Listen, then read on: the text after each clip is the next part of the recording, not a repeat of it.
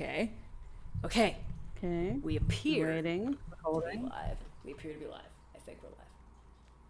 I can certainly see the chat at now. least. I mean, the chat has been up for some time as you scheduled the post. Yes, but I can see chat in the Streamlabs Aha. thing, which tells me yes. Okay, For some good. reason, yes, YouTube made me hit play on the video as though I haven't been sitting here waiting for it to go live for some time. Hello, chat. Hello, chat. Hi, guys. How's everybody doing?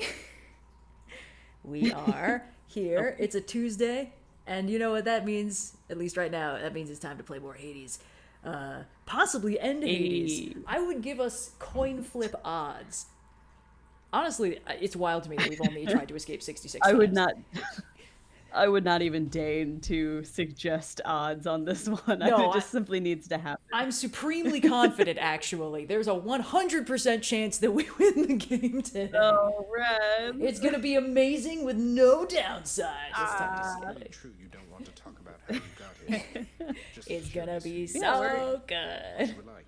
We're back. We're streaming Hades again, and we are continuing to raise money for UNICEF while we do so. So if you want to support a good cause, and at this point, I don't know that it's even really making your life that much more difficult because ending runs faster kind of just is as much progress as getting to Hades. But if you want to see Red do themed runs, at $5,000 raised, we're going to be doing a Divine Intervention run. We'll be picking one god and trying to get all of their boon. And I will be nice to us and say it will be one of the gods we need. So it'll be like Artemis or something where we need them to show up. Or like Dionysus or something, yeah. Yeah. So, yeah, very, very fun. All right. I was once a commander of men. Name of Skelemius. Captain We're of the back Second at Fleet. it. Sailing on Talking to Athens and Skelly. Achaemenos. He's playing the dramatic Skelly.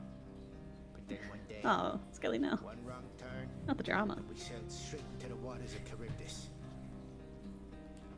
Skelly, that's incredible. So then, you and your crew, you perished at sea. Boy, yo, you are something else, you know. All that Skelemius stuff, I could have had you eating out of my hand for days. Rude. Oh, I get it. You got me. Fine then, Skelemius, but I don't appreciate it. Oh, but I do. Alright. We have the plume. We could do... Should help me Thank you, Ultimate Warrior 5005 for the $50 donation. Wow, So, thank you very much. Yes, as mentioned, we are fundraising for $50 UNICEF. off. And yeah, the 5K reward is the God Divine thing. Intervention Yes, run. Divine Intervention run. Sorry, brain doing its best. that happened. You know how it do. Ask Nix about such things. Do not ask me. Yes, we both did our stream homework, which is to say that we have been watching and reading things and Yes. playing games and such in the interim. Ready to chat. I went to go see the new Mortal Kombat movie yesterday, kind of as like it's Memorial Day. It's here in the U.S. It's not really a day off for me because like many people who work freelance, I kind of just have to decide what days off are. But I took the day to do stuff slower, and me and my boyfriend went to go see a movie, and we were like, well, let's go see. I want to see like a popcorn flick. You know, I want to really just turn my brain off a little bit, just kind of experience sitting in an air-conditioned movie theater for some time. And what we landed on was, of course, the new Mortal Kombat, because it was between that and The Mandalorian and Grogu, and I was like, I can't do that You right made now. the right decision. The wanted- morally correct choice. I want to see a man punch, and I got that and more. I honestly, like, is it a great movie? No, it's not like the greatest movie ever made. But I had a perfectly pleasant time with it. I was like, you know what, this is actually not so bad. It's not mind-blowing, but they do a much better job than the previous film at trying to embrace its source material and be kind of silly. Be kind of silly goofy, and I think it really worked out for it. There's a couple I want a couple things I want to shout, like the arenas that they put them in for the fights, because they get right. Hey, you can't take this from. They get right to Mortal Kombat. They're like, we've learned the lesson of the first movie where we didn't do Mortal Kombat. We're gonna immediately start doing Mortal Kombat. I should fucking hope so, honestly. is- Everything I heard about the first movie was that no Mortal Kombat happened. If you do that and then in the sequel you don't even Mortal Kombat, what are you doing? What are It's you fucking false doing? advertising. But so they do Mortal Kombat, and they get right to it. And I think like the it's not like the most inspired production design of all time, but the arenas where they had them fight were particularly cool. And they did, like, it suffers from, you know, modern action movie. No one is necessarily the choreography skill of the Hong Kong icons that I yeah. know and love when I think of good fight choreography. But they get fun with it. Like, they let them do, like, video gamey moves. There's a fight with Kung Lao at one point where his hat gets stuck in the ground and he's spinning it like a razor blade, and then he gets put into the razor blade hat. It's good. A lot of people do, like, breakdancing-y kind of moves, which is fun. Ooh, capoeira.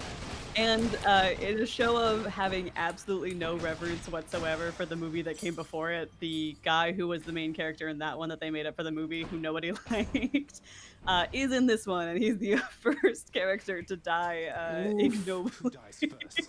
to show off how big and bad the fat guy has gotten. Oh yeah, classic. And it's like, yeah, I also didn't care about this guy. That's a weirdly common thing of like, this movie franchise has introduced a human character so that we can like remember, so that we, you know, Joe moviegoer who doesn't know the lore can be like, ooh, a relatable human character. And then the sequel's like, we got you, get that human guy out of here. Because I'm thinking like, the Hellboy movies did that. The Ron Perlman ones. Because, like, the first one was like, here is relatable human protagonists so that we don't feel like we're asking too much of you to get invested in Ron Perlman, one of the most charismatic monster actors, playing Hellboy, one of the most charismatic and fun characters. And, Fish Guy, played by Doug Jones, Abe Sapien. It's like, look, you didn't need Human Guy. These guys are fun. But I respect that you included Human Guy and made him important. And then in the sequel, they're like, Human Guy has been reassigned to Antarctica. We are now just here hanging out and having a fun time. If only Hellboy 2 was better. But yes, please continue. No, it's one of those things where I'm like, I especially when you were adapting. Hey! Fucking finally! Poseidon! Alright, off to a good start. Thank you, Unky Poseidon. Sorry for all the times we made fun of you.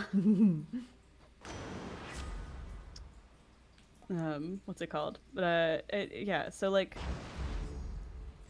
I feel like especially if you're adapting a video game with a cast of characters like Mortal Kombat, where you have your pick, right? Like there's no limitations on how many guys you can put into this thing. Sure. 10 million guys. You could start putting fucking Universal Monsters in there if you wanted to. Yeah, I honestly, the one of the few things I think was really missing from this movie is that there was no cameo for the DLC Universal Monster characters. I think that they should have let Freddy show up, or like, I think Alien vs Predator should have been going on in the background. But you know,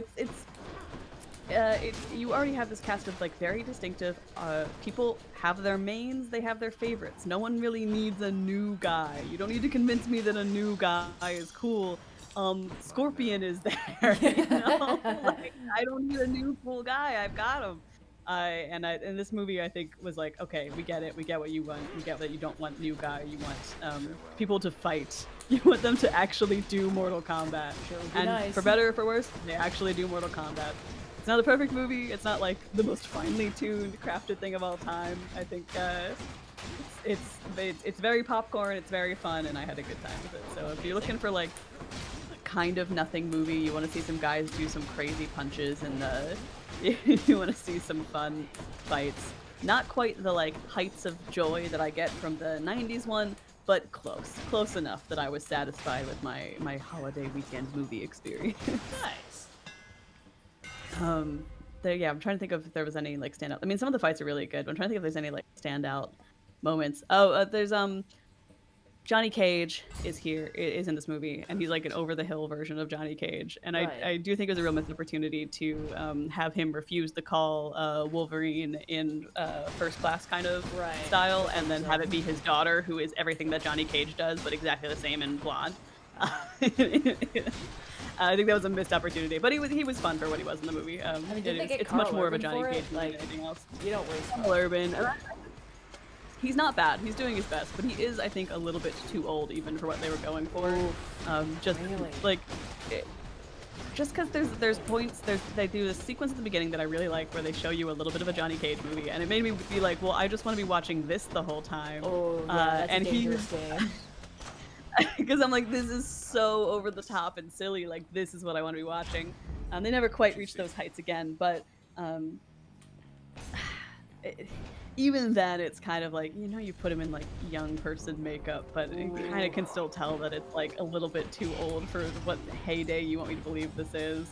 But he's perfectly fine. It grew on me by the end, his performance, because like I wasn't sure he had like the movie star charisma. You know, there's a certain like Johnny Cage has like a smarminess to him that you really need to pull up, and I was like, I don't know, he's gruff, but is he smarmy? I don't know.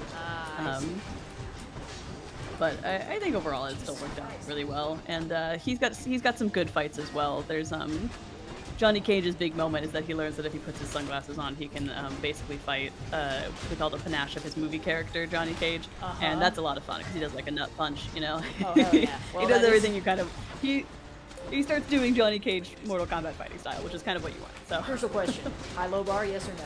yeah. Oh my gosh. Okay, so no, not a full high-low bar, but in the opening of this is like the first 5 minutes of the movie. Katana's dad is fighting in a different Mortal Kombat tournament, and Rome gets taken over. That's how she becomes, you know, the princess of Elseworld or whatever. But in the fight, a hammer, like a big war hammer, gets stuck into a pillar, and her dad very briefly does use it to do like an Inigo Montoya spin, and I was like, oh my god, it's almost it's so close. Oh man, That's so really yeah, fun. there's a lot of things to enjoy.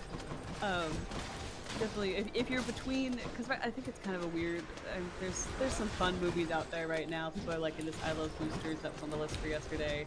I have absolutely no expectations or hope for The Mandalorian and Grogu. I'm sure I'm gonna have to watch it at some point just to do my nerd homework. But I've heard only bad things. I can't imagine that there's anything to have fun with there. So if you are like, I want to go see a movie and I kind of want to like have some popcorn and really make it a cinematic experience, Mortal Kombat 2 is not a terrible option. It's super fun. It's way more fun than I thought I was gonna have with it.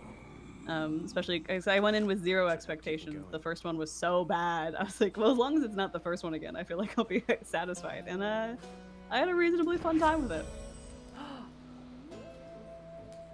Ooh. Bad We're news. slowly working through the legendary boons, I think. Yes.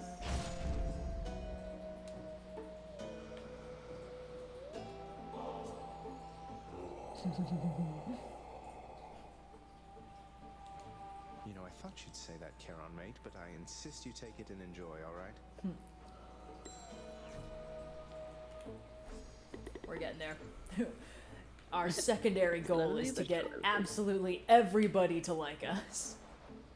Hold on, what do we need to do We with simply Chaos? must be everyone's friend. Okay, Chaos and Nyx need to sort out their business before we can unlock either of them, I think. Okay. Well, then those two need to get on it. Prince Zagreus, you are trespassing beyond the limits of your authority. I am under orders to stop you. Oh, we're doing a little role Mate, play. why so formal all of a sudden? We've Mm. used this countless times. Wait, is it because... Oh, come on, Zag. Ha! You just learned to play along for once. Come on and fight me like you mean it. Electro did not consent to be participating in this bullshit. Once again, the thumbnail any is a moves? prophecy. Are there any movies from this year other than Project Hail Mary that are good? I mean, Project Hail Mary is my favorite thing I've seen this year. I think Project Hail Mary is stunning. I think they've only really seen two. I'm trying to think if I've seen any other new releases. I'm going to consult my list of movies that are new to me. I mean, I would say that I enjoyed Mortal Kombat 2. I don't think it's a bad movie by any count, and I don't think it's like the pinnacle of cinema or anything. But I think it's entirely enjoyable. It's popcorny, it's fun, and it's good for what it's trying to do. So I would, if you are into those kind of like schlocky action films, I would check out Mortal Kombat 2. Project Hail Mary is by far my favorite thing I've seen this year. Let's see. Excuse me. Yeah, I don't. Okay. Oh, God, excuse me. Yeah, I'm choking on my own spit. Yeah, looking at my ongoing list of 2026 new to me movies, which is actually a little bit behind for how far near we are, frankly. I don't know that I've seen. There's nothing else that's been coming out that I've really seen. I've heard really good things about I Love Boosters. For people like that one a lot. A lot of the movies that have come out are not my personal taste. Stuff like The Drama and Obsession, like probably very good if they're into those kinds of things, but like not my style of not my favorite genre.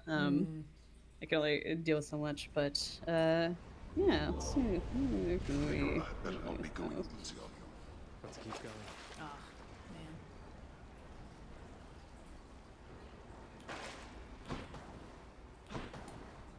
Going up.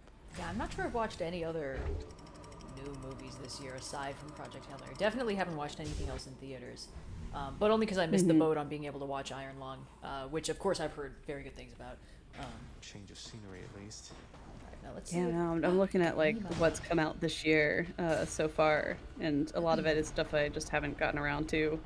I'm sure I will at some point. Wuthering Heights in quotations, so on and so forth. Oh yeah. When did Del Toro Frankenstein come out? That was last year. Okay. Ah! Jesus Christ. You know, I should really be following the Tao of Little Baby Weenie Mode a little bit more, because as things stand, I'm taking way too many hits on this run.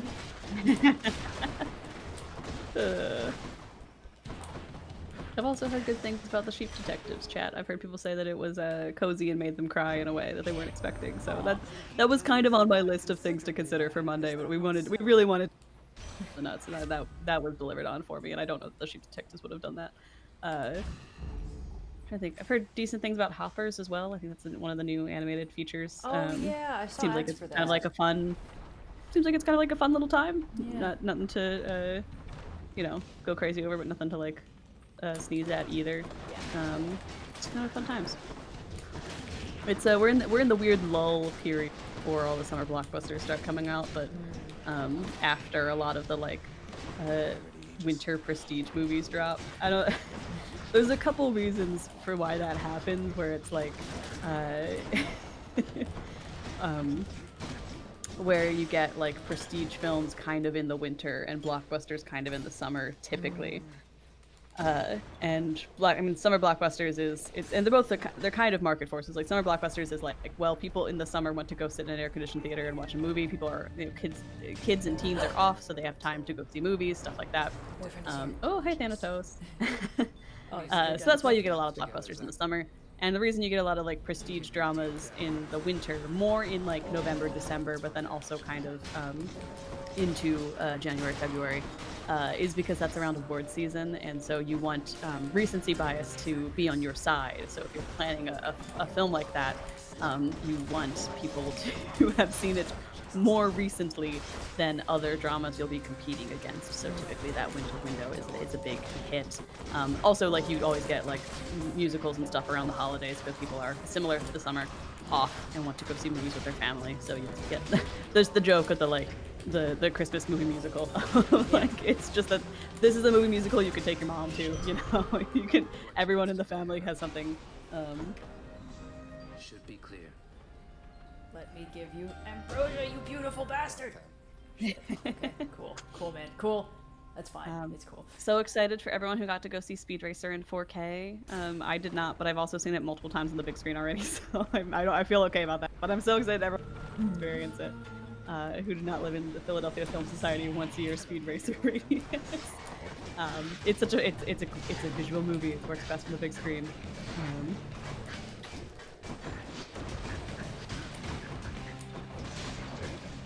I watched Tron for the first time the other day. That was interesting. How'd you like it? Well, The original The one? original one. I did or- it in a weird order because I watched Tron Legacy when it came out when I was in Yeah. high school. And I Everyone thought loves it, that Daft Punk soundtrack. honestly, I thought it was completely fine, but I also didn't understand what was happening. I'll tell you, the twist about, like, oh my god, the bad guy's ominous faceless minion is secretly a different guy, didn't make any fucking sense to me because I didn't know what we were talking about. Although admittedly I was like, oh, that's the name of the movie. How interesting. Anyway, original movie, totally charming and cute. Very... kind of exactly what I expected it to be. Loved to see those 1982 graphics doing their absolute fucking best to look cutting edge. I thought that was pretty neat. Honestly, I really appreciated how much like work went into creating the effects of the costumes with the sort of like retro-reflective strips in the costume to look like glowing lines. It's borderline like the same trick they used to make lightsabers glow, you know? Yeah. I think that because we are in a climate where CGI can make anything look like anything. Ooh, Eurydice. We're sort of in that space where it's like, it's easy to lose sight of how impressive things have been done practically. I've talked about in the Christopher Reeve Superman movie where like there's that one scene where it's a one take and he flies off the rooftop and then Lois wanders into her apartment and Clark is knocking on the door and comes in. And I watched that and I was like, yeah, fine. And then I was like, this was in like the 70s. How did they do that? But yeah, it's the adage of like a drawing will always look like a cool drawing. CGI will age. It's the same with practical versus digital effects. yeah. Good practical effects will always look like cool practical effects, and eventually the CGI will age. But Yeah. yeah, Oh, that's good. yeah, it's a real magic trick. We were talking about this as well, like as we were walking to combat, of like, well, in the '90s movie, of course, there's the crazy Goro Yeah, way the, that they did the that with puppet practical and the effects. stop motion, voiced by Kevin Michael Richardson. It rules, no downside. It rips, and I was like, honestly, the best thing that this new Mortal Kombat, and then they didn't because Goro was killed off in the first one by that guy that no, but. Yeah. The coolest thing they could have done, be like, honestly, if they just took the puppet from the 90s and put it back on screen, I would be like, this is the greatest movie ever made. Straight up, It's yeah. giving me everything I want. And they didn't. I think they had a certain design sensibility that was reminiscent of it. But they were definitely using more modern movie-making techniques, which, so go. Yeah. So be it. What have you been up to since But yeah, the practical effects are always impressive and always cool. And it's not to say that you can't use digital effects to great impact and visually beautiful. I mean, I am on this train forever and always, but like Speed Racer is kind of an impressionist painting rendered in digital effects, and it's really cool to see. It's like a really interesting, really creative use of the medium that you don't often get executed to that degree. Which is very, very cool. But I also, for Movie Struck, Everything is lava. Sorry, please continue. for Movie Struck, for the monthly reviews, patron selected, I'm going through a bit of a backlog with them, so I got to The Amazing Spider-Man, which was Right. worse than I remembered it being. The first Oh one? man, Yeah. the first one, where Sony was like, "Oh shit, we gotta hold on to these movie rights for Spider-Man. Quick, get the guy whose last name is Webb to do it. Would that be funny?" That, It's he- like painful nominated fun to determinism says he can't possibly be bad at making this movie. Yeah, I mean, let's get the director of My Chemical Romance music video and tell him to. No shade to Mark Webb. I'm sure I'm glad he's doing what he loves. But no, it's a very bad movie, and I think what made me most upset is that the movie seems to hate Peter Parker and expect that you're gonna hate Peter Parker, when the one thing that should never happen is that the audience should not hate Peter Parker. The world can hate him, the universe can hate him, but I, the viewer, should never hate him. That's an interesting angle. It's been a while since I watched it, so I'm not sure I picked up on the movie doesn't like Peter. Do you mean that he's kind of like a skater punk douchebag, or Yeah, he's a little shit. He feels like he's like a 10-year-old in shorts in the middle of winter, hanging outside of a Wawa telling me that I'm a bitch, you know? Oh yeah, Like, this is I don't also like the Peter you. who starts off being Spider-Man for vengeance on Uncle Ben's killer, and is like a straight up and he never bad really guy gets for a while. chided for that. No. They have a lot of the, it's like they have all the component pieces of a Spider-Man origin, and I'm not like when it comes to comic adaptations, I'm not really a purist anyway. Like I think that you can mix with things and mess with a formula and still have it be good. But Spider-Man's formula only works because of the very specific order the events go in, and because he is himself not special. Like Peter has to choose to be a hero. He's not ordained a hero by the narrative. And Every this time movie they makes, try to I think, make a him- couple. Sorry, yeah, please continue. Yeah, this movie makes a couple choices that like change elements of that. Most notably, his parents, specifically his father, developed the spider that bit him and are Yeah. directly responsible for the development of Spider-Man powers, and are the reason that Peter gets interested in investigating things that lead to him getting bit by the spider anyway. Which kind of is like the narrative deciding it wasn't enough for him to choose to be a hero, he has to have been destined to be one his whole life and not even know it. And that takes away a lot of the agency and character choice from him doing good. Yeah. I'll add on top of that, like, the order of the events with him getting his powers, Uncle Ben, and then, like, the way that all of that is handled is, like, just jostled enough that some of the moments lose their impact. Like, Because I mean, I'm not gonna say that they should have made him a wrestler necessarily, but but Peter just kind of like storming out one night after Uncle Ben chides him for, I guess, embarrassing Flash Thompson, who I don't know has been actively beating him up. I'm like, Yeah. I don't know, Uncle Ben. I think maybe maybe him being embarrassed is not as much of a crime as you seem to insinuate it is. And then Peter has this like vendetta against the guy who killed Uncle Ben. He's trying to find this dude with the star tattoo on his wrist or whatever. So he's going around, he's getting all these like, robbers and thieves and whatnot, and like leaving them for the police. And if they, he checks all of them for the star tattoo and he doesn't find it. And it's like, okay, so he's on this quest for vengeance. He doesn't ever kind of get told that he shouldn't be doing this for vengeance. It's just that in a completely separate event where the lizard has caused a problem, a child is in danger, and instead of going after the lizard, who is not the guy he has the quest of vengeance against, he goes and saves the child. And he's like, I guess I have to be a hero now. And that doesn't feel like he learned a lesson. That feels like he was actually completely vindicated the whole time in going after these bad guys. I don't know, it's a weird reading of the text. It's like the subtle changes to the structure of the origin coupled with him being, the narrative specialist boy. It just sort of is like, it just kind of makes Spider-Man unlikable. Yeah, it feels like it should be I don't know hard what to you make want Andrew from me. Garfield unlikable, but you're right. That's the thing, like, it's not a cast problem, and because like Gwen Stacy is, I think, fine. She's Yeah. not really given anything interesting to do necessarily, but like she's fine. And like Emma Stone and Andrew Garfield are both incredibly charming actors, so like I don't think it's a performance problem. It is just kind of like the writing that they've been given to perform renders them unlikable, particularly in Peter's case. And it's like, oh, that's really unfortunate because he's kind of supposed to be permanently likable. That's kind of his whole thing. I should like him. I think what happened is this movie had to justify its existence in conversation with the Sam Raimi Spider-Man movies, which have, despite, parts of the, visually they don't really measure up to the more modern superhero movies and stuff like that. Like, tonally they can be silly, and yet they have still held up incredibly well. They are still held up as these, like, shining examples of what superhero movies can be. And I think if you're rebooting that, you really need to do a lot of fucking work to justify your own existence, Oh boy, here we go. I'll set 5 minutes on the clock, and we'll just hang out in here to see if we can clear. Our next goal was 5K raised for UNICEF, and if we do, I will fight Charon and spoil this otherwise fine run.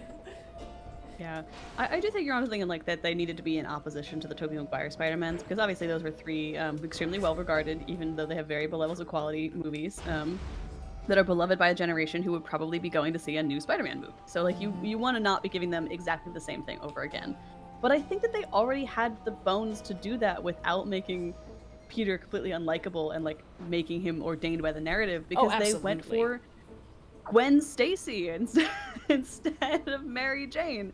That is already a different point in the Spider-Man story than you normally than the Tobey Maguire movies start with, which means you can approach the origin with a slightly different lens and still tell different stories without having to like really fundamentally change the character. I think that would have been like, I think they made very bad decisions. I just think that the reason why is because they were like, whatever they did, we gotta be the opposite. So we're gonna do the one villain they never did. We're gonna do the Lizard, and Peter is gonna be a cool skater punk who's kind of emo, and he and Uncle Ben are gonna have kind of like a blow up before Uncle Ben dies, and then Spider-Man's gonna be like a scary guy for a while before he becomes chill, and also his dad is important now. His fucking parents. They never mentioned his parents in the original movies because they weren't important. Well, they're important now. His parents, especially his dad. So that was cool. Yeah, I don't know. It made me irrationally a little bit angry of being like, oh my god, I can't believe we did this. Like, this was, I guess, what we had on the mind in 2012. Because it doesn't have like a lot of redeeming factors to it either. It's like, it's not like the action's not outstanding. We haven't really gotten very good at blocking interesting superhero action, and we may never, depending on how we figure it out. And because it's not the first time I'm seeing this, I'm not like super. The Tobey Maguire ones like look cohesive. You know, they have Yeah. they have a thesis. So there's a certain enjoyable element to it from that regard. But these movies, this movie in particular, does not really have anything interesting to say. So it is just kind of like, look, isn't it edgy looking? And I'm like, oh, you really did get the director of My Chemical Romance music videos to do that. 2012, what a different time you were. Yeah. So it's just kind of sad. Like, it just made me Yeah. feel bad to watch it. And I think maybe because I had been on a kick of pretty halfway decent movies lately. Oh, thank you for all the donations, particularly Yeah. Anonymous, 150, Shadow Spring 9615, the BT. You guys are doing crazy. Thank you so much. Yeah. Still Thank you, little, guys. still a little ways away from having to fight Charon and, Well, we and still do a got a divine couple minutes intervention. on the timer, so. But yeah, it's not very good, and I wouldn't recommend it either as a superhero movie, as a Spider-Man movie, or as like just an action adventure movie, frankly. It's just not very 'Cause that's what fun. And also, weird choice to make the Lizard this sort of like mastermind scheming bad guy in the way that he was. Also, like, this is such a minor thing. I've just remembered a little like plot hole ding that bothered me when I watched the movie, which is like Captain Stacy is actively dying, and there's an abundance of like lizard serum that heals all wounds at the cost of turning you into Give a him lizard. the lizard We serum. have the cure to the lizard serum right there also. Like, just pop a little bit in him, enough to close a bullet wound, and then he's fine. It's just, he didn't, like, there's so many things where it's like, oh, this death was a tragedy because it didn't have to happen. And it's like, no, this one literally didn't have to happen. This is fucking superhero malpractice that you let this happen. So again, to get back to the weird order of events of shaking up the Spider-Man mythos, Spider-Man almost immediately tells Gwen Stacy his secret identity. He's like, "Hey, by the way, check this out, girl. I'm Spider-Man." And Hey, girl, then hey. Captain Stacy at the end is like, "Don't get her involved in your Yeah. world. People get hurt."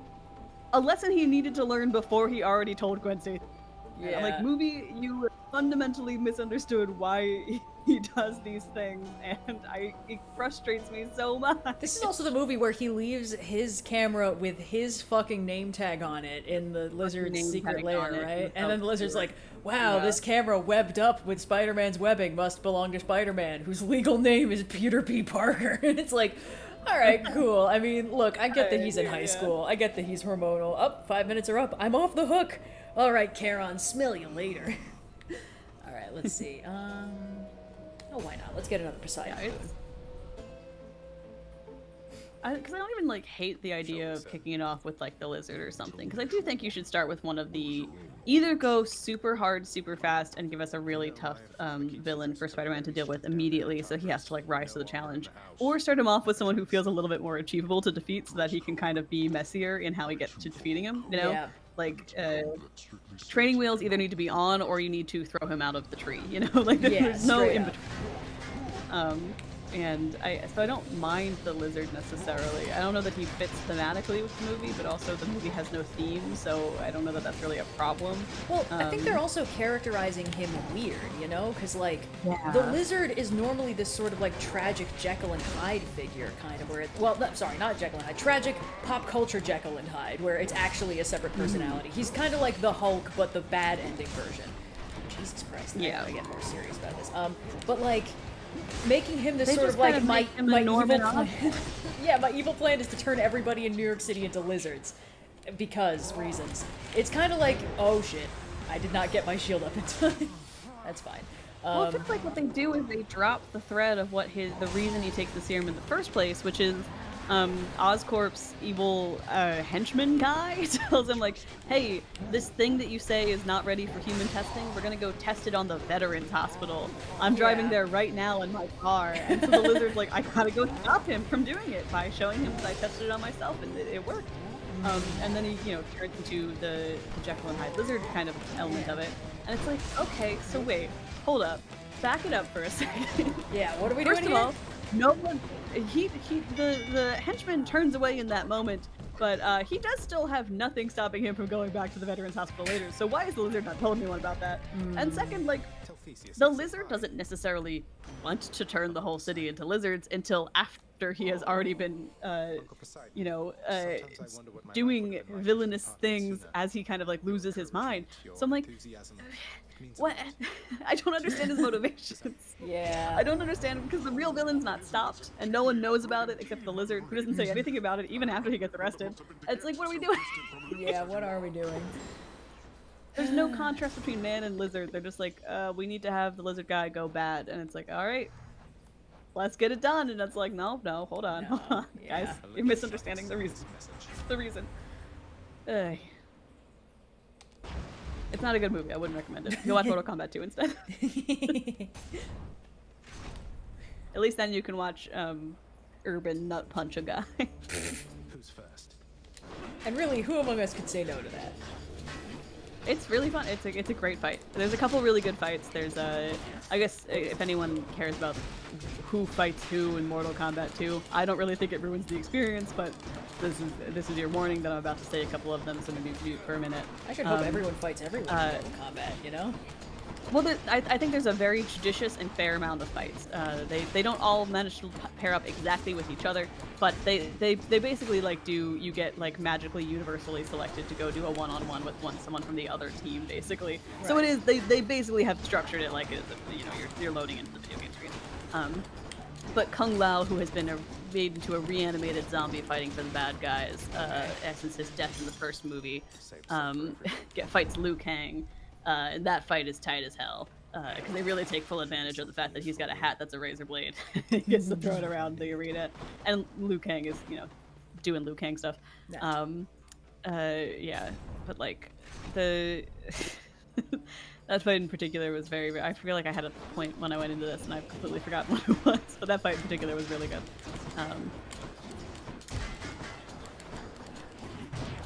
Oh boy.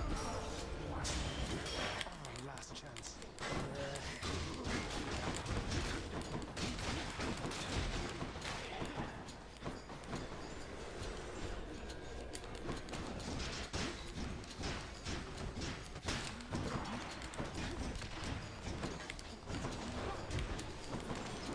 Whoa! Jesus Christ.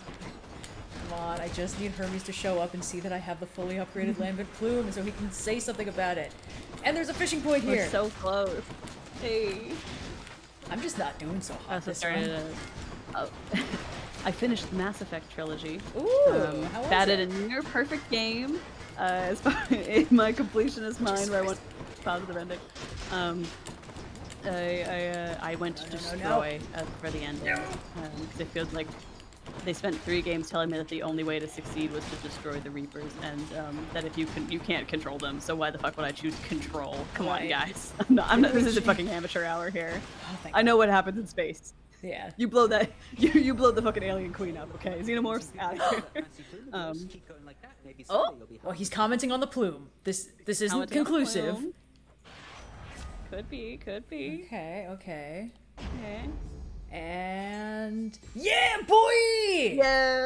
Oh, thank nice. fuck. Give Okay. him some ambrosia. I can stop carrying this thing around everywhere.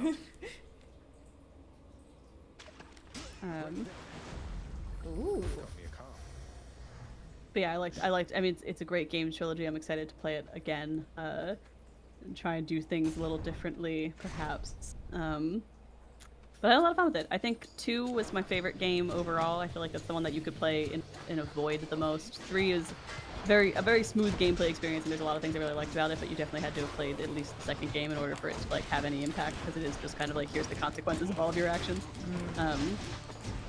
But it's still super fun, yeah, I managed to bring it home in the end.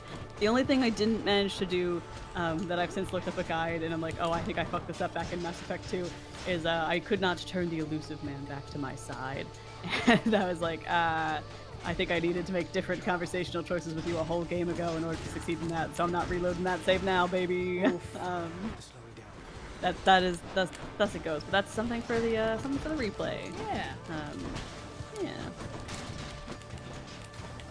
Jesus Christ, guys. Give me a fucking chance. Okay, we're good. Okay. Yeah, but I finished Mass Effect.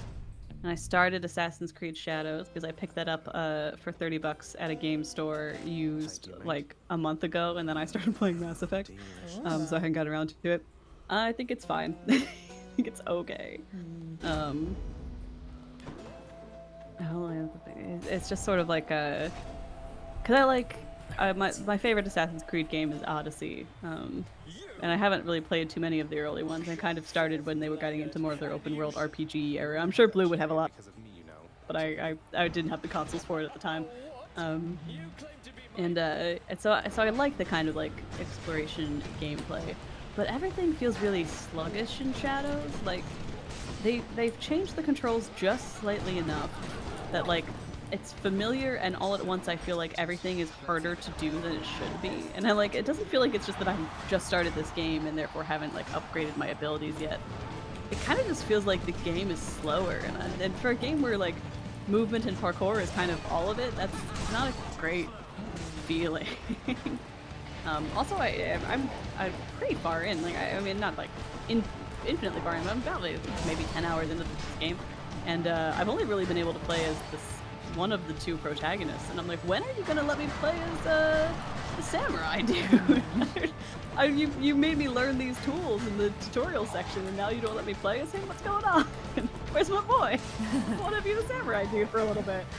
Not that I don't like Ninja Lady, but like, you know, I would like to see Samurai Guy again. He's on the box art. So I'm not sure when they're gonna get around to letting me. Oh no, here we go. Hopefully soon.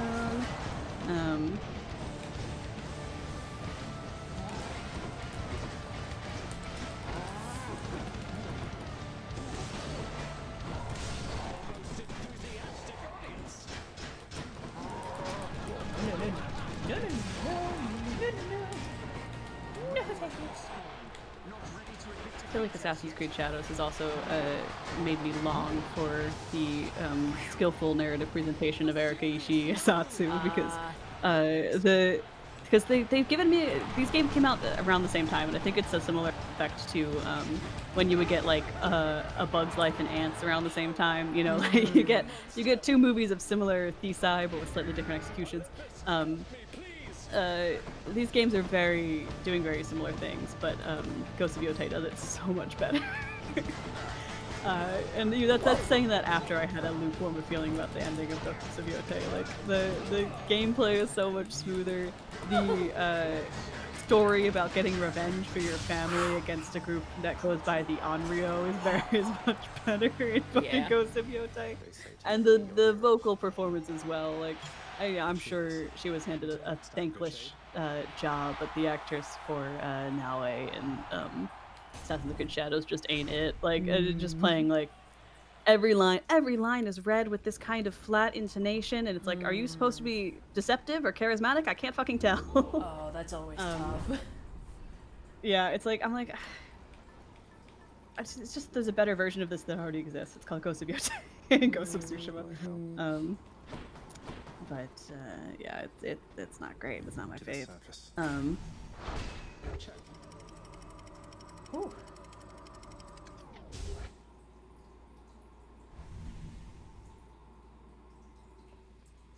Let's see how far we can get into the Temple of Styx with one Death Defiance and a Dream.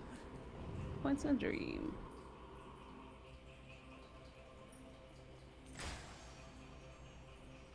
Origins is a lot of fun. I played through a fair bit of that because I was in getting into Odyssey years later. I was like, oh, I want more of this. What's the equivalence? And it was like, well, you can play Origins or Valhalla. And I was like, well, Origins is on more of a sale, so I guess I'll go for that one. With it. It made me sad that I could not play as his wife more than like scripted missions, because I was like, oh, Ubisoft, let me be the cool lady. They keep accidentally making the coolest character and then being like, and you play as this schmuck over here. Not that I don't like Bayek. My man's is cool. He's I like him a lot. He's a dad doing his best. Been being sad about his dead son. It's just that I would also like to be sad about my dead son if I was the wife in that scenario, you know? To be fair, I think that like Ubisoft has always been doing that thing where it's like they come up with this incredibly cool concept and then they make you. But from the very beginning, Assassin's Creed was like, here's this incredibly cool thing, and you have to play as Joe, normal guy from the modern day, who is remembering all this stuff. It's kind of like how like luck. some isekais will be like, we have to justify you getting defeated in this cool fantasy world rather than just showing you cool fantasy world. It's like we have to make this normal dude your POV character. This is also like that's the thing we were talking about before about like when movies give you normal human schmuck and then they get rid of them in the sequel because they're like, we don't need this guy anymore. They're like, we can't just make a Transformers movie. It's got to be about fucking Shia LaBeouf. It can't just be about Optimus Prime. God forbid. Thank God for Transformers 1, honestly. Yeah. I don't know. I feel like there's, I'm like, there's a value to the everyman, right? Like, there's a Yes. value to the audience character, and particularly in a complicated world that has not been explored previously. But I do feel like more than anything else, you get this in movies and shows that are based on like existing media, and then it's like, okay, well, anyone who's going to see this has probably already known and loved this thing we're talking about for some time. So maybe we actually don't need the audience surrogate character for this one, fam. Yeah. Jesus Christ. Yeah. Whoop. Sorry about that. But I feel like a lot with these more modern Assassin's Creed games, it kind of just comes down to like which historical era do you most want to run around in. For me, I just play it as Miss Theo Simulator, where I get to run around and do mercenary shit. And I'm like, oh, the plot? I don't know what Pythagoras wants. That's his problem. Yeah. I've got more mercenaries to slay, and Shadows has been, I guess, okay at giving me that, but not great at it. There's just a little bit too much animus nonsense going off, and I'm like, Assassin's Creed, I don't give two fucking shits about whatever the fuck the animus is. I didn't learn that information, and I simply will not continue to not learn that information. Yes. Ooh. That's not for me to know or care about. Yes. We should be able to get back through here. A moment's rest. Oh, okay. I forgot because I have side hustle. Yeah. Here's the fee. Ooh, that's gonna be pretty good. Ooh, that's gonna be really Old good. side hustle. There, I am now believing that we might actually make it out of the Temple of Styx alive. There is a faint possibility. Which tunnel? You gotta believe. I gotta believe. I simply must believe in myself and the Heart of the Cards. Let's fucking die again.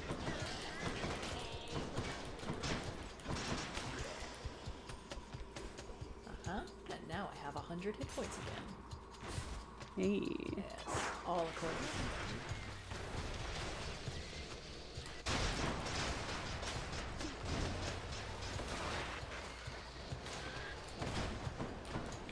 Oh, I get it. I haven't used this this setting on the Mirror of Darkness much before, so I keep forgetting the benefit of having one cast, but it recharges faster than typical. Sorry, Blue's messaging. Oh, that's why my phone's buzzing. He's fine. It's fine. Blue's messaging you, or Who's messaging me? don't leave him hang. Well, after we fight this mice, I'm don't leave him absolutely hanging. gonna leave him hanging. He'll be fine.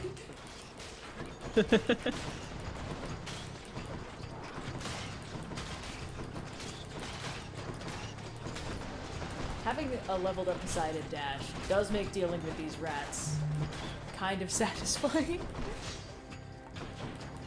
It's nice whenever you can kind of kill the rats without having to really aim. Juice! My juice! Okay, we're good.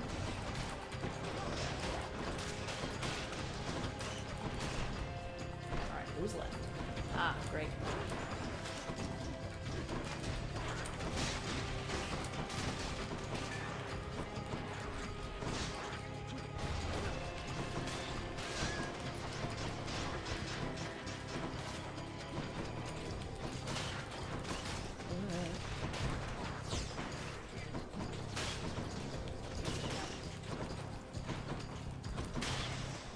Phew. In the name Oh, of right. Hades.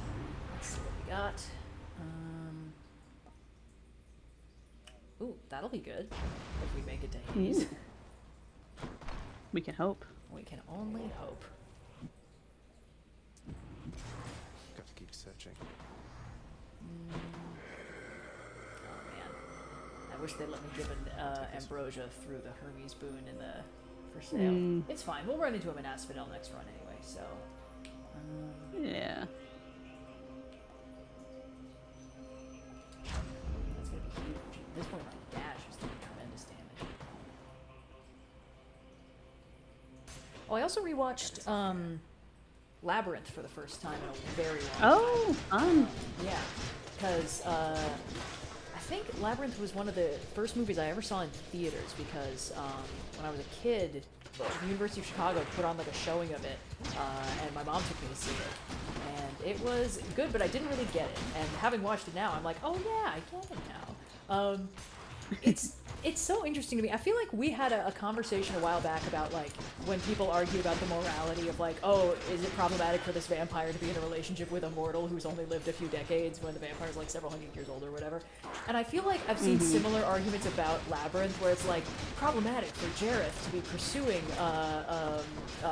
Sarah, and it's like, so Jareth is her imaginary boyfriend. Like that's the whole point. Yeah. Like the magic is That's real. a thing that tween girls do, where you get like a celebrity crush on fucking like Jesse McCartney or something. Yeah, It's like yeah. we're not the same age. It's just that I'm 12. I think that the whole thing that's so interesting is like Jareth's entire vibe at the end is like worship me, be like do everything I ask and I will be your slave. And it's like, yeah, that is kind of what happens if you let a fantasy rule your life. You do everything it asks and then it does everything you want. And her saying you have no power over me is basically like, yeah, he's not actually like, I mean, obviously the magic is kind of real and it's kind of not, but that specific part I was like, yeah, when he's complaining that he's done everything she wanted him to, it's like, yeah, that's very real. This is somebody's middle school journal come to life, and he's kind of tired about it.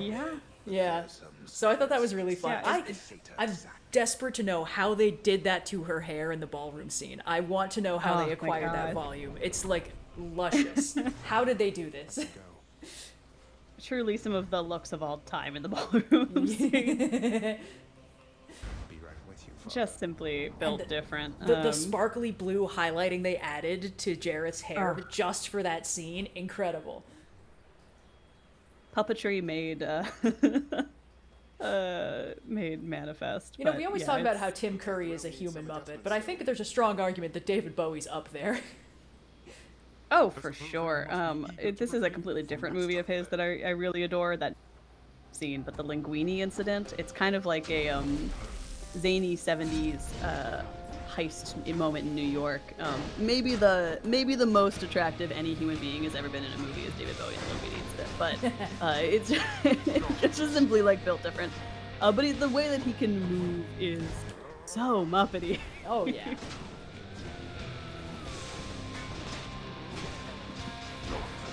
But yeah, no,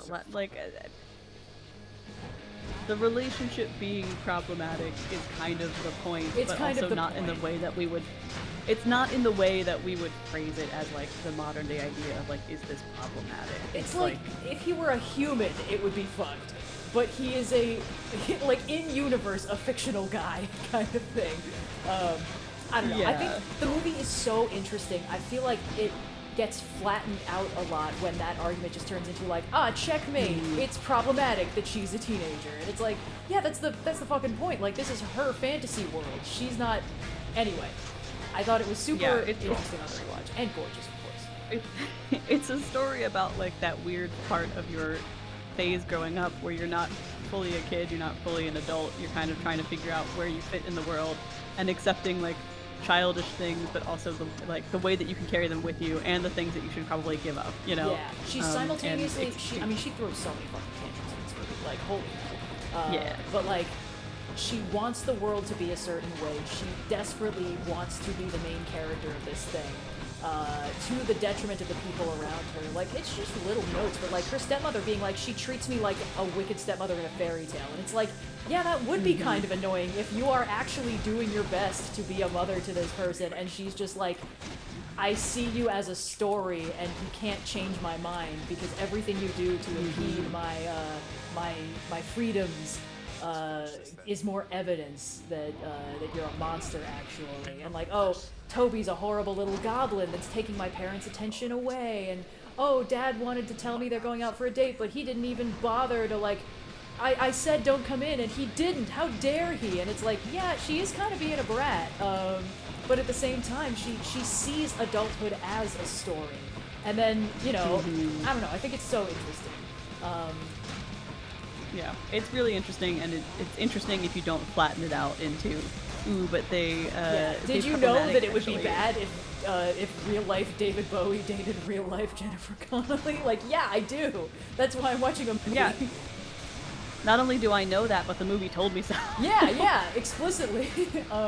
It's like the movie's saying so many fascinating things, and this is one of them, to be sure.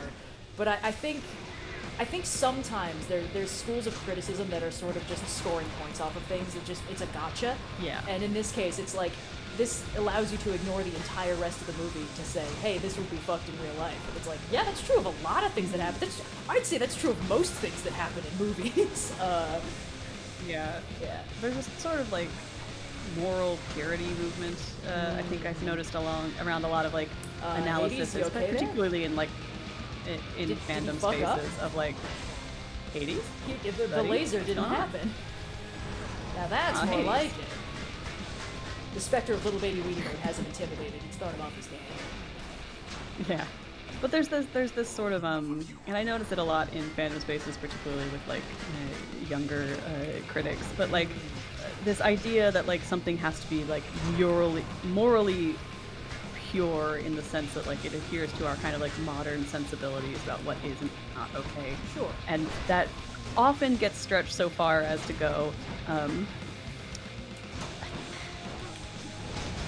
If something presents in any way something that is bad, then it makes the thing that it is doing the presenting also bad. Like we Yeah. should feel bad about watching it. It's like, no, stories need to be able to be spaces that are safe for us to explore bad things and understand why they're bad through the experience of the characters in the story. Because if it was happening to a real person, it might be a genuinely terrible thing, but because it is happening to a character in a story, we can explore it in a way that is like safe and allows people to like better understand the human condition, you know. Yeah. Like, we need media kind of needs to be a little morally imperfect at times, because it was perfect, not only would it be incredibly boring, Yep. but it wouldn't be saying anything. I think, right? Yeah.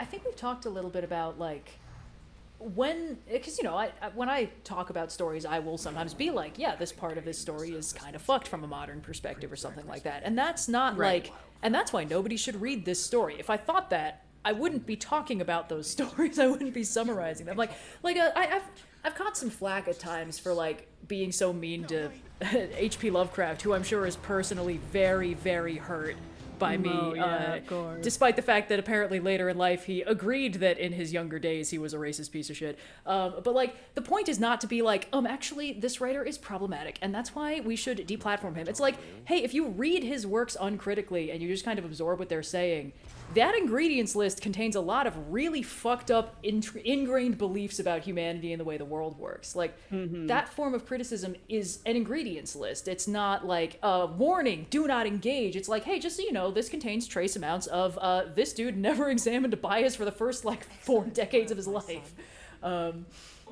So, and Yeah, I think in I this think it's case... also important to note that like, Yeah. oh no, please. No, I think it's important. I think sometimes criticism is aimed to stop a conversation, where it's like, oh, well, did you know this writer is actually problematic? And it's like, oh, well, what am I supposed to say to that? It feels like you want me to bow and scrape and apologize for having enjoyed it. And that's never, I think, the goal of like proper criticism, because criticism is, it doesn't end. It's deep. It continues to find depth in things. And just saying, oh, yeah, that guy sucks, actually, is shallow, Yeah. Yeah. No, it's I understand the impulse, impulse, right, of wanting, because I think sometimes I see it in good faith and sometimes it's in bad faith. And the bad Yeah, faith version yeah. is like, oh, you shouldn't read this thing because I'm a better person because I noted that it does something that's bad. And like that's not really helpful to anybody. That's not criticism. That's just someone wanting to get a badge and being a good person, and that's not really a thing that you can have. But I think sometimes it pops up in like, particularly in younger critics, where it's like, oh, we as a society have better morals now than we used to, and I don't want to step on any toes, so I'm going to first do all of my acknowledging. It's kind of the bean soup of it all, like you're never going to be able to ward off every single person who could pop into your comments and be like, Yeah. actually you didn't consider how this affects X, Y, and Z in this Yeah. particular way. And it's like, okay, well, I wasn't talking about X, Y, and Z. I was talking about how I feel about her fantasy and Labyrinth being a critical part of the character. So I don't know, it gets wibbly fast, and it's one of those things where I'm like, I understand the good faith version where someone is maybe just like hasn't really wrestled with how do I engage with media that deals with complicated themes. And I think it's important to recognize when it's that, as opposed to when it's someone who's being like, give me a good badge and being a good person, please. Yeah, I do Because think I know that's it. I can point at something and be like, media bad, and it's like, no, Yeah. using theme in complicated way. Come on. And even when a story is bad, because we've talked at length about things that are bad, Yeah. that's the thing. You can talk at length about things that are bad. You can understand why they're bad. There's always more to learn, you know? And I think that's what sort of throws me about certain schools of criticism, I guess. And like I've definitely fallen victim to this in the past because it's so very fun. It's so tempting to just be like, actually, here's a good punchline about why this thing is stupid. And it's like, yeah, there was a stretch of time where that was like 90% of internet criticism, and it's absolutely tempting. But at the same time, it's like it's more interesting to go looking for like why, you know, how the story ticks, what it's made of, and how it fits together. Be good, boy. Anyway, now that I have a I think glut it's of also nectar, important I'm to just giving it recognize everybody. Yeah, just distribute the Yes, nectar yes, yes. as much as possible. That is to be expected. I think it's also important to recognize like the difference between saying like a story is using a complicated issue to better express its theme or an idea, as opposed to the author is a person who is doing bad things and their biases are infecting this media in a way. Like, I think it's important to be able to differentiate when something is a useful tool and when someone is being a tool, you know? Yeah, exactly. Those are kind of two different things. And I feel like sometimes the school of criticism can run into the idea of conflating the two more so than separating.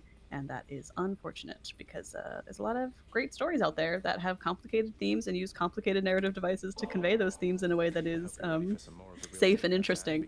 And they get kind of put to the wayside at times. Than finally fucking slowed down enough for me to give him some ambrosia. Hey, thanks, Than. More of this, much less decide to hand it off to me. In order, no, I'm not. By ransacking my father's realm repeatedly, and it's because I like you, Thanatos. In case you still have some misgivings about that. Fucking finally. You like me, Zagreus? I never thought. Are we like Don't know why that boyfriend, sounds boyfriend? so strange coming from you. That's happened as of late. Yeah. Look. You could be if an you don't official feel the same couple. way about Even me, the boy. Okay, not to be back on my Barbie. see all these Because let me remember, you know, we boyfriend girlfriend from Barbie. We Yeah. all know Ryan Gosling, You know what? national treasure Ryan Gosling. Kind of Bonds like of mortals we I had boyfriend to go girlfriend. fetch. But you know who did that first? Barb and Star. A recurring joke where oh, what's his face? Jamie Dornan constantly is like with the one lady. He's like, can we be an official couple? Like, he's really obsessed with the idea of them being an official couple, which is just boyfriend girlfriend in a different hat. Most amazing Thank God, here we go. Finally, it procced. terms of my employment. They've been altered such Hooray. that I may visit Asphodel sometimes. May visit her. You're welcome, bro. That's great. Orpheus, what are you waiting for, mate? Go and find your muse out there. You two have lots to catch Happy up on, to I help. think. Yes. I think you're right. I am so very anxious, I must say. Glad you liked But the I must phrase also "a useful thank you for tool" this versus opportunity being a and- tool. Chat. I choose to think that that's one of my better literary inventions. Yes, good. Well, I've Yes, always taught good. that pain Latch to on to you. it. You're my mate, and your songs No, have it's lifted many it's spirits fun. here, including It's fun. mine. Fun things going Now on go all the time. and make the most of this. will you? Thanatos. Come back. Thank you. Yay! Yay. There he goes. Barb and Star is so good though. If seriously, you guys gotta watch. It's on my watch watch them. list. Oh, I think currently Ugh. I the only way I could watch it is if I rented it or something like that. But It's worth honestly. It's worth the $3 for a rental. Like I would frankly, I would advise people to rent it if you could. Cerberus It's was never just so keen on fun. playing ball, but on Um, the other hand, who doesn't like a ball? I think it's just I can't think of anyone who wouldn't enjoy that movie.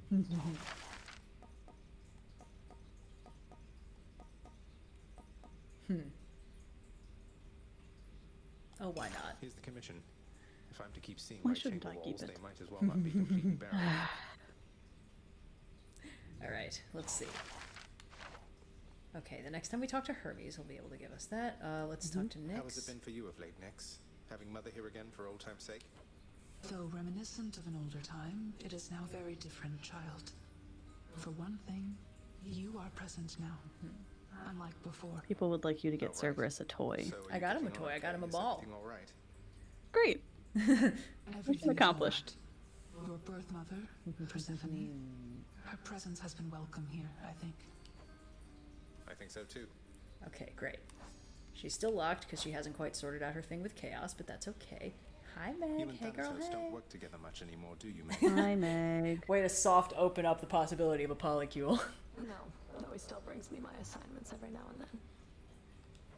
Oathbreakers, traitors, and Just the like. saying it's possible. Sending them straight to Tartarus, huh? Must be quite an It's on the experience table. going Oh, from yeah. living and breathing to being dead to being whisked off by Thanatos straight to you and your whip. If that's not the experience mortals are looking for, they need only keep their oaths and not betray the ones they're closest to. It's not that hard. You'd think. Also, I like how Hades likes Hypnos Thanatos. and his goofy little shenanigans. Like, oh, the illustrations on the side of your reports are actually very helpful for spotting them, and it's like, aw. To you bearing aquatic beasts. As much as Than like complains and like worries about him losing his fucking job, actually Hades is like, I've only had Hypnos for the last several eons, but if anything happened to him, let's see. Okay, He's a actually, favorite.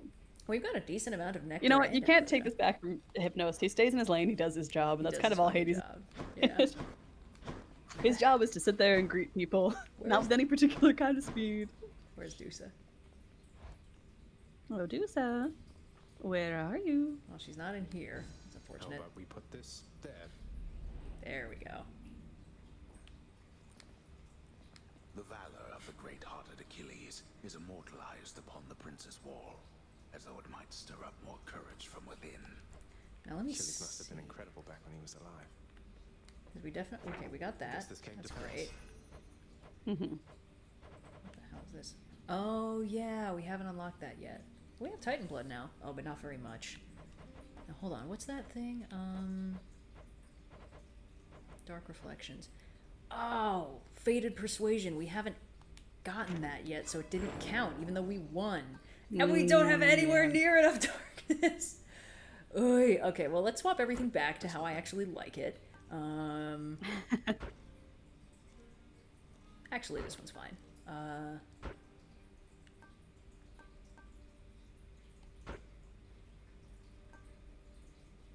Okay.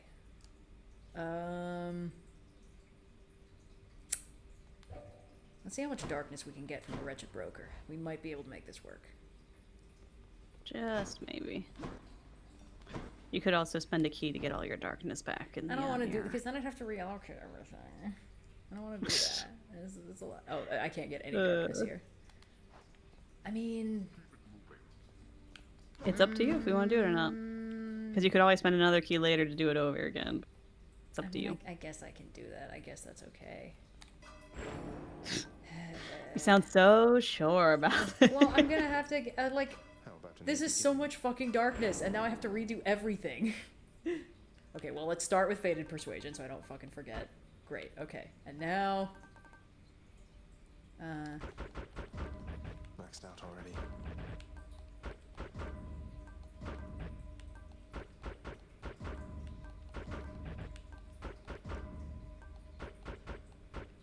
I can't decide if I like this better than the thing in Hades 2.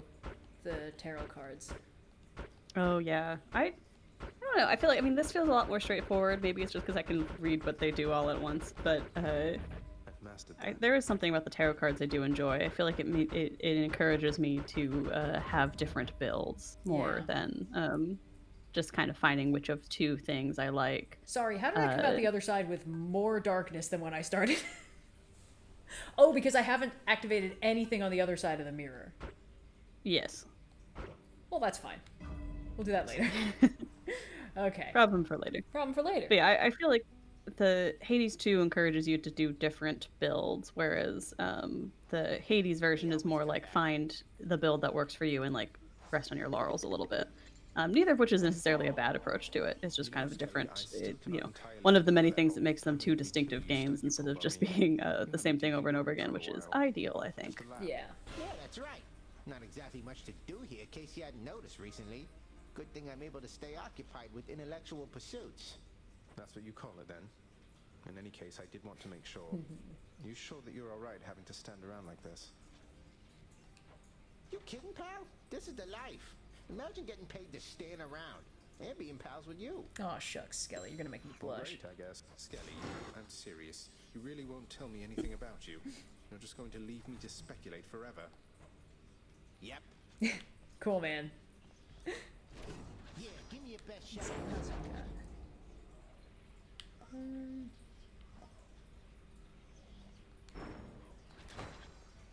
Okay, let's see. Another keepsake. We just need Hermes to show up, and he will in Asphodel. Yeah. Do we want to try and get Artemis to show up more? I think it couldn't hurt, because hers is just, hers is just a timing thing, so I feel like maybe having her appear would not be the worst. Yeah, why not? Let's give it a go. Wow, I haven't made it out with the fists yet. Okay, well, not at this Well then, let's level. get to work. Alright, let's go. And we're gonna get extra darkness for this, which is nice. Oh yeah. Lady Artemis. Because we only need 2 more Olympians to fucking pony up their final heart at this point. And then it's home free. Yeah. And we've got a Draw Steel to play tonight. Yeah, our group is 7 people strong, and Austin was like, "This is a little much." So, oh, why not? Why not? That could be fun. Yeah, so we broke into 2 teams basically to play 2 smaller groups instead of 1 big one. Yeah, but we're coming back together tonight. We split into the A team and the B team, and the B team, we resolved our adventure in like 3 sessions. And sorry, we're the A team. Sorry, the A team resolved their session in like, oh no! Okay, using flame wheels on me in Aramis is fucking cheating.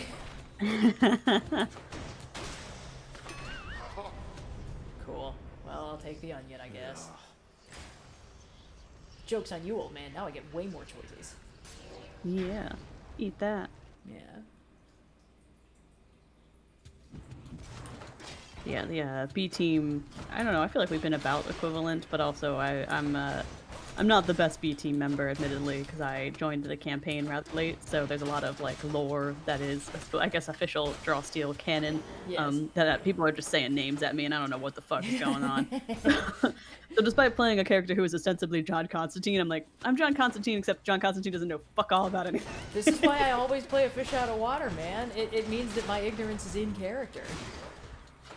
It's the thing with Draw Steel is I'm like, I really want to play a devil, and I really complication.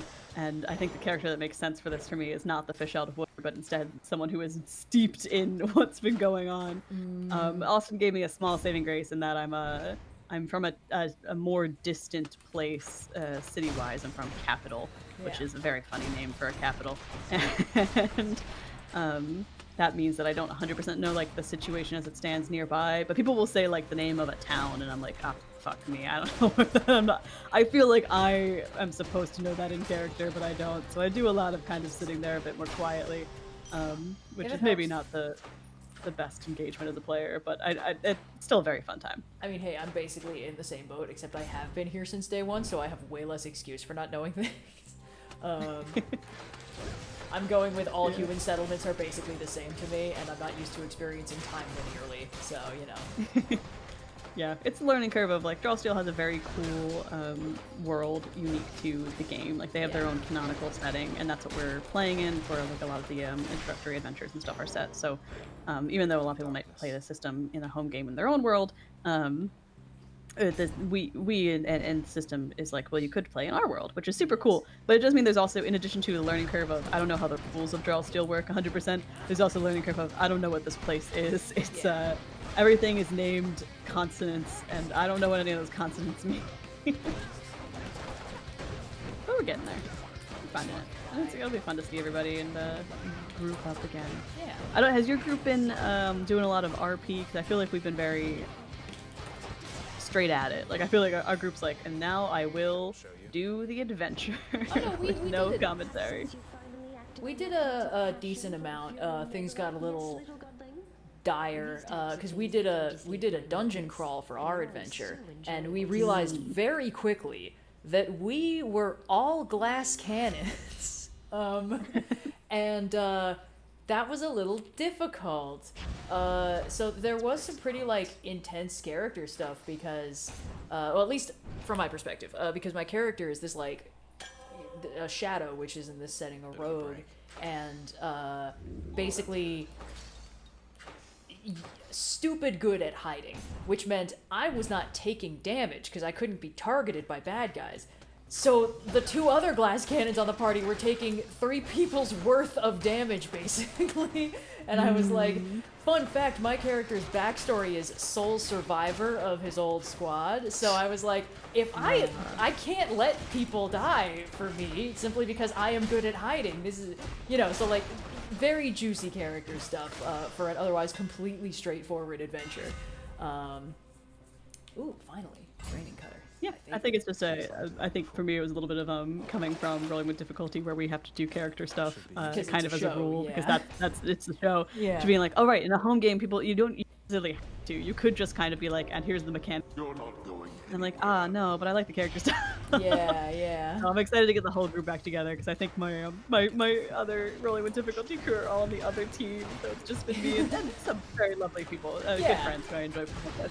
I'm like, where are the actors? I need the theater kids back. Come on, guys. You haven't had a good noir monologue in weeks. I haven't had a good noir monologue in weeks, and I'm in withdrawal. But I do like the we have got a talk back about Draw Steel going up on the Rolling with Difficulty Patreon this month, based on the one shot that we just did. And in the one shot, I played a character class that I really didn't like. But the home game, I'm playing the Censor, which is kind of like a paladin. In terms of flavor, but obviously Draw Steel does everything in their own way, so not one-to-one. But basically they can hit hard and they have good ways to like heal in a pinch and kind of keep allies. And they're really what they're really good at least the one that I've built, is if someone is trying to run away, you could stop them from doing that in so many ways. Or you can like when you use your judgment ability, you like basically mark somebody. And if you have judged them, you can like teleport closer to them. So you're really good at picking a target and getting close to that target and or keeping that target from running away. And so it is, as I've kind of come to understand how the sheet works, it's gotten a little bit more fun. It's definitely a class I prefer to the Troubadour, which is what I was playing in the home game. Or not the home game, the one shot. Yeah. And it is very funny because the B team has a conduit, which is kind of the cleric equivalent, and Censor, which is me. So we've got 2 kind of beefy boys holding it down, taking as many hits as possible and healing each other up in a sort of feedback loop whenever combat starts. Because like the other 2 are squishy as all hell. All right, let me just human shield myself in front. And that's been fun. Yeah. Yeah, it'll be fun to get the gang back together. Just some dramatic monologues for old time's sake. Prince said, Hey girl, hey. Hello, sir.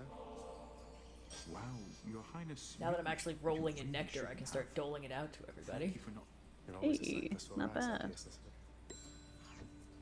Hey, Prince said, I have the strangest rumor. Oh, Here's the right. thing, I'll give it to you straight. I have heard you've been consulting both with Megara the Fury and with that old Polycule united by wanting to beat up Sisyphus, I guess.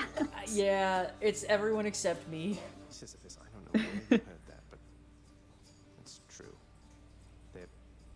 They're just doing their jobs, and I know how it looks, but you're my friend as well, and I don't want you to forget that. Sorry, I'm dating the people who, well, the person who's tasked with torturing you for eternity, and Because of the person you locked in a box. because of the person you locked in a box. How you see them. Maybe you shouldn't have done that. I don't know. Yeah. Thank you for understanding, sir.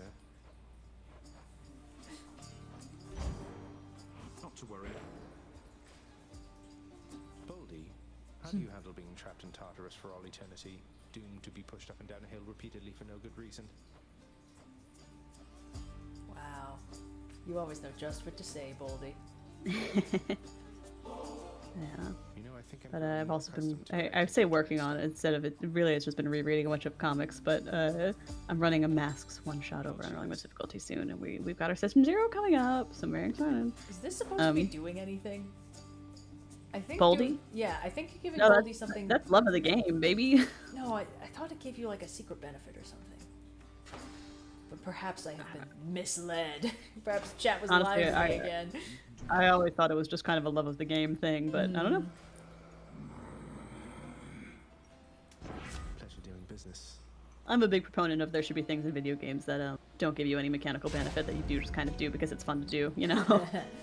I think that's the real coup of a good video game. It's been a while since we had proper video game superstitions, you know? Since now, like, with online walkthroughs and stuff like that, you don't have like, oh my god, Mew is under the truck in Pallet Town or whatever. Like, people could just like data mine and figure out once and for all if that's true.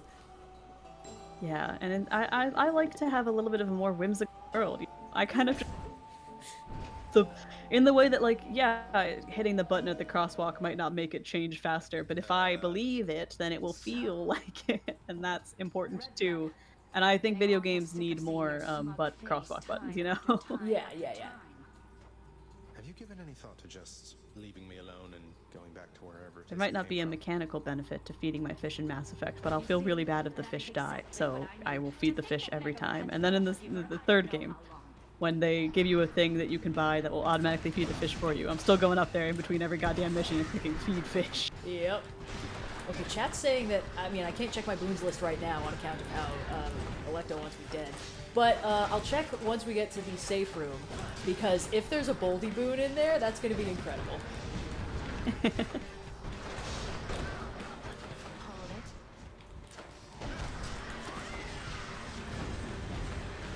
I think the last time I streamed, I was talking about how I've been reading through the like 90s, early 2000s Young Justice and Teen Titans comics, right? I think, Oh yeah. Yeah. We talked about this a little bit. Yeah. I still don't really think I like them, and I think they ran into the problem that they ran headlong into Infinite Crisis, which of course was as much of a like a mess as every other Crisis. Oh shit! Yeah. Okay. There's a I want to say it's 2000s Young Avengers run. It's where we get a lot of the iconic moments for like Girl Hawkeye and also like America Chavez. Just some great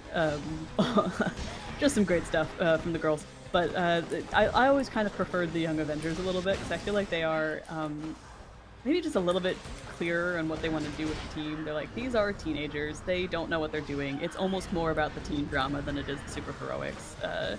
It's just that sometimes they do have to also save the world, and it's a lot of fun. The lineup's good too. I mean, you get like Wiccan and Hulkling, and depending on when in the run it is, Speed is there.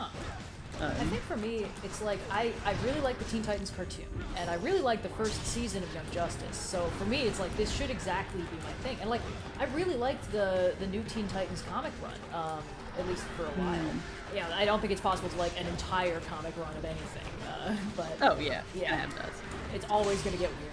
But like this feels like it should be exactly my thing. And obviously 90s Young Justice is very tonally distinct from any other DC comic I've ever read, because like the art is very something, and the vibes are very comedic and very silly, and then it goes headlong into Teen Titans, and it's like the time for silly is over. Impulse has read a library and is smart now.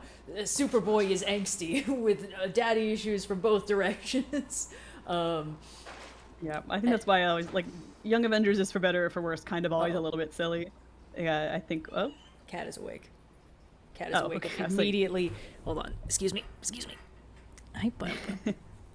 Runaways is also very fun. I haven't read nearly as much of it as I probably should. The Mass one shot. I'm trying to focus on Super School, so I've been going back through a lot of like my X-Men, New Mutants moments. But Runaways is also a really fun teen in the found family direction. Boldy does give you something. Real. You're a little faster. I'm a 'cause little Boldy faster. I'm a believes in speedy you. boy. Going up.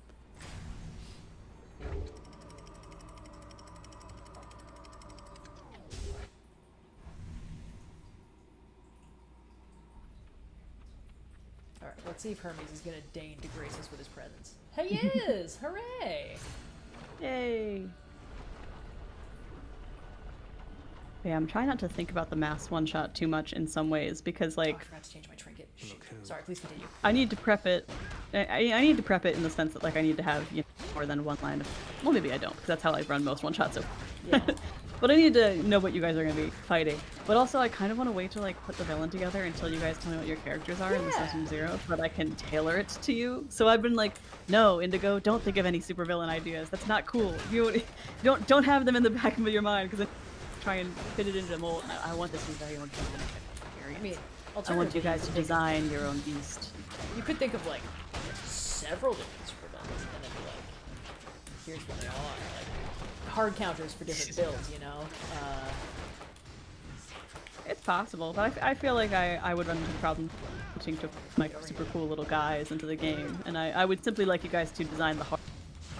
Oh, sure. I would simply like you to tell me, I'm building this hero. They're doomed, and I'll be like, oh, doomed, you say? Yeah, choose the form of your destroyer and all that. Yeah. Rare here anyway. You never show it, But I I can am only very, imagine very how hard excited. you I must think it'll be a working to good back me up. time. Cheers, mate. Yeah. You know, the last time anybody offered me ambrosia from the underworld was never before now. Mass is going to be on rolling with difficulty. It's not just a home game. Got a couple cool guest players when we rolling some dice, having a good time. Very excited about it. Okay. I guess we'll need to just see if this counts as getting Hermes all the way up, but Say, you're good with what's his name? The one who gave you his lucky tooth? So he's an alright sort then. Has to be if you put up with him. aw. I'll take your evasion, why not? Faster than ever. The thing I'm running into too with designing villains, chat, is that when I was, you know, a teenager, I would doodle superheroes for funsies, and so Oh, it's like, yeah. oh, look at all my old guys that I could put into this. And it's like, no. The lore you thought of when you were 15 is not necessary for this one shot to work. Yeah, I also Let's wait and let them make their characters first. I had a full I had a superhero setting, and of course, like all the world building I was doing in middle school, I had to start from the rules and go up from there. So I came up with a mechanism by which superpowers could be like acquired, and that is as far as I got, basically. I think that is sometimes the danger of like bottom-up world building, is if you don't have characters that you're invested in, you know, florbos to shake around, as the kids say, then you don't really have a reason to go further than just the basic, like the axioms that define the universe. Yeah, I tend to like to start in any world building scenario from like, what is the cool thing these characters do, Yep. and why do these specific characters that I have come up with want to do it? Because I feel like that kind of is the best of both worlds, where like, yes, there are rules. I understand what the rules are, because if there weren't, I wouldn't have made these guys do these things. But also, it's these guys. These are the guys I'm most interested in, so I got to decide why the rules work for them. And with superhero storytelling in particular, I think you kind of need to be like, why these guys? Why these teens with attitude, you know? Yeah, exactly. Okay, I think we're good on Aphrodite boots for now. But we'll Fishing see. time then. Come on I think if you're also not running a one-shot, Mass is a great place to put all of the superheroes you thought of when you were the game. Then you can make people fight as many as you want. But I'm playing. We got a tightly scripted single episode, so I gotta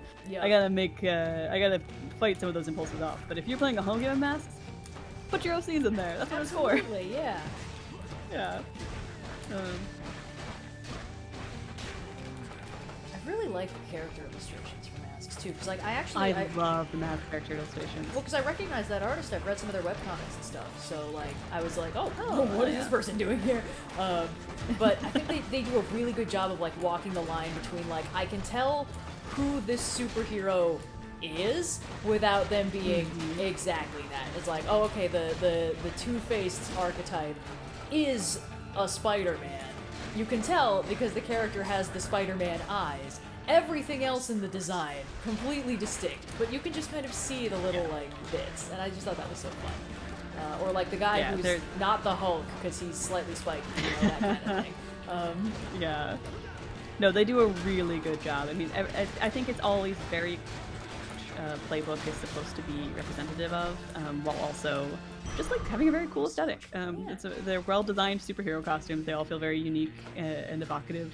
I have been noodling around. I just doodled some superheroes because I'm doing the art for the one shot. So I was like, I gotta get into the zone. I gotta see if there's anything I want to work out with the art style to like change slightly for this to make it more superhero-y. And it is really fun to just design superheroes without having to think too much about them. Because in the process of drawing them, it's like, ooh, yeah, this is my alien girl. She's the outsider. She's super pink. Yes, good. No hair, just a weird flap that kind of looks like it could be a scarf. We don't know. But like it's really fun. It's a fun prompt to get, and they do a fabulous job. The mass books is very fun to flip through. It's not quite the level of like raw joy I got from the Slug Blaster book, where there's like PSAs in there, but it still does a great job of being evocative of exactly what it needs to be for you to understand the genre and the world. And it's a really good time. I especially love the Scion is one of the extended playbooks, has a really cool character design in the art. They get this like semi-transparent skirt thing with like the cool mask. It's just it's tight as hell. It's really cool. Also, while we're talking about superheroes, I feel like we don't talk enough about what a fucking good concept Starfire is. Cause like, oh my god, yeah. Because it's like, okay, here, this absolutely beautiful, like, bodacious space babe, and she's got like the most fucked backstory that they could concoct. And she's like, I have no problems about killing people. My people are like driven by emotion and raw power, and like might makes right. We're basically Klingons descended from cats, and it's like, this is such a potent cocktail of traits to put in a character. I think my favorite bit they did with her, it's such a minor joke, it's in the original Judas Contract comics, because in the Judas Contract, Tara is on the team, and she's like, her cover is slipping a little bit, and she's trying to like cover for why she's been breaking character a little bit, and she's like, well, you know, I guess I'm just a little thrown because of, you know, how I was kidnapped by terrorists that one time, and like my family was killed, and like Starfire was like, I was sold as a slave by my sister and tortured for years, and Raven's like, Tara, we all have things going on. And I was like, yeah, the fact that Raven didn't even like mention her horse in this race, which is like, yeah, my dad is Satan and there is no escaping his evil destiny. And it's just like, we cannot have the Oppression Olympics in the Titans Tower. I'm sorry, there's no winners.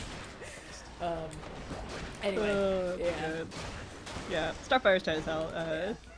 Just a super cool concept, and then a great design too, with the like bright pink kind of fiery hair that like checks out in the art. It's just it's super cool. The way that they turn her hair into the fire trail as she flies, it's like, how do you visually render that? I have no fucking clue, but it looks great on the page. It's all about looking as cool as possible. As long as it works in the comic, you don't need to, like, when you're making a comic, you don't need to be planning for the live action adaptation, you know? You can just take advantage of what the medium actually is. Mm-hmm.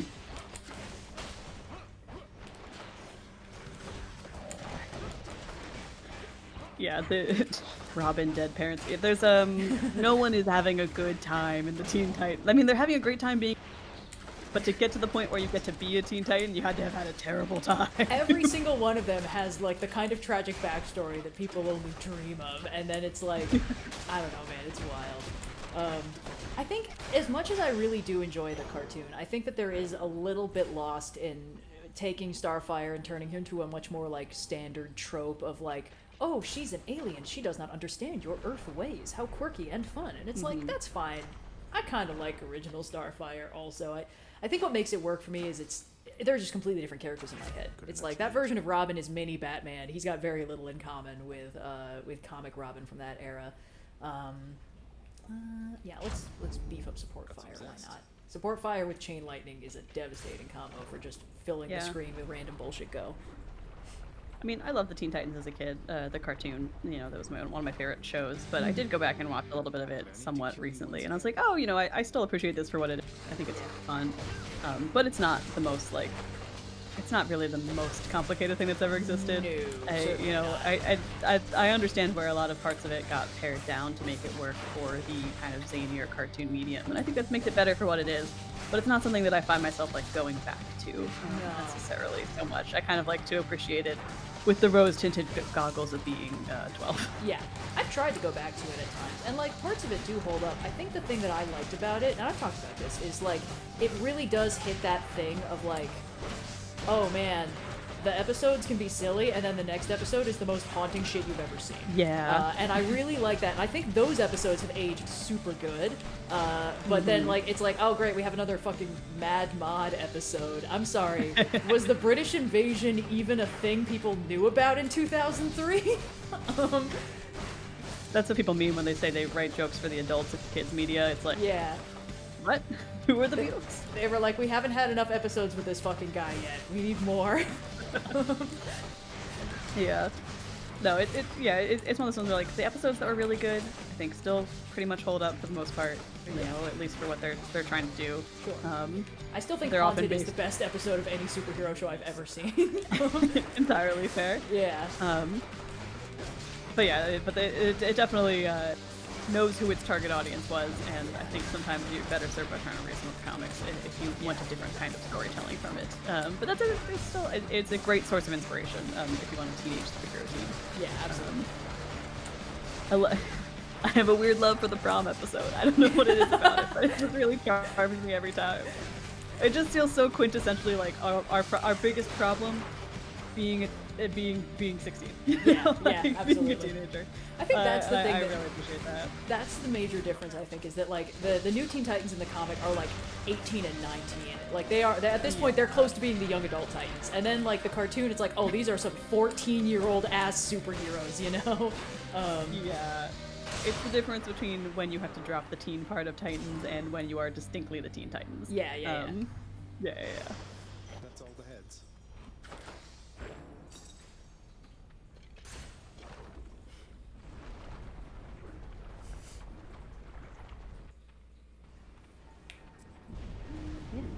I'm very excited to see what everyone comes up with for this mass team. It really is just like making my friends make me a superhero team to play around with, which is, I think, kind of the ideal version of running a TTRPG for me. Yeah, absolutely. Let's try and get a Dionysus spoon, because Why not? theoretically, I think we've given out enough ambrosia at this point to qualify. It's just a matter of him figuring that out, so... Also, it would be nice if I could get a cast boon, because I hate just lobbing my little fucking bloodstone at people like they do anything.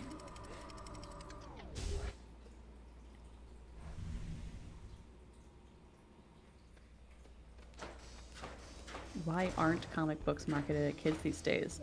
Some are. I think Yeah, the misconception is that, like, in the same way that I think a lot of animation was in days gone by, and there's definitely been pushback on that in more recent years, but like it was seen as more of a medium where a lot of stories for kids were told.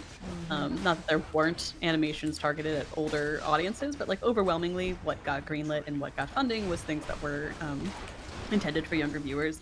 I think there was a perception that comics were for kids. And I think if you read a lot of like really classic Superman and Batman, you can kind of see why. There's a sort of like, not naivete, but like innocence to them almost. A simplicity, I'd say. A simplicity, yeah. That I think, you know, can absolutely be something that would appeal to adults, but definitely appeals to kids as well. So there's this understanding of like why little Timmy in the 40s is like, ooh, I'm gonna go pick up a comic for, you know, a dime or whatever the fuck it is. But it's been a long time since comics were written like that, and I think that there's, while there is still comics that absolutely are able to be enjoyed only by adults, there's a reason that most comic stores have a section of off to the side of things that are a little bit more explicit than the general pull lists.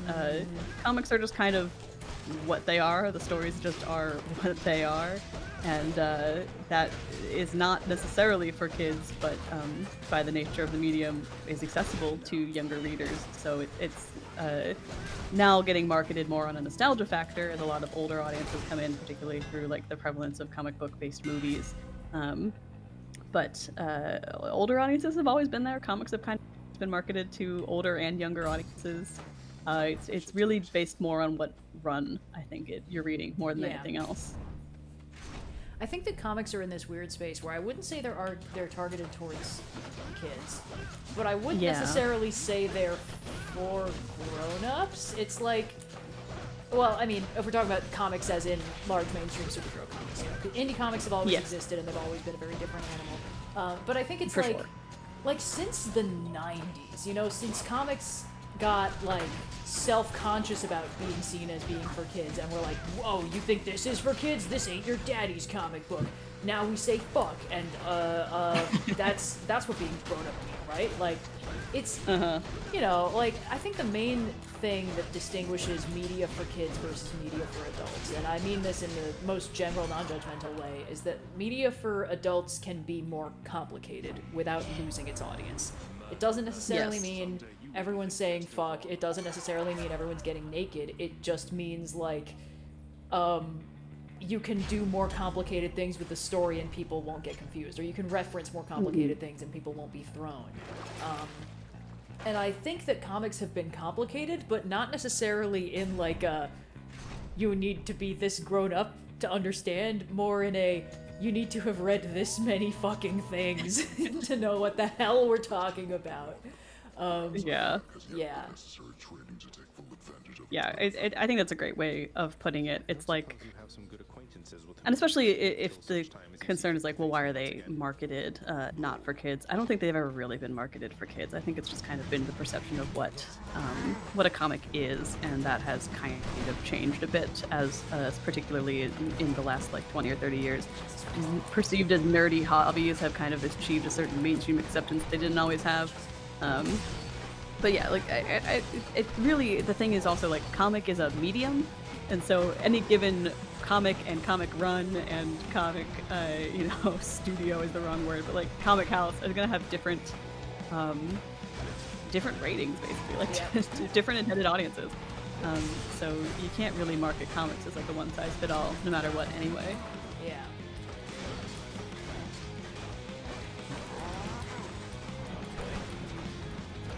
It's nice of them to play a little, like, noise before he does this bullshit.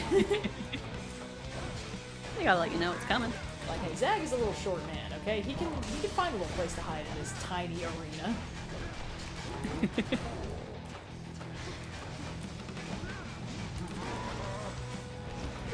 Whoa, whoa, let me out. It's bullshit that this works.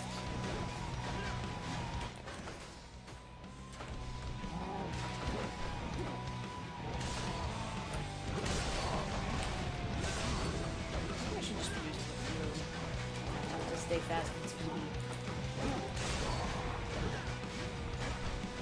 Always with the fast and speedy. We gotta be fast and speedy. It's the end game.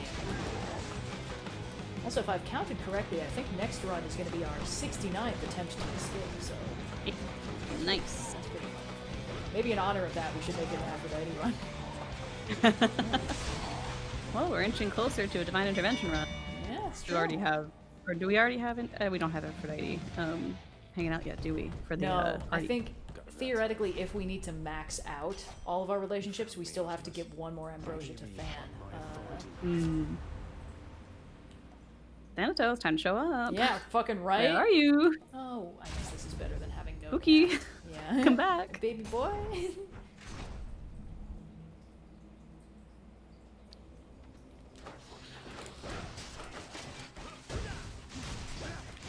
it's time to kill a lot of things with my special so that I can slowly gain more health.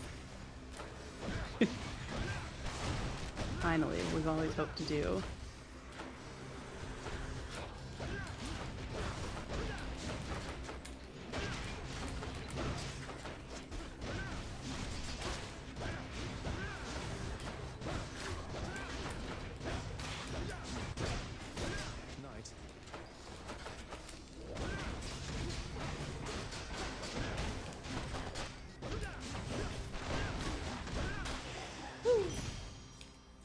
I'll just take that. Okay, the overflowing cup did absolutely nothing because Dionysus said something completely unrelated, but that's okay. It's fine. Everything's fine. Hey, buddy. Care on, mate. As a long-time customer, I just wanted to take a moment to thank you again. Aw, for your I think we're invaluable unlocking his service final as a heart. part of my repeated attempts at Aw. getting here. What would I have One done without your step wares all these many closer times? Besides finishing the Master. game.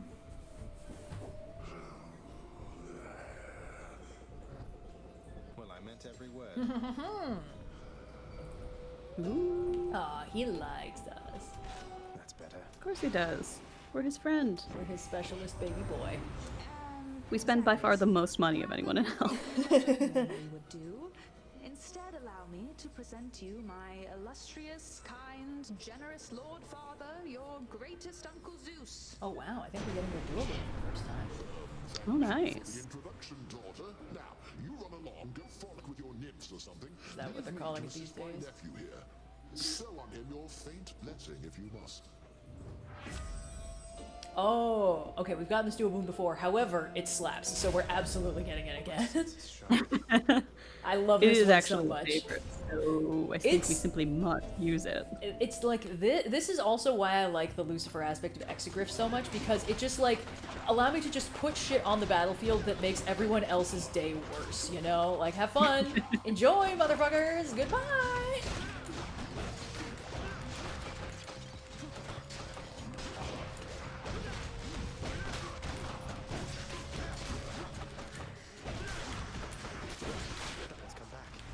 I guess I'll have to kill him again to gain more health. Just as Oh no. Come on in. Who'd have thought?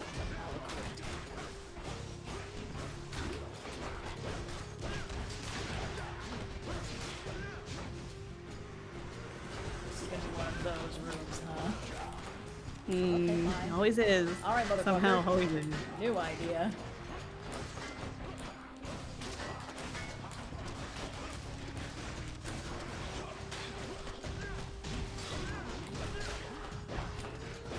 Maybe if we run into control of this thing would be nice. Get that Kiss of Sticks Ultra or whatever. And all of our Death Defiance Everything is will be fine. okay. Everything's gonna be fine. And also, him and Achilles will fucking kiss about it, and everything will be fine. Exactly, exactly. Hey, Parrish. Thank you. Excuse me, would you mind perishing about this? What's on offer? Oh, Have wait. you considered simply dying? Remember, we're gonna need to get darkness for the Nyx and Chaos thing, if I recall correctly, so... I'll say one critique of Mortal Kombat 2 is I don't think they used taunts, you know, like the lines. Because there was a couple really good video gaming moments. There's a fight Johnny Cage loses early on, out, and he does sort of do the like leaning back on your heels, wavering before falling over thing that you do in video games. So that was fun. But not enough people said things like fatality or your soul is mine. To be fair, that was probably the more There was not good there was part one of the get over first here. movie. Okay, I'll take a get over here. I think you Okay, got well, it. first of all, I would push back on that because I feel like if you're making a movie that's combat and you don't put the one-liners from Mortal Kombat in there, what are we fucking doing? No, what I mean, here's the thing, my specific complaint is that at the end where Liu Kang says flawless victory, that wasn't flawless, he got his ass beat. It was a victory, but not a flawless one. That's just inaccurate. That's inaccuracy, but that is not a knock on the inclusion of the line flawless victory. The bad guy That- had if him by this the fucking victory mullet had- for most of that fight. Nothing about that fight was flawless. I can't remember his name. My brain wants to say Shao the Kahn, but I know inclusion that's is not great. right. Well, Shao Kahn is the name of one of the Shao bad guys in Mortal Kahn. Kombat. Okay. That makes I sense. also constantly want to call him Shere Khan, like the because that was that the is that the That's the tiger from the panther Jungle Book. Yeah, but no, different guy, different guy, not Totally a tiger, different guy. Unrelated dude. And it's Shang Tsung is the one who does Your Soul Is Mine. Shao Kahn is the guy who's the bad guy in Mortal Kombat 2 who has like Oh. the crazy mask and the hammer. Then it might be I think Shang maybe he's Tsung the who's bad guy in in Annihilation.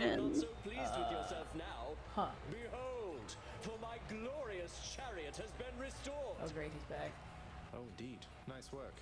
Yeah, I think they could have used a few more phrases. Like people should have been saying more of their catchphrases because they've even introduced. There's so many video game elements they've introduced to this movie. There's like little like life counters in the ceiling basically to say like you have this many fighters still in Mortal Kombat, and I'm like, well, if we're going that far, why is no one saying your soul is mine? Yeah. You know, they give Scorpion one get over here, which I can't take that from him. It's cool when he does. He deserves I to think get they over should have here as had a treat. exactly. I think they should have had more, but they were being judicious with it. I can't take that from them. Because the thing is, like, you can go too far in that direction, and then you get a Street Fighter movie. The new one, not the old one. The old one is There's a new one? fun in its own right. There's another Street. It's coming out this year. There was a big promo for it at the Game Awards, which is really stupid, but I don't like it. they have a bunch of wrestlers in the cast, and instead of having the wrestlers wrestle, they just brought out all these very normal cast members and were like, and we're gonna tell you how cool it's gonna be. And I'm like, you have wrestlers! Let them wrestle! You should definitely be staging a street fight, you know? The best promo for this movie would be if people just started doing street fighting right now. And instead I had to listen to this not funny comedian tell me how good this movie is gonna be. Which not funny comedian, out of curiosity? Frankly, I can't remember his name because I just like him that much. Oh, wow. He's just one of those guys I'm like, you're so nothing to me. You're nothing to me. You truly mean that. I don't even think about you enough. That's fucking devastating. And so rip to whoever that is. So like I'm like, I don't think it's gonna be good, and I'm worried what's gonna happen is they're gonna go so far in because what I liked about Mortal Kombat 2 is that for as much as I think they probably could have pushed it even further, they did have a modicum of restraint of being like, we are still trying to make a movie version and not just put like one-to-one screen accurate costumes in front of your face and then have everyone do little one-liners. Like it is kind of like they're gonna still like they're still doing Mortal Kombat at the end of the day. Like there is still ostensibly a very simple but still an existing plot, and I feel like Street Fighter is gonna be just like fucking nothing. But that's the thing. Excuse me. They've got like 3 or 4 wrestlers in the Street Fighter cast. Every promo for this movie should just be those 3 or 4 wrestlers in costume fighting each other. It makes me feel insane that they don't do that. And nothing, and this is a nitpick, but at the Game Awards they played a trailer. In the trailer they used the song Punk Tactics to promo Street Fighter. In the song Punk Tactics, there's a lyric that goes, "Get over here like Scorpion." So, wrong fucking movie! Well, that feels like it's targeted, honestly. It feels targeted, but also Mortal Kombat was classy enough to be like, we simply don't care. We don't even think about you. I don't think there's been any Can I get some applause or something here? this in rivalry with the Street Fighter movie, whereas I feel like the Street Fighter movie kind of wants me to think that they're rivals. So and I'm like, I simply don't care. God, one-sided rivalry is the worst possible relationship you can have with somebody. Yeah, there is nothing more devastating than someone consuming your thoughts and then them to be like, I just simply don't think about you at all. Yeah, that's rough. So that's where I feel like Street Fighter's at. One more stop. And I'm sure I'm gonna watch it because I like fighting game movies. I like seeing people fight. I like seeing people get punched in the nuts. But so far Mortal Kombat is pretty handily winning it for me this year, just based on what I've seen of Street Fighter so far. So we'll see if that holds true. Maybe they pull it off. I don't have high hopes. Oop, fishing point. Come here, you.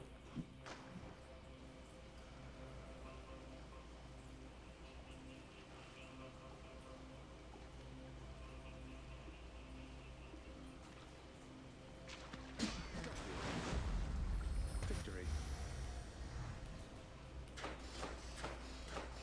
Alrighty. Let's get another Aphrodite spoon. Or sorry, Artemis spoon. Whoops, dangerous mistake to mix them up. Yeah. Careful, Red. Hey guys, check this out. Hey, you should come closer. I mean, it's kind of unsporting, but at the same time, fuck him, right? I think the one thing that the Street Fighter movie could have done to get me interested in it would be if they brought Kylie Minogue back, still in the exact same role. Hell if they made it a yeah. legacy somehow, you know? But I don't know that that's something that they're interested in doing, because I'm pretty sure they recast the role. But just let inexplicably Kylie Minogue be in your movie again. Why not? Yeah, why not? What have you got to lose? I don't care about anyone else who's in this movie. Can't hurt.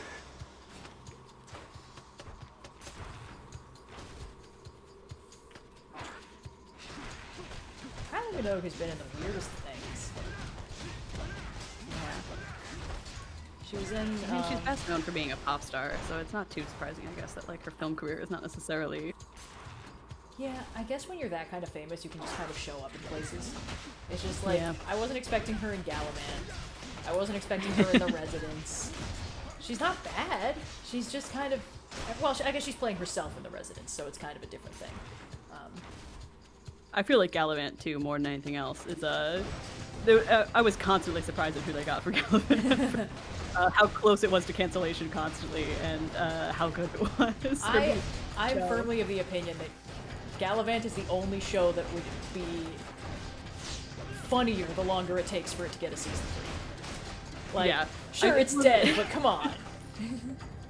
They didn't even think they were going to get a season 2, and you can feel it in every single song. And it makes it better because they know, they're like, hey, we know we're not getting any more of this, so let's just lampshade that and be shocked and surprised about it. We'll leave a cliffhanger-ish just in case we get a new one, but you can all, it's fine. You know, we're all just accepting it. Like, we've got a happy ending, but the villain is off doing villainy things. You know, whatever, it's fine. Sure. Just in case we get this to do more of this. But it's a great show. Gallivant's really fun. It's so good. I haven't rewatched it in a while, but it's been a hot minute. I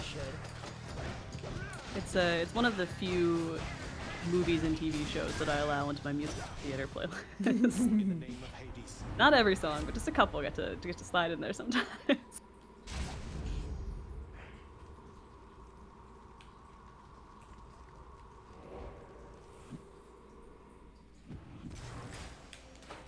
I still think Civilization peaked off with his shirt. I'll take it. Oh, what a banger. That's one of the ones that made it into the playlist. Mm-hmm.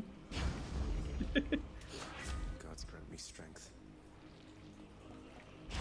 I think it's got that sort of like musical theater patter where it can be almost hard to sing the songs because so much wordplay is happening. Like, you don't necessarily go back to the chorus and it's the same as it was last time, you know? I think that there are some musicals are made for the theater kids to sing them at 3 a.m. in the Waffle House, and some are made to be challenges, you know? Like, fucking Sweeney Todd. It's like every single song is 4 different songs at the same time, and they're all saying different shit. I don't know what any of the lyrics are to these songs, because my brain can't process them, because it's too much English happening at the same time. I trust that they're pretty good, but that feels like it's targeted. It's different kinds of like musical mastery, because on the one hand, being able to create something that is an earworm, that is that like poppy, accessible kind of music is itself a skill and a talent. But being able to create something complicated that is using the medium and the genre in an interesting way to create a new sound almost is also impressive, just in the opposite direction. So in musical theater, you get a lot of both. Yeah, absolutely. In the name of Hades. Yeah, but there was a good between the first 2 seasons of Crazy Ex-Girlfriend and Gallivant. There was a really nice run of like good musical comedies in the mid 2000s, and I miss them. I miss when we could do that because they were really fun. Yeah, we didn't know how. It gave my dad something to watch that wasn't Glee, you know. Oh, that's nice. He once referred to himself as a Gleezer, and I was like, we can't let this stand. What? Like a geezer who's into Glee? Yeah, and this was when he was in his like 40s, so he wasn't even that far gone. But he's been a big he was a big acapella fan when I was growing up. We had a lot of acapella music on Spotify, and not just like, I mean, there was some Pentatonic, sure, but like random college acapella group that had recorded their shit. And I was like, wow, Indigo's dad holding it down to support college acapella in all its forms. For someone who doesn't sing, he's not really ever really performance himself. He just, I guess, appreciates the art form. Ideal, you know? We need people like him. Yeah. Support the arts. Straight up. Like my dad. But, yeah, it's fun. I miss the Crazy Ex-Girlfriend Gallivant era. Truly, we did not know what we had.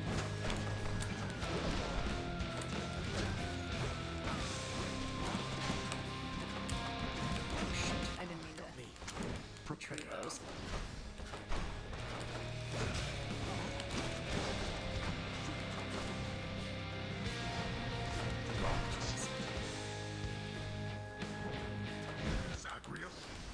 Hey, he's saying my name now.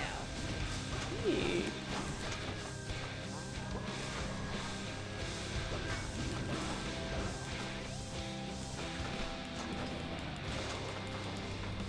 Now I'm playing the game of don't retrieve my bloodstones so they continue to do fuck off damage to everybody.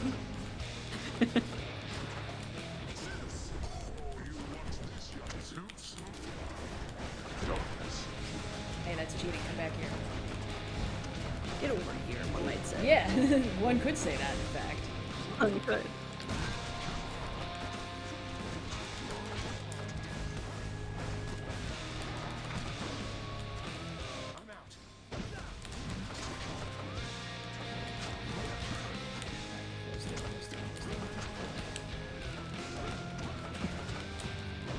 I don't know, I think if you say close to more times, it'll really be true.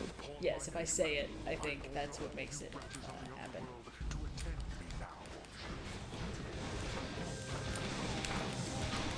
Oh, stop chasing me around.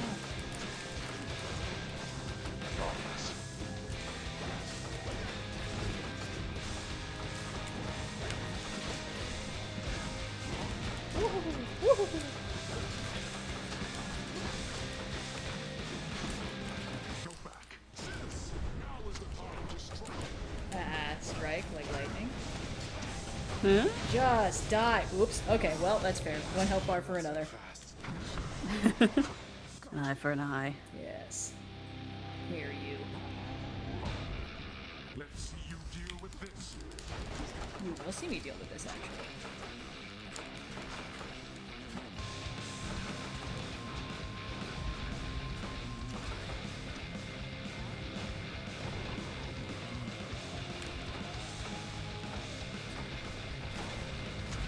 Whoops. Be kind of devious if I just kite him into taking my ambient lightning damage this whole time.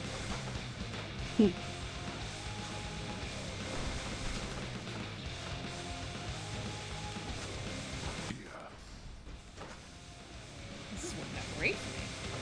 Sorry. It's always nice when a plan comes together. Yeah. Sorry, sir, you made a mistake. I think you nearly hit me with that one, so.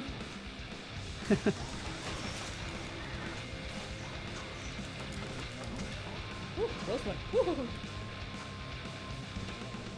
Nimble, Jack, be quick.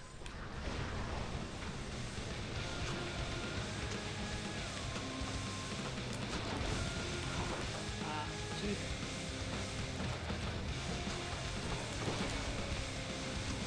Can't do that. I can't believe saying flow state actually worked.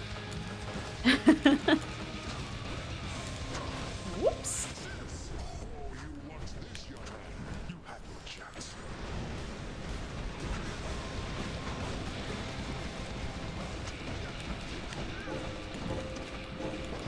Ow! Oh no, last chance. Close call.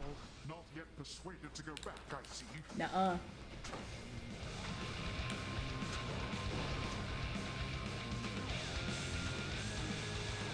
Okay, you should definitely continue to stand right there. Just aim ever so slightly. This is There we working go. spectacularly. You think that you're the only one who shall keep fighting? Yes. Well done, boy. Aw, he's proud of me. In his own way. Name of And someone very sore right now. haha. Ah, no fishing point. Oh well. Let's get out of here and start doling out Do we some still more need a nectar. fishing point if Poseidon is... No, we don't need them, but we can't exchange them for stuff, so you know, it's nice. Oh, sure. To which he has grown If you want to fish. and the lack of anything of note to do, the sheer mundanity results in this. I still wish that they had let us, like, tend Persephone's cottage on the surface like she asked us to. I think that could be fun. I know. Like a little farming mini game in between runs. I think that could be really nice. And it's got like a real life timer before you just fucking die. Well, that was pretty good all in all. Well, welcome to the House of Hades, where death is our life. Ah, he's locked. Returned, have you? Hello, Mama. What's going on? Mother, one thing I was wondering about was, how did you summon Charon to your surface residence? Especially without, you know, being dead. Oh, why, he gave me his calling card after he Aw. graciously helped get me out of here the first time. No doubt at Nyx's request, but still. Never thought I'd use it, but I still kept it. Just in case. No idea what a calling card is, but okay. Somebody raised you very well indeed, my son. Nyx, I suppose. I'll never be half the mother she is. Dissing Hades' She's done it parenting. for eons. While I'm only getting started. I will be right at the back. I gotta turn the air on in this apartment or I'm going to overheat. It's gross out. God, I wish that were me. Achilles too, and father in a way, but there is no replacing your presence. I felt that before we ever met, and now I know for sure. Thank you, Zagreus. Let's hope you're right.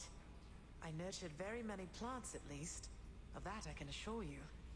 Perhaps my gardening experience provided a bit of a head start on this whole mothering thing. Mothers in the chats will need to sound off if that's accurate. Enjoying staring at that bowl I got you, boy. No fun if it doesn't fight back, huh? The hell-forged, multi-headed monster feels no urgency to waste his precious time on simple playthings, much preferring to conserve his vast energy reserves, in case any trespassers need to be eaten suddenly. Well, it's there if you change your mind.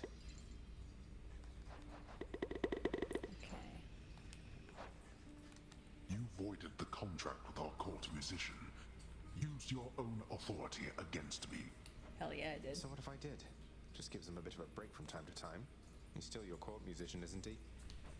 He is. And he knows better than to undermine me, I think. Though I suppose the Queen would take your side that he has paid his dues in full by now. He has. More nectar for the old disposal service, Father, if you don't mind. Come on, you must have tried the stuff, at least in the days before you were here. Didn't you ever enjoy yourself at any point? I don't require beverages in order to enjoy myself, boy. Unlike so many of your kin upon their mountain. Yet this blasted substance somehow finds its way to my domain. Then fine. You wish for the customs here to be more akin to Olympus? Why not?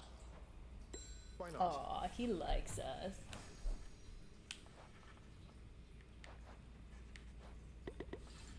We're getting there. We're winning him over.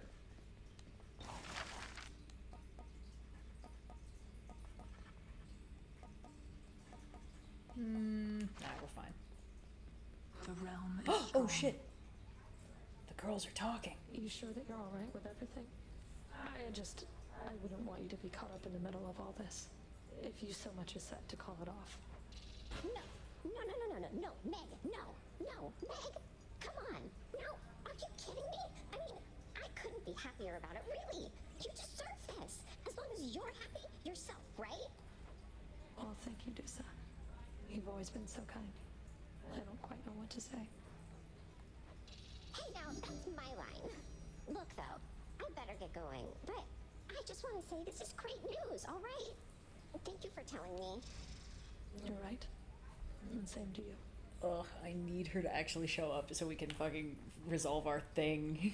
And I need Thanatos to show up so we can resolve our thing. Why is everyone making this so difficult? Always a pleasure.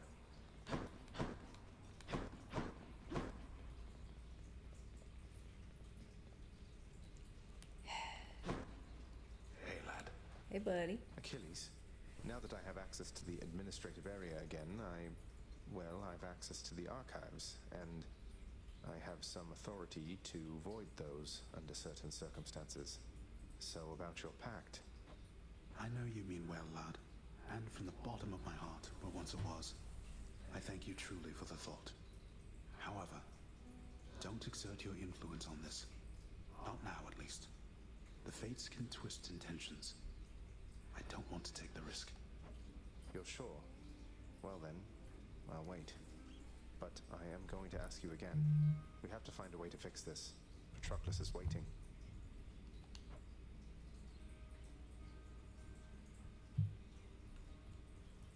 Achilles is making everything more difficult than it needs to be. What else is new? Alright, let's see what Nyx wants to talk about. Somehow I always knew, you know, that you were not my birth mother. I mean, look at Hypnos and Thanatos. There's no way that I could have been related to them. Everybody knew, and yet, when I finally learned for certain, it was still a shock. I always knew, in turn, that you would learn the truth of it eventually. And I was fearful of what would occur after that time arrived. I'm grateful it has come and gone. Though, tell me, I still find I call you child. Is your preference that I cease to use such terms? We're from back. this point on? Hello. No, Nix, please, it's quite all right. Took a moment to heat up some of my leftover chicken from the other day. Oh, nice. I never doubt that. Yeah. Did a sort of Sure, it's all right that I continue to address Mediterranean marinade, you know, oregano, olive oil, lemon sort of situation. Other spices, paprika. I think there's some thyme in there. I couldn't tell you them off the top of my head, but it's got like peppers and onion and then chicken. And usually I put it on a skewer, but we didn't have any skewers, so it's just loose. It's just loose today. Oh my god, that's so much tiger blood. Okay, let's see. We are at Zeus, Poseidon, Athena, Ares, Hermes. If that counts for Hermes, then we are at 5 out of 6. I think it does too, because that was his heart that unlocked. I think we can just give him another ambrosia, because like he's more of our bro than the others. So yeah, I think we're in a pretty good spot. We just need one of these other people to have their fucking parameters proc or whatever. But yeah, we'll see. Might be good to just start trying to get Artemis as much as possible on every run, so that we can move her through that dialogue tree, because that might make her proc faster. Maybe, yeah. That's a nifty sword. Yeah, that's got a nice little kick of heat to it. We've entered the part of the game where the most optimal play style is the way that I play video games, which is to say, not fun for anyone who's not me. Yeah. Okay. With a strict set of rules and parameters to make the exact situation you want happen as fast as possible. Special creates a defensive aura that slows foes. Okay, interesting. A new addition to the old collection.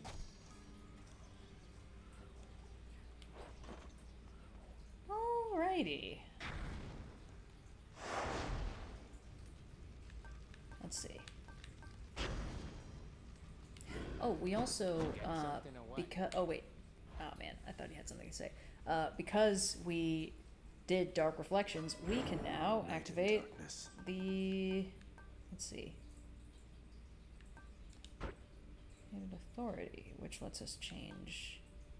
Oh, but people said we needed to hold on to darkness right now, so let's do that. Let's keep Fated Persuasion. Oh yeah, if you want to reunite Nyx and Chaos, I think you need a pretty hefty amount of darkness to get that final thing moving. Okay, well we got the Artemis boon, we got the sword, and I believe this is run number 69, so let's see what we got. Nice. Nice! What could go wrong?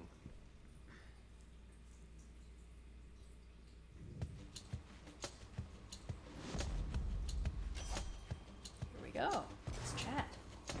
You've never even seen the woods, have you?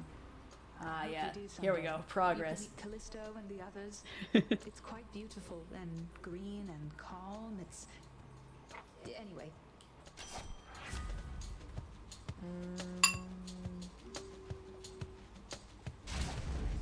I'll make every strike count. Whew, brutal.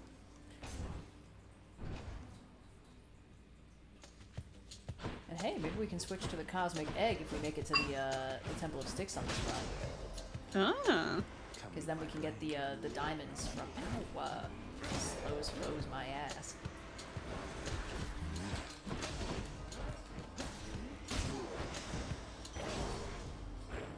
Is this... Hold on a minute. Okay, yeah, this is a slow sword. Yeah, Oh my this is God. the aspect of Arthur. That's its combo? Woof. Okay, well, that's alright. We'll do what we can. It's not exactly in the spirit of go fast, go speedy, but It's it is, sadly not. Oop, Chaos Gate. Well, we don't have the Lambent Plume either, so... Oh yeah, you're even slower than you expect yourself to be. Ooh.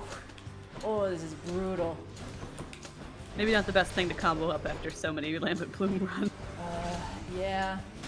But hey, I just need to make it to the surface with this thing to get that prophecy with it. I don't need to beat Hades with it. So. That's true.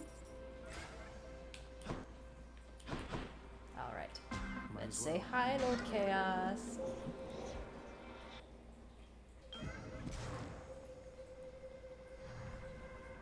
Two things with the egg, though. Do you have to beat Hades with it? And also, are you sure you don't have to have it with you from the very, very beginning? I have no idea. It just said defeat Hades while carrying the egg, so... Oh, well, I guess we'll find out. Yeah. Oh, there's progress. Should be worth it soon enough.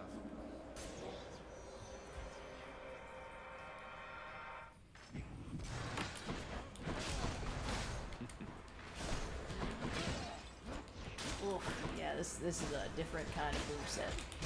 That's okay. I mean, I guess it makes sense, because this thing also hits heavier than the sword, I think, like normally does. Yeah. Yeah, that's bonkers. I guess this is Chat comparable is saying to... it's egg from the start, so I think this might be a bust on the egg either way. Oh well, that's alright. Okay, Dionysus. We might have procced Dionysus's distribute this many ambrosia, so let's see. Could be good. I mean, just the fact that we've given so many to do some makes me feel like we should really qualify for his thing, but he had dialogue It's about... the individual people, yeah. Yeah, but like we need to give 10 total, and we gave like 7 to her alone, so... True.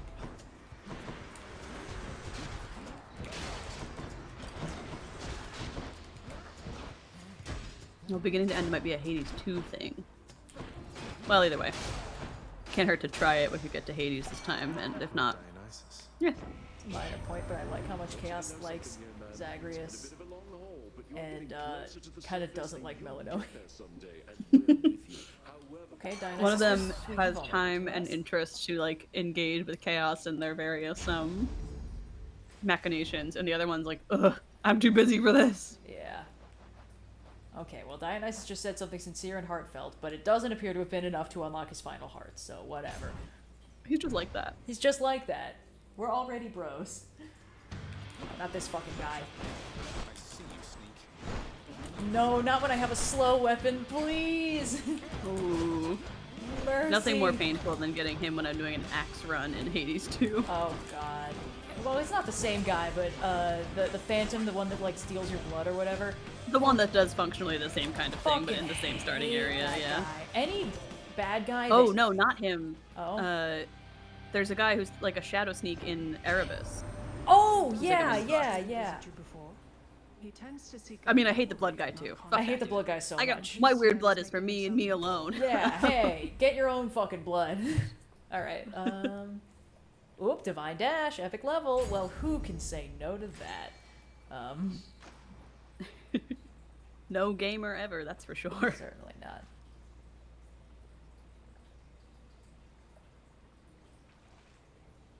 I think I got one. Another knucklehead. A perfectly round cat napping next to me with her little face and her little paws, and it's very precious. I will say one pro of Assassin's Creed Shadows is that if you pet an animal out in the world, you can then have that animal hang out at your hideout. Oh, hell yeah. So I have a small collection of dogs and cats at my hideout at the moment. It's been a high priority as I've been running around the world. I figured you could do with something more than that this time around, good sir. Vengeance for my murdered father? No, no, no, no, no. There's all these little fellas who need a place to live. You've given me time after time, but for encouraging me to have a chat with Boldy there. I dare say I feel a little more at peace of late, and maybe... He's a good one, all right, isn't he? Though if you've come to such an understanding with old Baldy there, why, it must mean you've done some growing on your own as well, I think. You got it. Cheers, mate. So, there's something you like to do for entertainment out here, Baldy? Or just, I don't know, take it all in, I guess? A tribute to the greatest boulder of all time. Indeed. Now let's see what we got from Boldy. Cast Oh, damage Boldy. bonus +4. Ooh, that's pretty nice. Nice. Thanks, Boldy. Thanks, Boldy. You're a real one. You're one of the only people who's uncomplicatedly giving us a boon in this world. I know that Boldy will never make me do a fucking trial of the gods and choose between Boldy and somebody else, you know? Boldy just simply doesn't have an ego like that. Yeah. Boldy knows who they are and is confident in it. And we love Boldy for it. It occurs to me that probably Boldy is mechanically here because after a certain point in the game there is no way to get rid of Nectar. You just get it and then you have it because everyone is already full up. I think if you have like 10 of them, you can trade for a diamond. So I guess it's not like, I mean, like you're probably right that it might be part of why Boldy's there, but I do think There is at least one other way to get rid of nectar. It Sure, just involves yeah. you saving a lot of nectar. Yeah.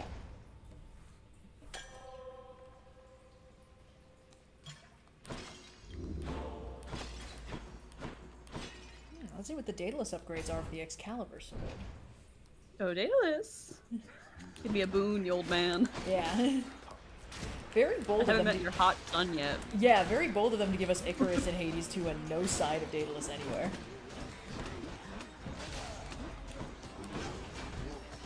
Oh, wow. If I said we have Asha Butterfield, we might as well put all our eggs in one basket on this one.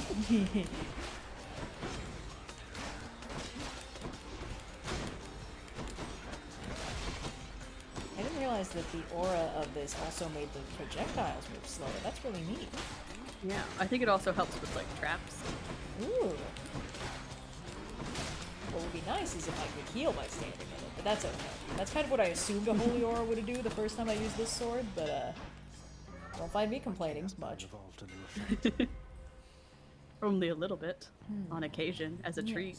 Ooh, well, I can't resist a good sword beam, so here we go.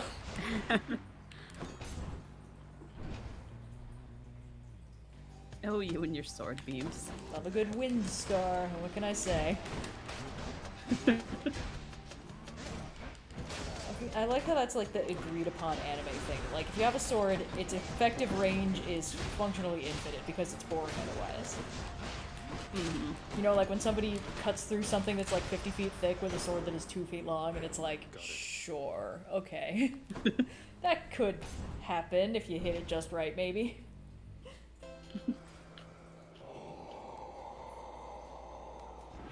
I'll take this one.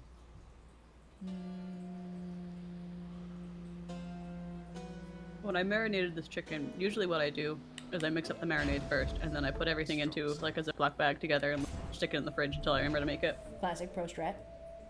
This time I was cooking multiple things at once, and so I chopped everything up, veggies and chicken-wise, and stuck that in the bag, and then put the marinade ingredients in it. And what's happened is that it all tastes very good. It did marinate, but there are a couple pieces of chicken and vegetable that just have an inordinate amount of herbs and spices all on top of them because they did not fully integrate into the mix. Still good. Still just a very strong oregano flavor on a couple pieces of chicken. Yeah.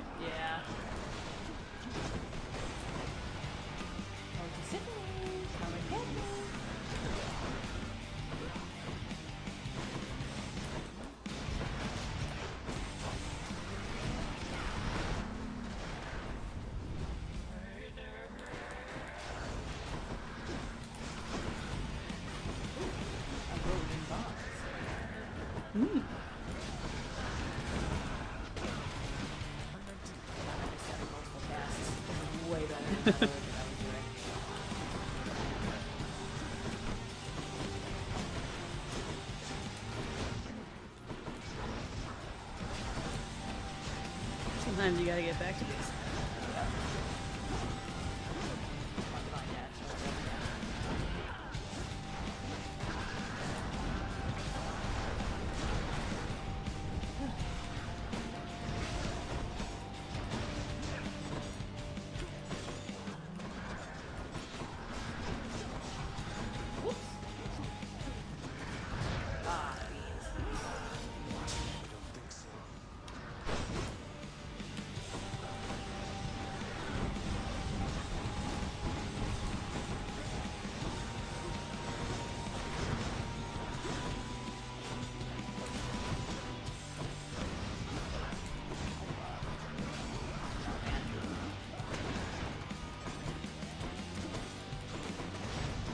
Honestly, I'm doing pretty well on these runs, despite using a lot of Death Defiances in the earlier regions.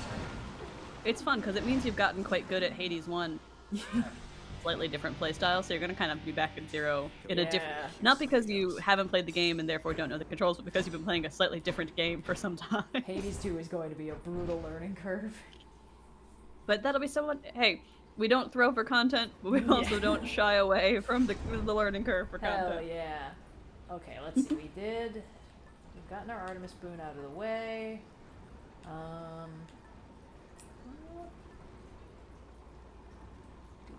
Plume. Ah, why not? Let's do that. Let's go fast, go speedy. Make this sword a little more usable. It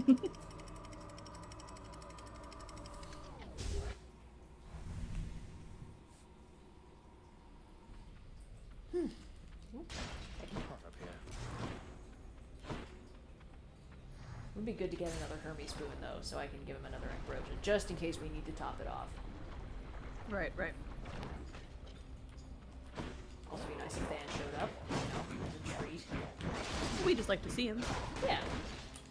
He is our boyfriend.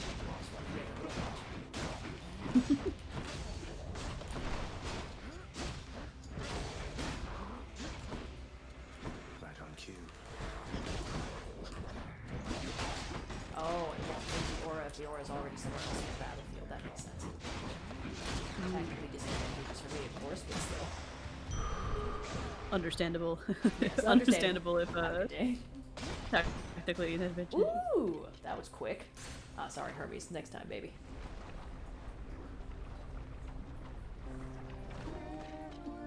Oh, hell yeah. That's Orpheus.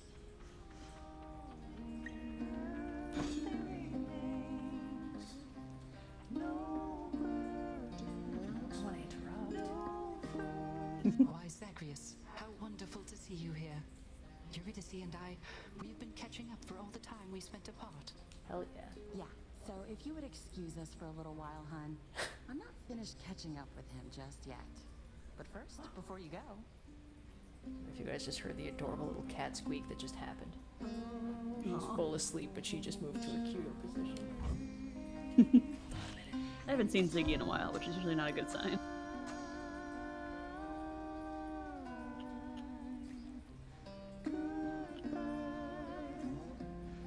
Sorry, had to capture the moment. I'll post these later. She's precious. Oh, she's a little guy. She's just a little guy. Watch it. Okay, let's get out of here. Until next time. Okay, bye.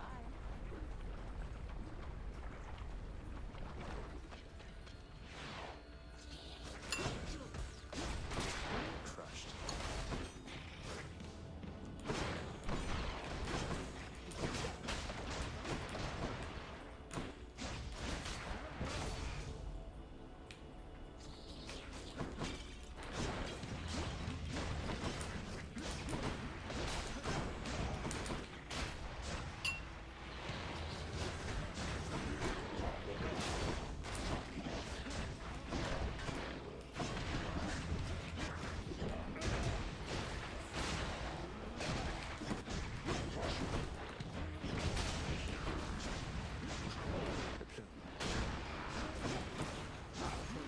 That's The power of the Classic.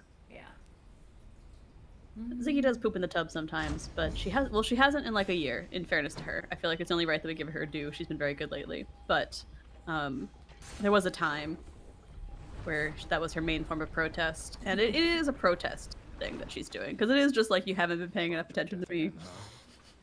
Or it's too late in the morning and you haven't gotten out of bed yet. And I fist. Like, even though the feeder goes off automatically, we still need to give her like a token, couple pieces of kibble just to be like, oh god, okay, I'm paying lip service to it. Wow.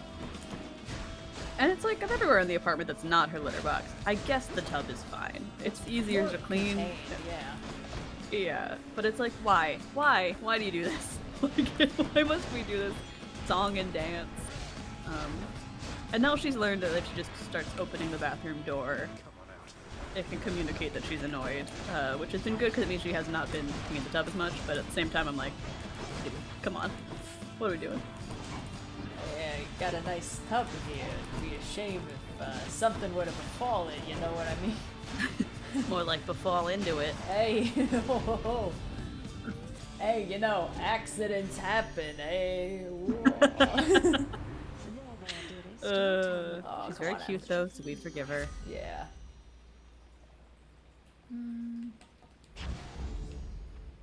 Oh, I'm suffering slightly. I have my fan off so that it doesn't create background hiss, but it's toasty enough that I can feel the temperature rising steadily. Oh, Rosen!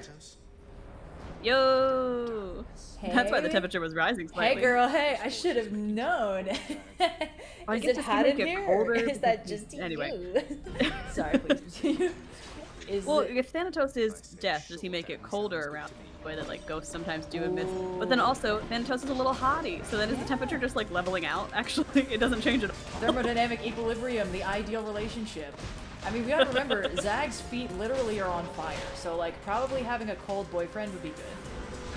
Temperature regulation is an incredible challenge, you know, especially if you're like sharing a living space and a sleeping zone with someone. They gotta balance that shit out. You know, maybe this is why Zag refuses to sit down or sleep in bed, because his feet probably make his covers catch fire 24/7. Ah! You'd think that gods would be able to come up with something flame resistant, but as we can see, they don't always think through the consequences of their actions. That was so cute. He said, it's not your time because I used a death defiance in his presence. Aww. Aw, he likes us. Where the fuck was Aphrodite's color commentary on that, huh?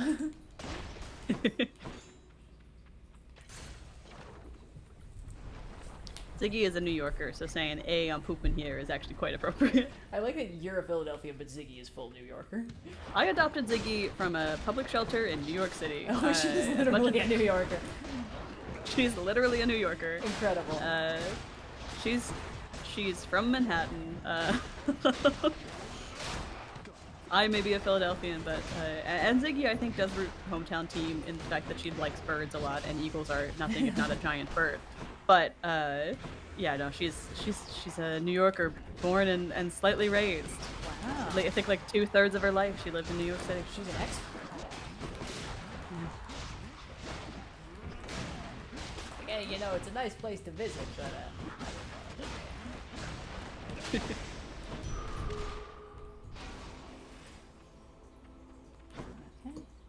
Ooh. Steady now.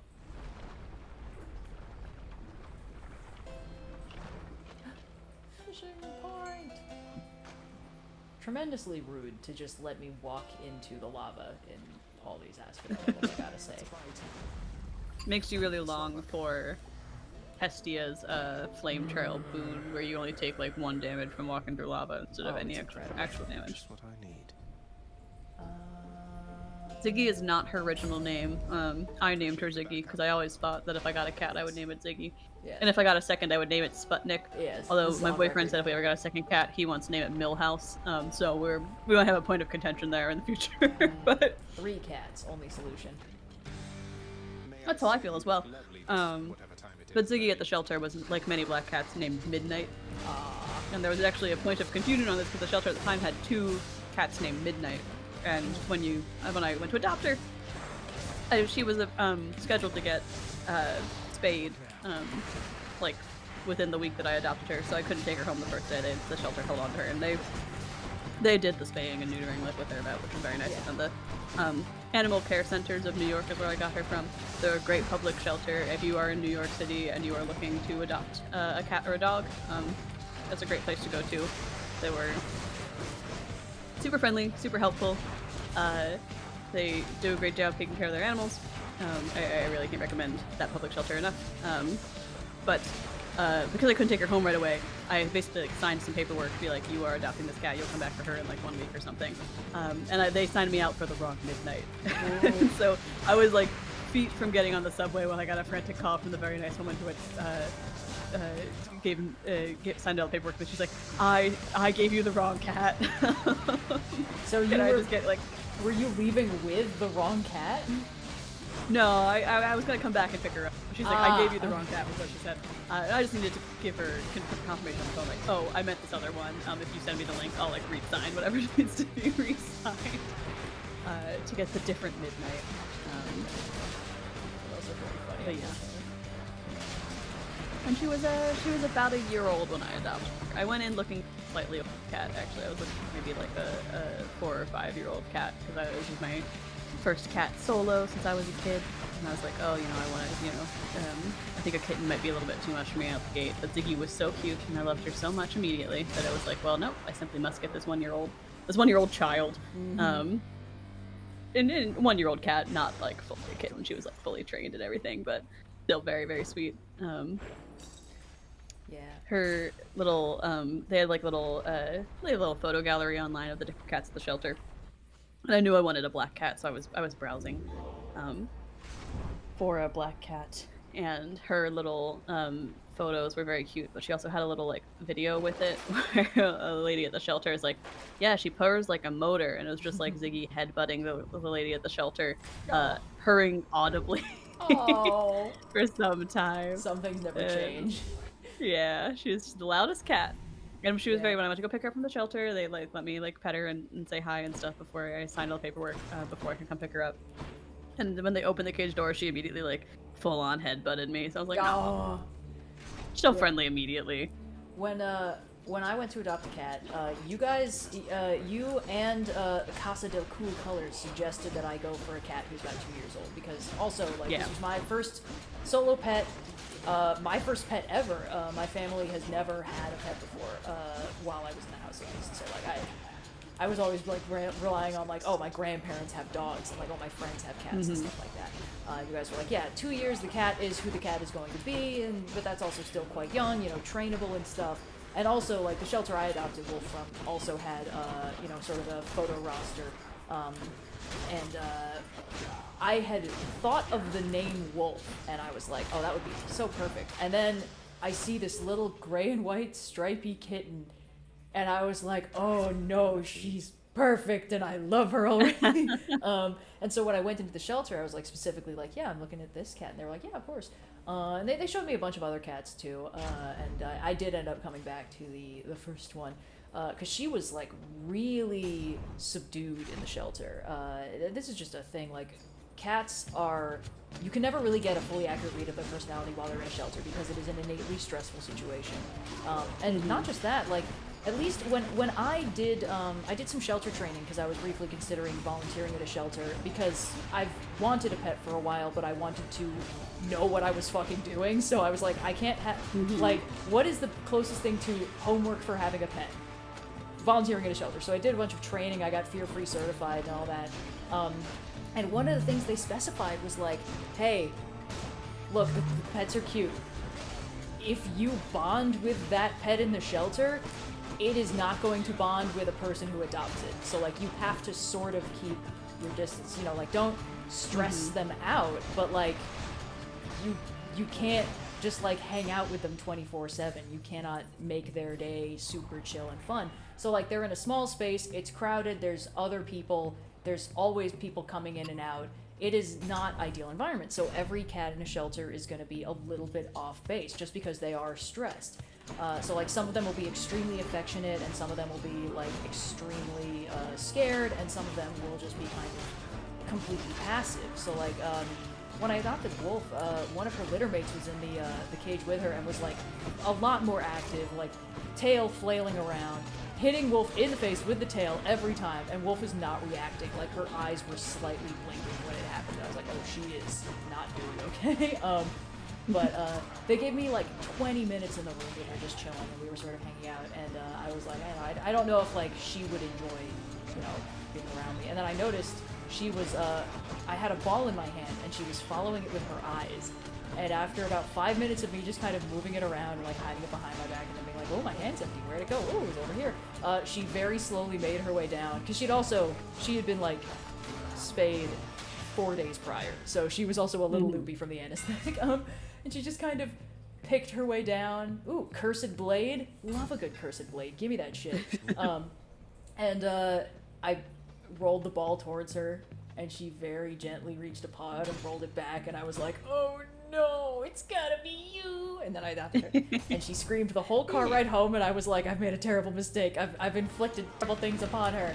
And then she was like, actually, I love you, so it worked out. Yeah. Ziggy does not care for car rides, and I sprang for a cab ride home from the shelter because I've been taking a subway to get over to it. Because it was like, have you ever lived in Manhattan? The subway runs up and down, but there's a very small portion of it where you can cross over from the west to the east side and vice versa. And I lived in the west side, and the shelter was on the east side. So I could take a subway down to a certain point, but then it was either like, well, there's a 30 to 40 minute walk, or you can take a bus. And I was like, I'm not taking this new cat on a bus and a subway ride, so I sprang for the cab on the way home from the shelter, and she didn't like it. And I'm like, well, I'm glad to know that you wouldn't have liked it no matter what fucking did. But yeah. The thing with kittens too is sometimes shelters will want you to, I think very reasonably, they are in bonded pairs quite frequently, so there's a good chance that a shelter will want you to take more than one kitten. So if you are a first-time cat owner, or you're looking to adopt a cat for the first time, it's often good to start with a slightly older cat, because they're more likely to be socialized to hang out alone, or, you know, just with humans. And also, you know, they have a better sense of what their personality is going to be like. You're never going to be 100% sure coming to the shelter, because, of course, as Red mentioned, it's a stressful environment for them, but there's a better chance they'll have at least an idea of who this cat is and what their vibe is. Yeah, I checked in when, because, like I mentioned, she was in with one of her litter mates, and I was like, oh, are they bonded? And they were like, no, they don't care about each other. And I was like, oh, that makes me kind of sadder, actually. Yeah. Yeah. It's not impossible to get older cats that are bonded pairs as well, but it's much more frequent for kittens in particular. I was looking at, because before I landed on the shelter I went to, I had some coworkers who worked for like a cat rescue, and I was like, oh, that's very cute, maybe I'll look at the cats there. And not only was the adoption process much more rigorous than it was, I don't know that they would have adopted a cat to me, frankly, because I had lived in an apartment that I didn't own, and like, I couldn't fully confirm everything about it. But also almost all of their cats were, like, they would not adopt a kitten to you unless you adopted 2 kittens, basically. And they didn't have a ton of older cats, because I think they had a primarily kitten-focused thing. So, like, great. I'm glad that they're helping out the cats they can, but it was definitely like, it was not a all dealio. Yeah, when I was looking around, one of the shelters I was looking at, it had like a very rigorous, like, fill out this form, and it was one of those things where clearly they could not account for adopting a pet to a first-time pet owner, because it was one of those things of like, give us a vet as a reference who you've already talked to. And it's like, I have never in my life spoken to a vet because I have never in my life had a pet before. So I guess it's kind of like, we want to make sure that you know what you're doing, that this pet will be in good hands, and it's like, sure, that's great. However, a system that does not account for people entering the system, always dubious in my book. Yeah, it's one of those things where it's like, I get what they're going for, and a lot of these rescues do great work to help these cats out, but also they aren't super intuitive for first-time cat owners, so they can be kind of a double-edged sword. Yeah. Which is why I almost always recommend starting at like your local SPCA or public shelter. They are often full of people who take great care of the pets, take care of the cats and other animals, and also are a little bit more equipped to handle first-time pet owners. Like, they typically are expecting people might be coming in for the first time, and so there's usually resources available and a little bit more advice and onboarding into what kind of animal might be best for you. The thing I liked at Ziggy's shelter a lot was that they had like a ranking system for how difficult the cats would be, depending on how comfortable you were with cats. So Ziggy was the easiest ranking, which was basically like, this is a cat who was suitable for a first-time pet owner, as opposed to a cat who might have like a lot of medical needs or something, and that they would get a higher ranking of difficulty, basically. So you could choose your difficulty settings as you were adopting the cat, which was kind of charming to me. Legendary difficulty. This cat hates life itself and will try to destroy you.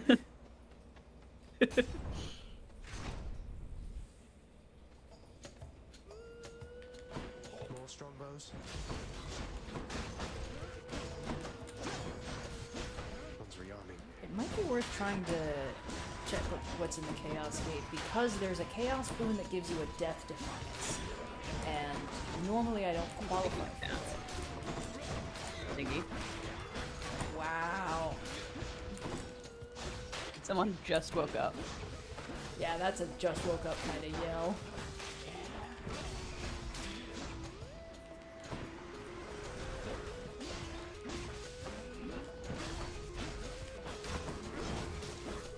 I had a friend of the channel, Nando, and like back and forth. Very exciting. And they were meeting Ziggy, and I was like, I have to explain that every sound she makes sounds like she's in incredible distress, but it's actually just the only sound she can make. She's completely fine. She's just like very chatty and always sounds like she's croaking. Yeah. From whom the news is always good because he's bringing it. Wolf You are a real mate, you know that. understands, I think, that I record my voice for a living. She's seen me on like video calls with people, and she's completely unperturbed by them. So she's not like, what is this mysterious magic box or whatever. However, whenever I go into my recording room, Why are you a little wet? Hold on. She's mystery wet. She's mystery wet.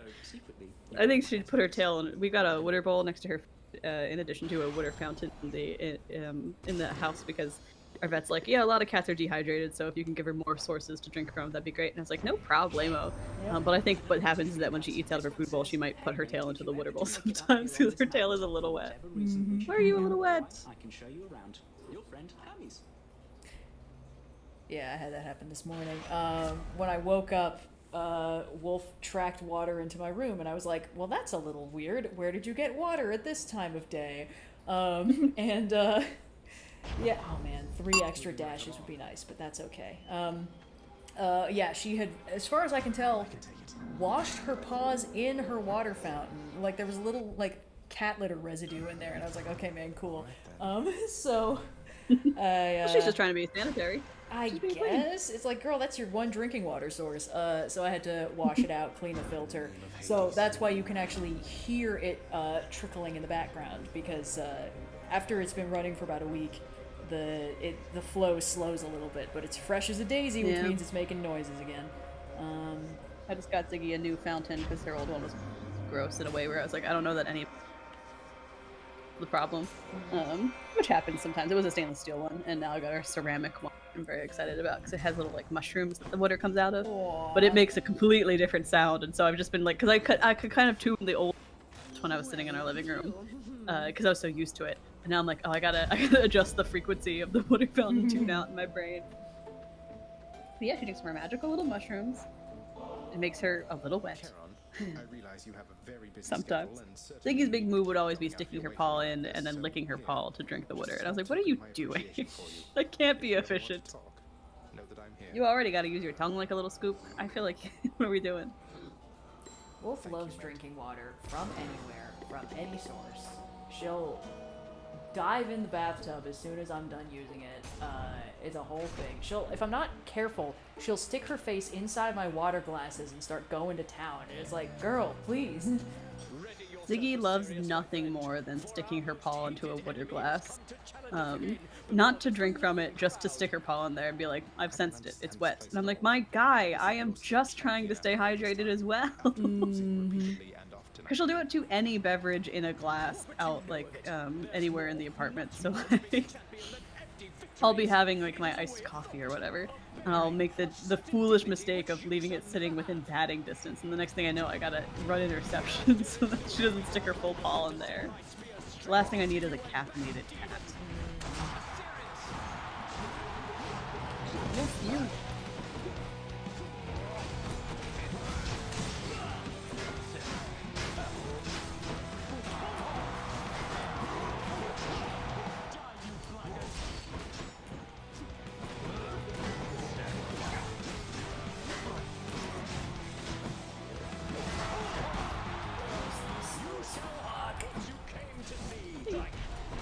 I forgot they could do that.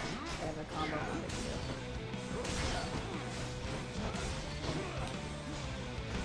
What am I doing? I should be sword beating these guys from halfway across the arena.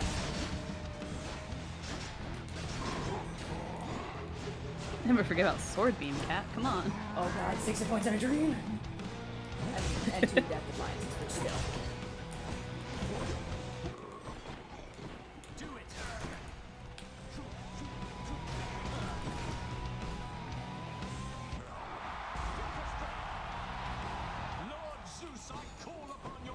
Zeus, no, I thought I was your favorite nephew. Oh, Jesus.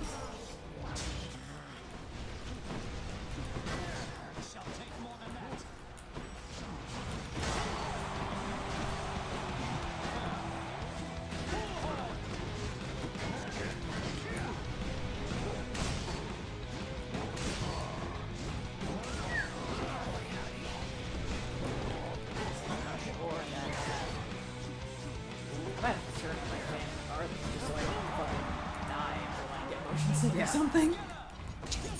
Sorry. Ziggy was sitting on my lap and then her feeder went off and just like she became suddenly so sharp and so mobile. Sorry, my phone just buzzed twice because Blue just said, "Oh God, you're streaming right now." Sorry. It's cool, man. Don't worry about it. He's some time zones away right now, so like, totally not his fault. We both forgot it was Memorial Day yesterday, but I had much less excuse because like he's fully way away right now.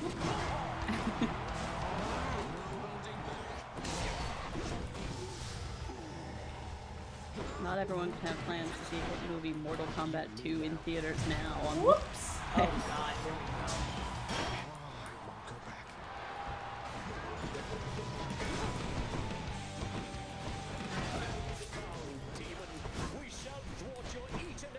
Just die.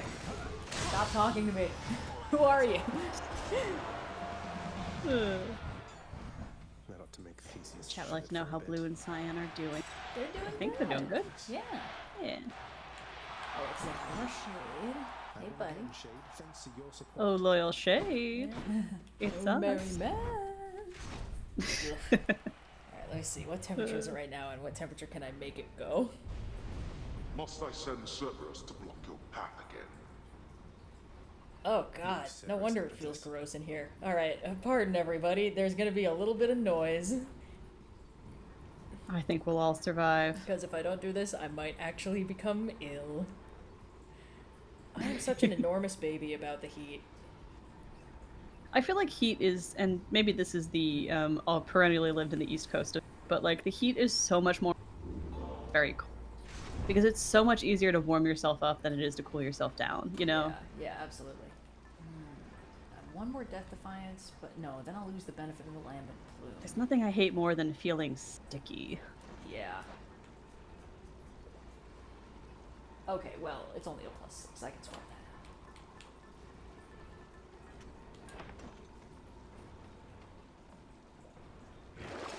out. Oh, man. Can't get that. Oh, well, later.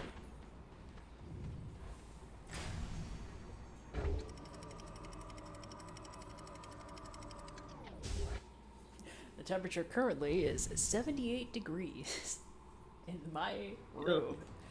I try to keep it like around 70. I drop it down to like 69 nights if I sleep. Sorry, when I sleep a normal amount. Yeah. Really convincing way of saying that. I sleep so normal. I totally guys. believe that you sleep a normal amount. I sleep a normal amount. I'm good at sleeping and being a human being and alive. You don't gotta sell us on it, right? Now, what would be nice is if the AC turned on. Still waiting. Whoops. Sorry, fellas. Forgot where I was for a second. Ah! My juice! I should really be dealing with my... Nice. Ah! You just left to eat. I don't know why you're yelling at me about it. My boon from chaos is transformed. Dude. Don't eat that. Whoop. There's a loose string on the ground. I think it's going. Oh yeah, that'll do it. Do not. No. Ugh. I love it when it says that it's delayed, as if I'm not suffering. As if it hasn't already been batted. Yeah. Oh, how do you like them apples, bitch?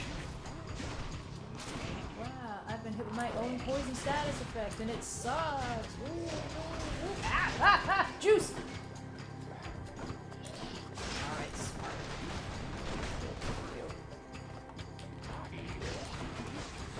Not much chance for that.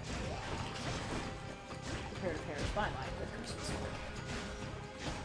Feels wrong putting the cursed sword thing on Excalibur, you know? Yeah, I guess cursed in the sense that it's not being wielded by Arthur. Something's probably gone wrong, you know? Oh, come on! I'm worthy! Otherwise I couldn't be wielding Excalibur. Does Excalibur have, like, the worthiness thing, same way that, like, Thor's hammer does? Strongly depends on the telling. Oh god, that reminds me, I tried watching The Sword and the Stone and I got so fucking bored I had to leave after like 15 minutes. Oof.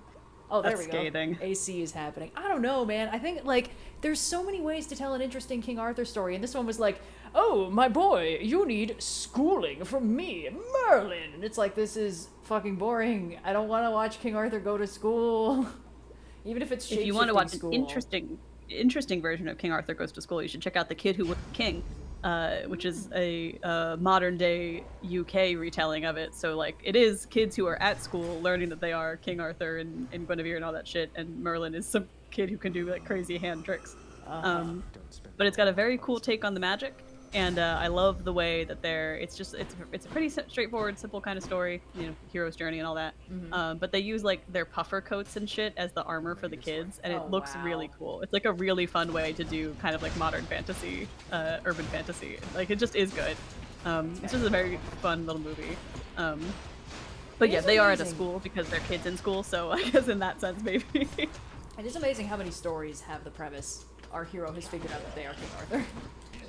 It's not a lot, but it's weird that it's happened as many times as it has, you know? They gotta stop hiding Arthur places. You gotta start telling them to do that shit.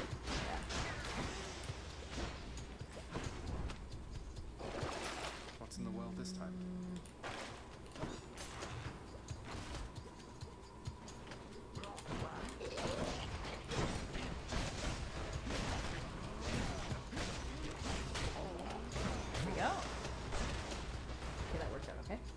Anyway, I hope the AC noise isn't too bad, because I'm already feeling much less bad. This time. Okay, let's see if we can make this boss fight work with the world's slowest weapon. You must be hungry, huh? Gigantic Cerberus accepts the prince's foul offering. All you gotta do is have gotten to the surface, so... Yeah, I'm gonna get the prophecy for getting Excalibur. Oh, the sack contains vermin. Mystery solved. So I'm gonna get the prophecy for having taken Excalibur to the surface. One of these days I'll figure out how to do it with Guan Yu, too. But, boy, that thing is unforgiving. Yeah. We made it, Stygius. I hope this Arthur serves you well someday. Oh no, a fishing point. There's stakes again. I never had any respect for Stygius that blade you bear. Perhaps unfairly due to Brother Poseidon's sloppy form when once he wielded it. But now it seems quite different in your care. I think we've grown quite close to one another, yes. Enough to where I've come to know a different side of this fine blade right here. This is the aspect of some Arthur. If you simply don't care about fishing, then there's no stakes to any of these. But it's so sparkly and appealing. No name either of gods or kings of any realm I know. Then introduce us, as you say, to this new amateur to whom your blade rendered its services. Wow, fucking dissing King Arthur for no reason.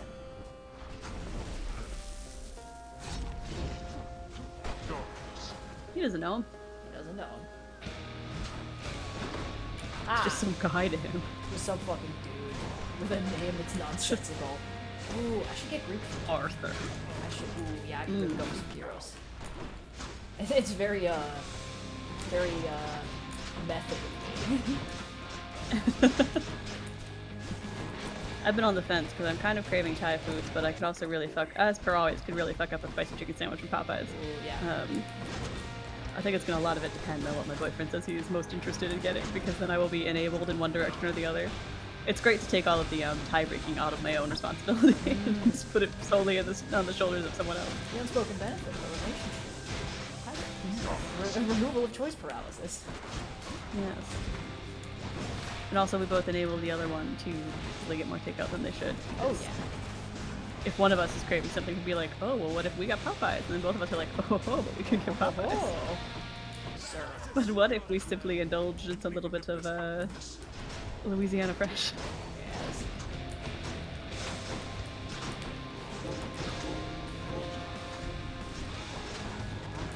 Let your wretches rest in peace. God, I took a lot of damage in that. Thankfully, I can always rely on the cursed sword to help me out, you know? When in doubt. Classic cursed sword. When in doubt. Always good. You can always, oops, shit. As I was saying, when in doubt, you can always rely on your old friend, the cursed sword. When has Cursed Sword ever led you astray, huh? Cursed Sword makes the most sense. More sense every day, in fact. Cursed Sword really holding this whole thing down, actually.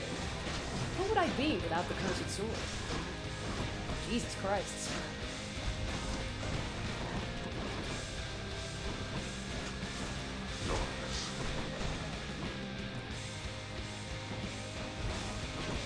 Aha! You're falling right into my trap. Door, door. Ah, shit. You want to tangle with us?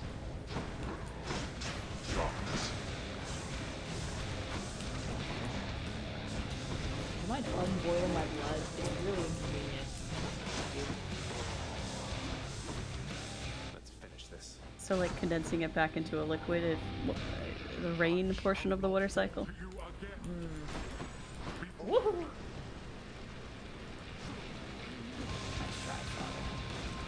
Oh god, I forgot. I don't know how much explanation this joke would require to be funny. I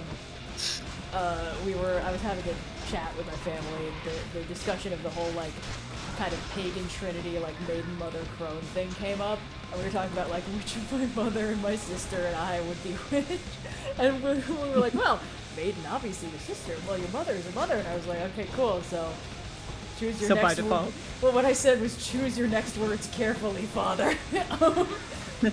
And he found that pretty funny, so. Woo!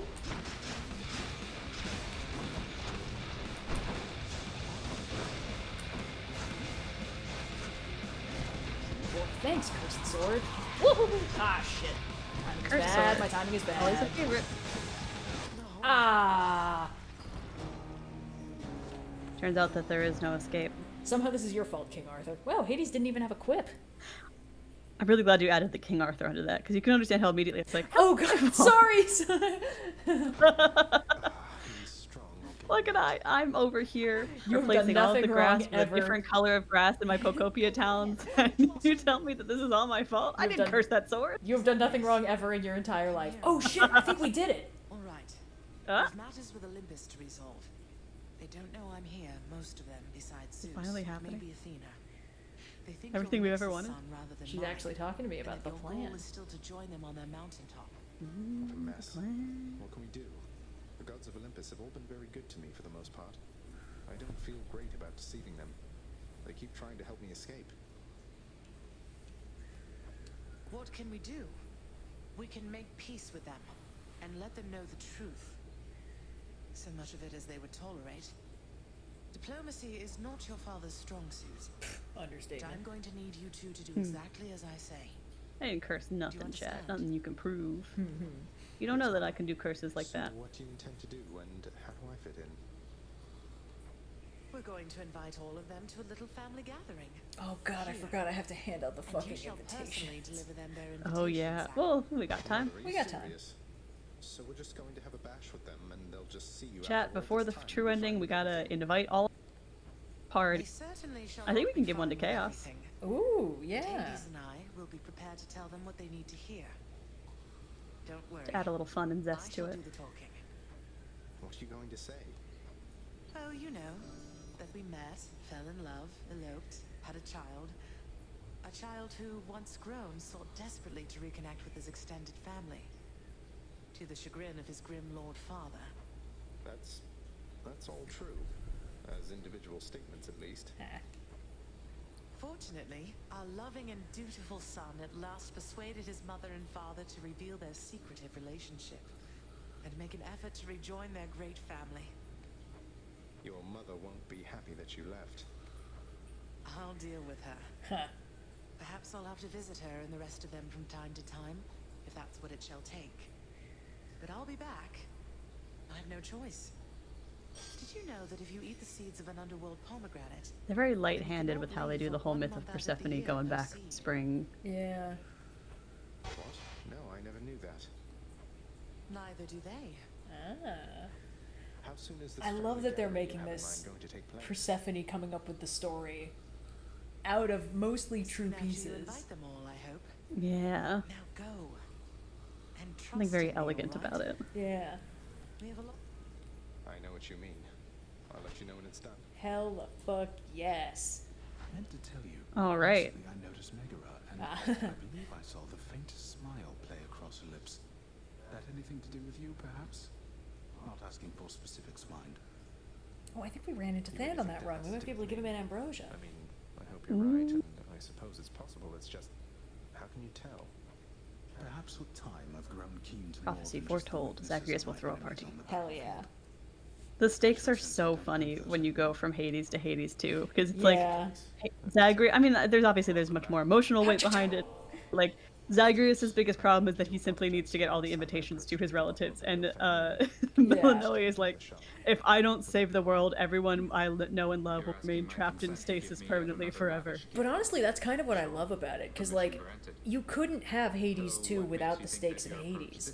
You know, like, you need Hades to lock in the core gameplay loop to establish what the actual status quo looks like. And then Hades 2 is like, hey, all that shit you care about, gunshot noise, body hits the floor, good fucking luck, now you have stakes.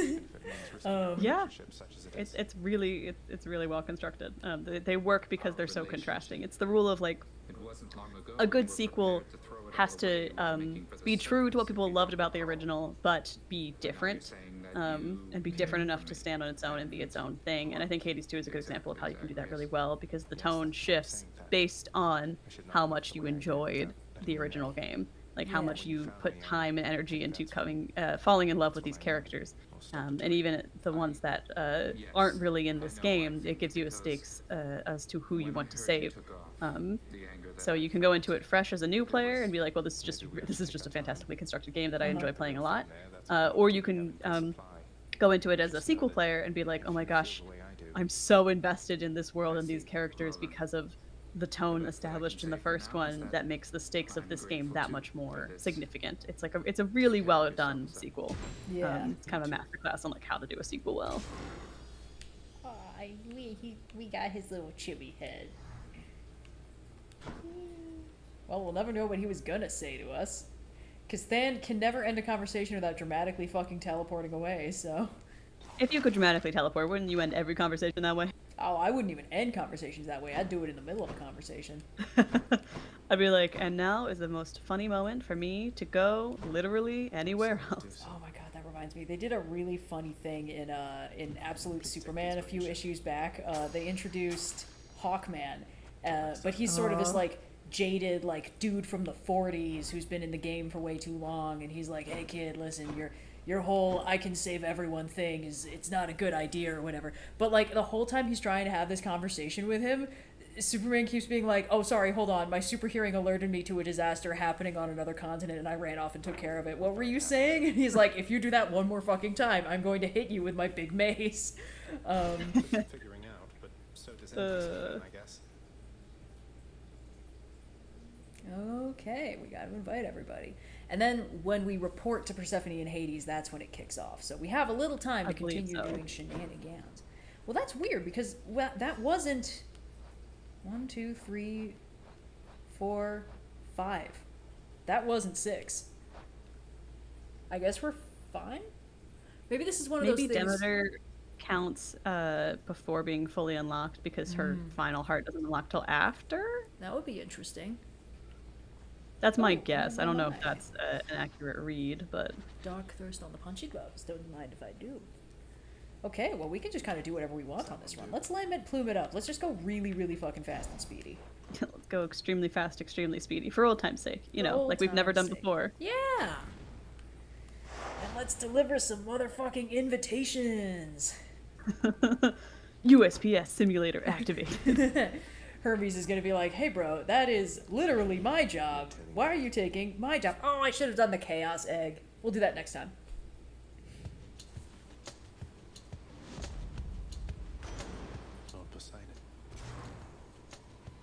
So I guess the first time we talk to them, we deliver the invitation? Yeah, okay. I think so, yeah. The idea that, like, up in Olympus, Poseidon's like, oh, I'll give the lad a boon, and then he's like, oh, I got invited to a party! And they're like, a party? We haven't heard anything about a party. And he's like, that's just because my nephew likes me more than you. Oh, I see. It's not an invite. He doesn't know it's an invite yet. Smart Persephone, I like it. Oh, yes. Oh no, Tidal Dash combos badly with the punchy gloves. So we'll do cast instead. See God's might. Out.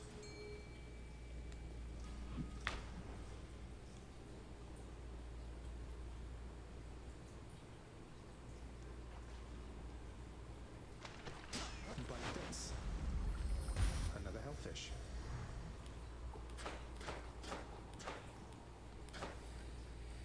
Oof.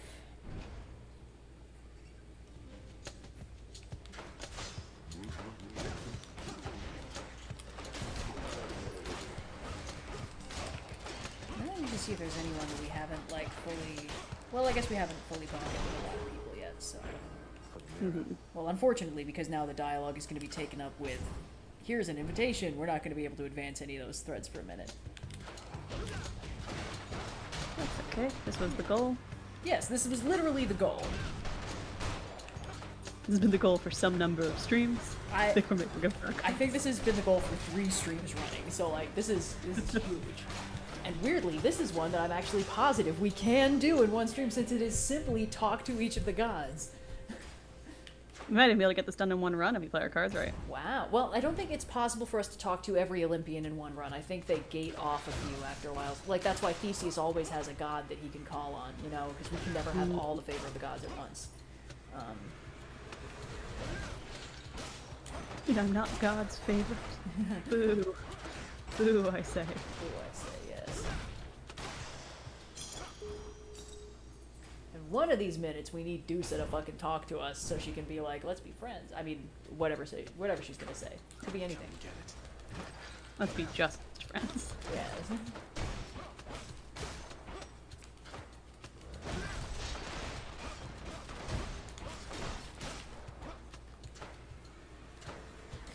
Two runs then. 2 runs to victory.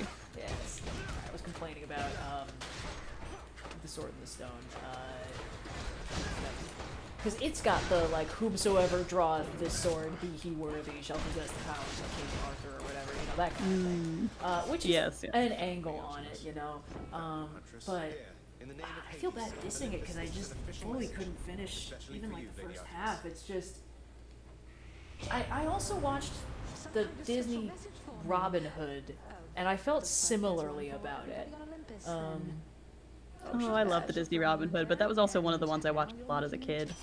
I think there's less that like, I watched that one all the way through, and it's less that it was bad, because I thought it was completely fine. I think for me it was more that, like, I could see where the formula that Disney created in the 90s would have made it a lot more like if they'd followed that in this one, it would have been a lot more like action heavy. The bad guys would have been compelling and stuff like that, because it's kind of got the problem that all the bad guys are clowns, and they don't really have a guy of Gisborne. I feel like I complained about this on stream before, where it's like they don't have a guy to be boots on the ground nasty, you know. Everyone is just kind of like a villainous schemer and also incompetent and just there to be sort of, you know, made fun of and then cartoonishly fail to stop our heroes, which works. It's just not the most compelling. And then, like, in the 90s Disney zeitgeist, it was like, these villains are going to be the most fun people in this movie. They are going to be classy. They are going to be cool. They are going to have deep-seated character flaws that make them the way that they are. And it's going to be exciting. Oh, no. Okay. Well, we could talk to Sisyphus and Boldy, but if we get one to Dionysus, that's progress on the final. We'll do Dionysus. We gotta do Dionysus. We gotta do Dionysus. I think it's like... Oh, not this fucking guy again. But yeah, I don't know, there was something from that era about, like, we're gonna retell these stories because there's tons of retellings of them, you know? Like, oh, everyone's always doing a King Arthur and everyone's always doing a Robin Hood, and it's like, okay, if you don't have anything to contribute, why are we doing it then? And, you know, with Robin Hood, it was like, we are animals, this is the animal story of Robin Hood. It's like, okay, sure, that works. And, I guess with Sword in the Stone, it's like, Merlin can see the future, so he's making pop culture references. Isn't that funny? Yeah, I feel like what works for me with some of with Robin Hood in particular, the Sword and Stone I have less nostalgia for, but like Robin Hood was a kind of my introduction to that kind of like classical story, and I think in making it maybe not as like flashy as the like primo Disney villains of the 90s, you know. Yeah. the quipping, fast talking, genuinely quite threatening at times villains. Yeah. Kind of let me settle into the sort of like tone of this pastoral, whimsical kind of Robin Hood. Yeah. And now as an adult, I can appreciate it as being a little bit more emblematic of some of the like old Hollywood Robin Hood adaptations that it's probably trying to emulate, maybe more than the original text. It's got a little which has of the many Errol Flynn about it, you know?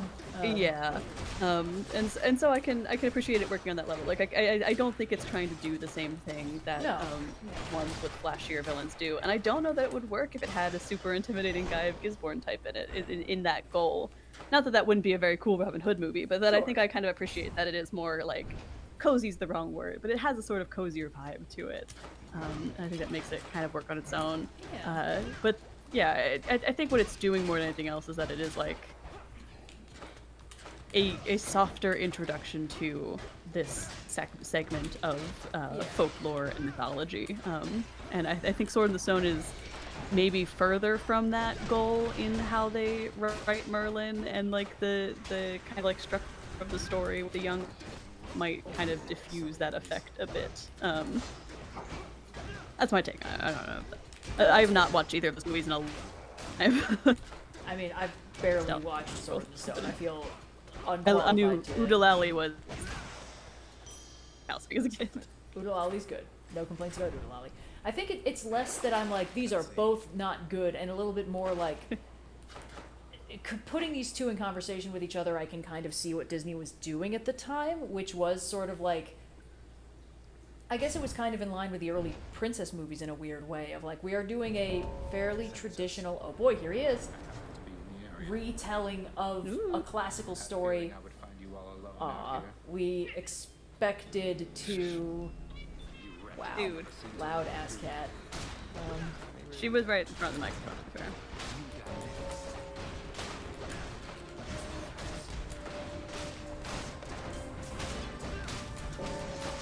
But yeah, I think it's just, I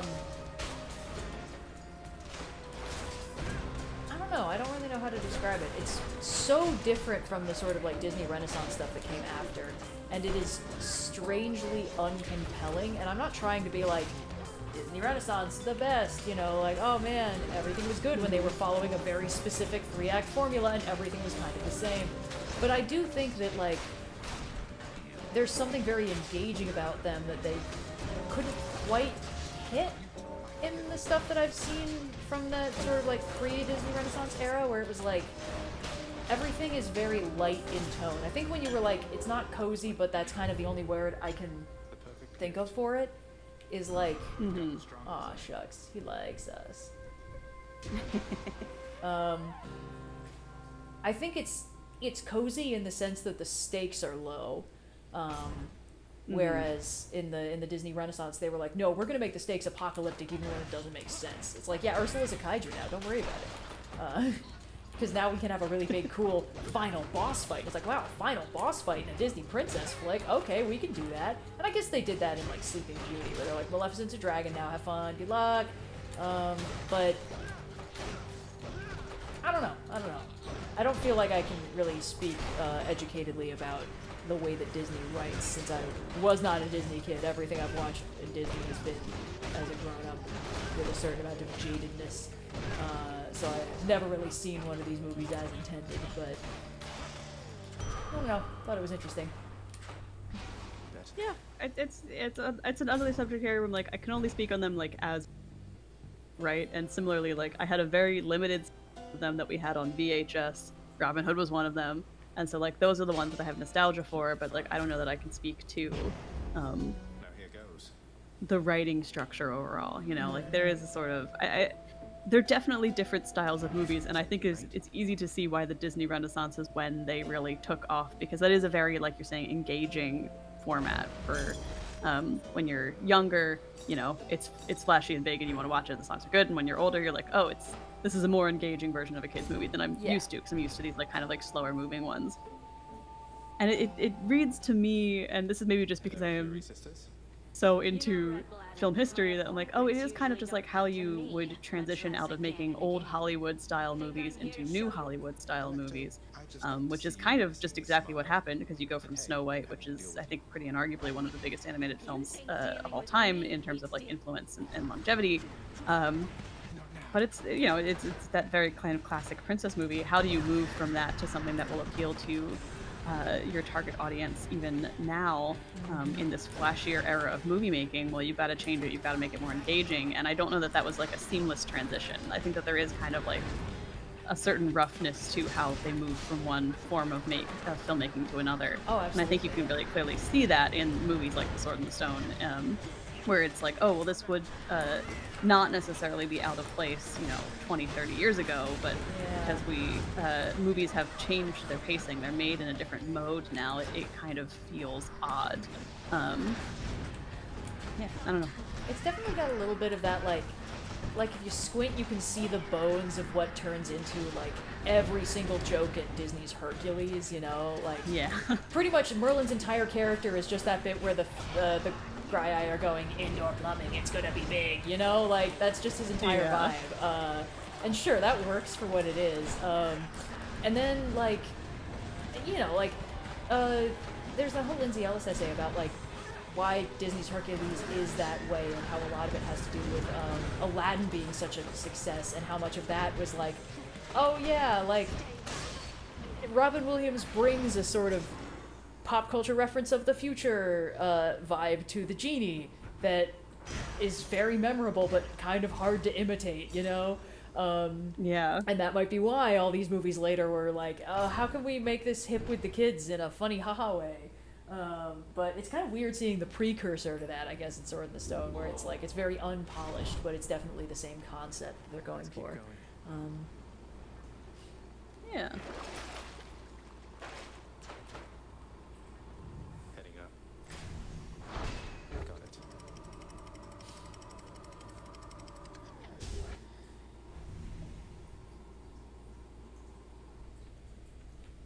Alright, let's see.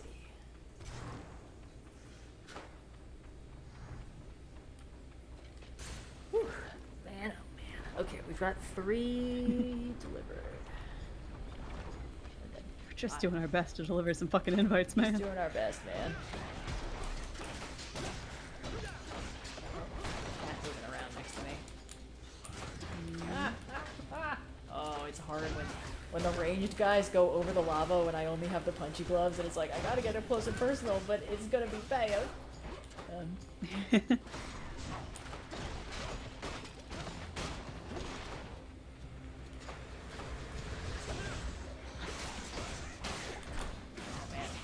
Hades 2 was so close I could practically taste it.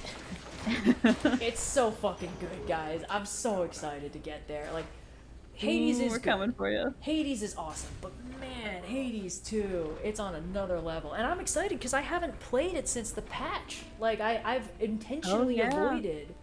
You got a whole other whole game coming. Listen here a moment, Hades kid. It's not really a whole other game, but you got a whole bunch of ending options coming. It's like twice as much game as this game.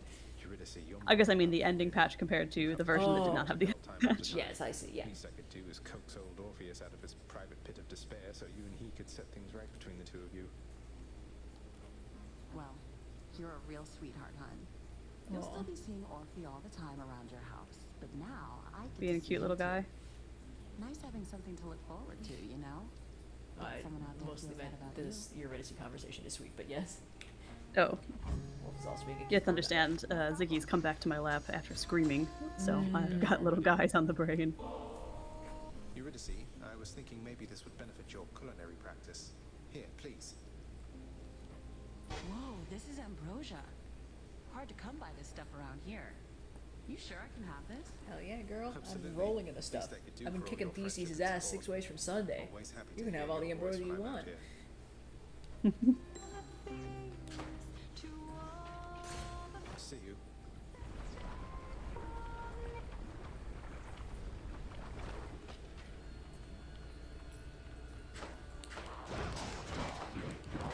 It's interesting. On my the first time I played this game, I think I might have mentioned, I got Orpheus and Eurydice reunited really fast, I guess. Or maybe it just took me a while to get the credits to roll.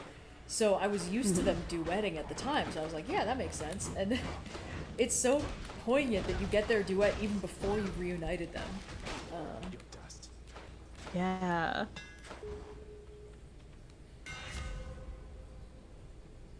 Ooh, hell yeah. Perfect fit. Ooh, finally. Let's invite Chaos! Chaos, come to our party. Let's see if it'll let me. No, man, this is generic dialogue. Interesting.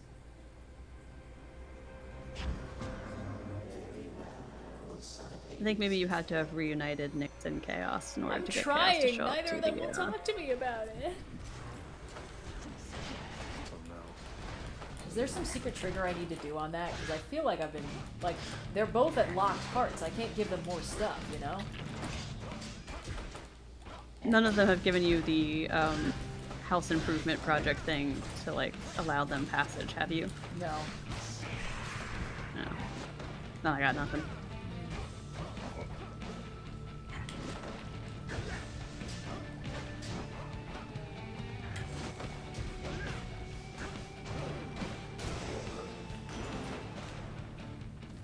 Olympus, I accept this message.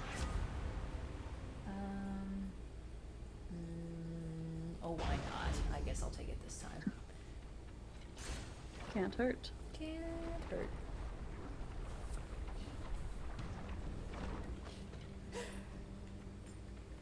You again.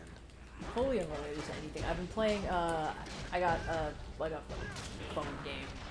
It's like, I don't know, connection solitaire kind of thing. The ads I've been getting on this app are fucking crazy. Because they are all for, like, apps that are just for, I guess, romance novels. And they're all specifically, like, werewolf romance. Every single... Is it a... They all have AI art. The writing quality varies wildly. And it's like the ad is essentially an AI art of some dude looking macho with a wolf nearby. Or some dude looking macho with a hot girl nearby. And then it'll just be like, I'll be like, I'd like to close the ad, please. And they're like, clearly what you meant was you would like to read a sample of our thrilling werewolf erotica. And I'm like, okay, thanks, man. So that's been happening while I'm just trying to play my humble Solitaire Connections game. That's crazy. This is I feel like I get the same mobile ads in every goddamn game, so it's crazy to me that this is a thing that you're getting, because it feels like I've never seen them. That's the thing, I get the same mobile ads in every other phone game I have. This is new, and I don't know why it's doing this to me. It's so fucking funny. I'm learning a lot about the genre conventions of a thing I would never otherwise read.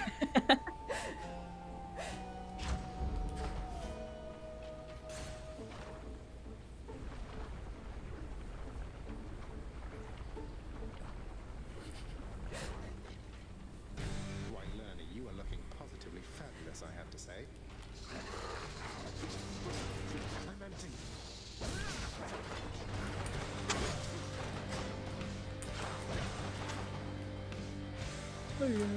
Yeah.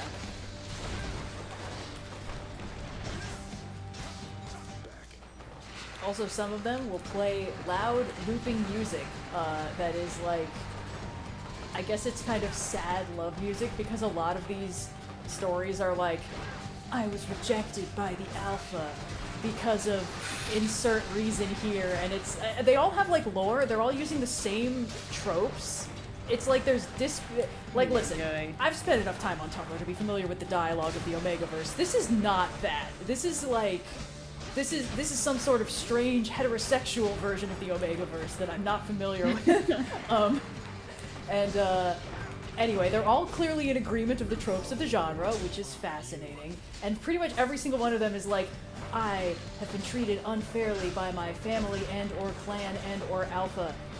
Man, if only I could stand up for myself, but for reasons unknown, I simply will not do that. If only there was a big, strong man to come here and validate me by saying I'm his destined mate and fighting me real special or something like that. And then, I don't know, the preview usually ends around that point.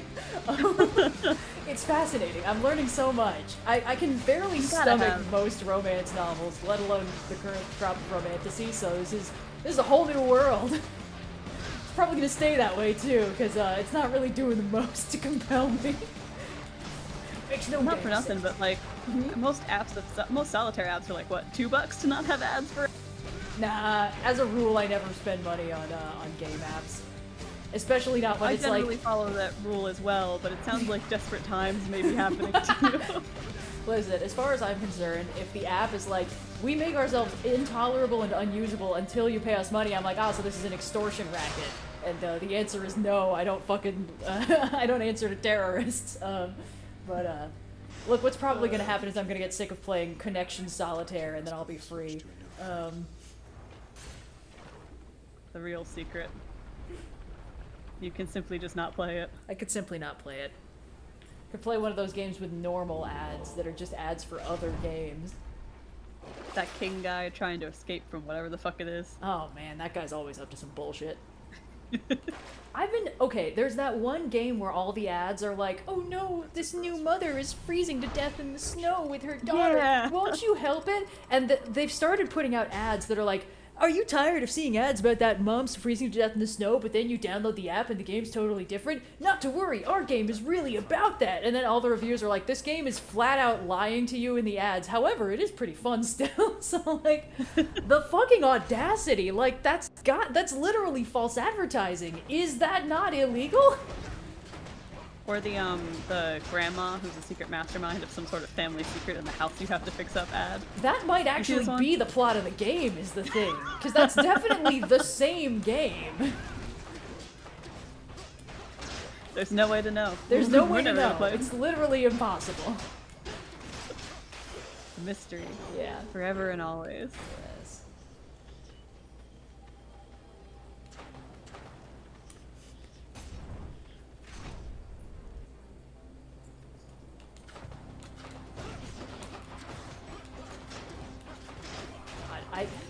I made a Tumblr post that has been popping off because it resonated, which was just me complaining about how the ads on the Tumblr app... Oh, the stupid scrolling ads when you're on the mobile app. When you're like, if the ad does anything other than scroll when I scroll my finger over it, you've made the app unusable depending on the size of your fucking phone screen. Yeah. So like...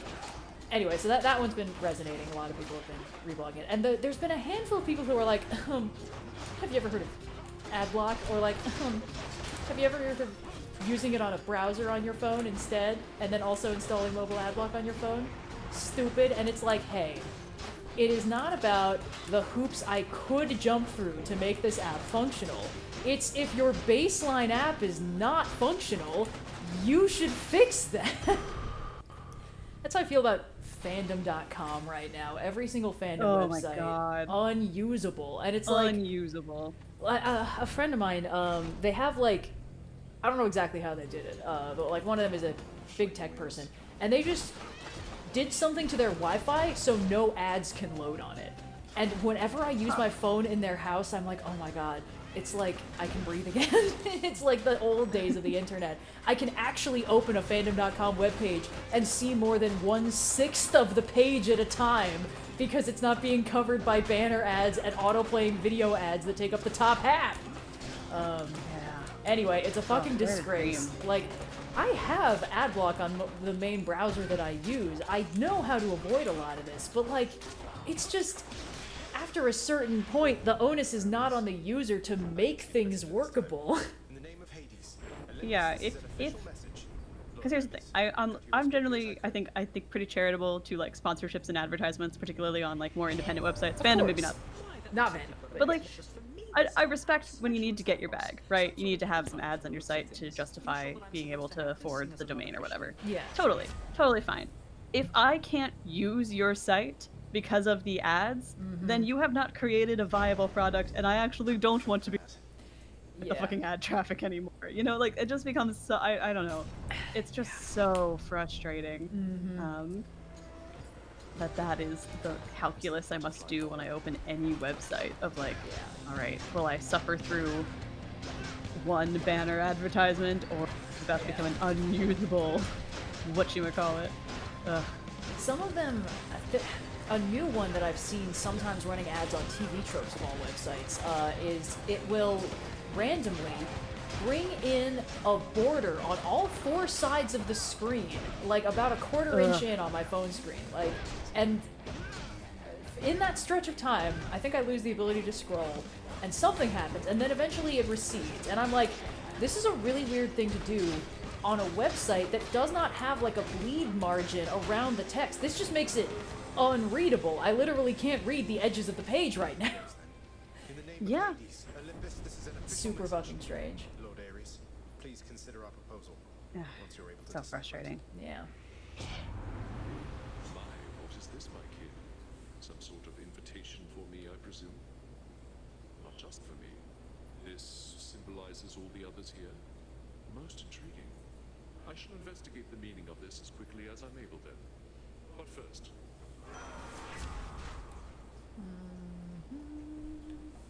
Ooh, battle rage, always good. Okay, let's see if we can get a Daedalus upgrade on these bad boys. Couldn't hurt.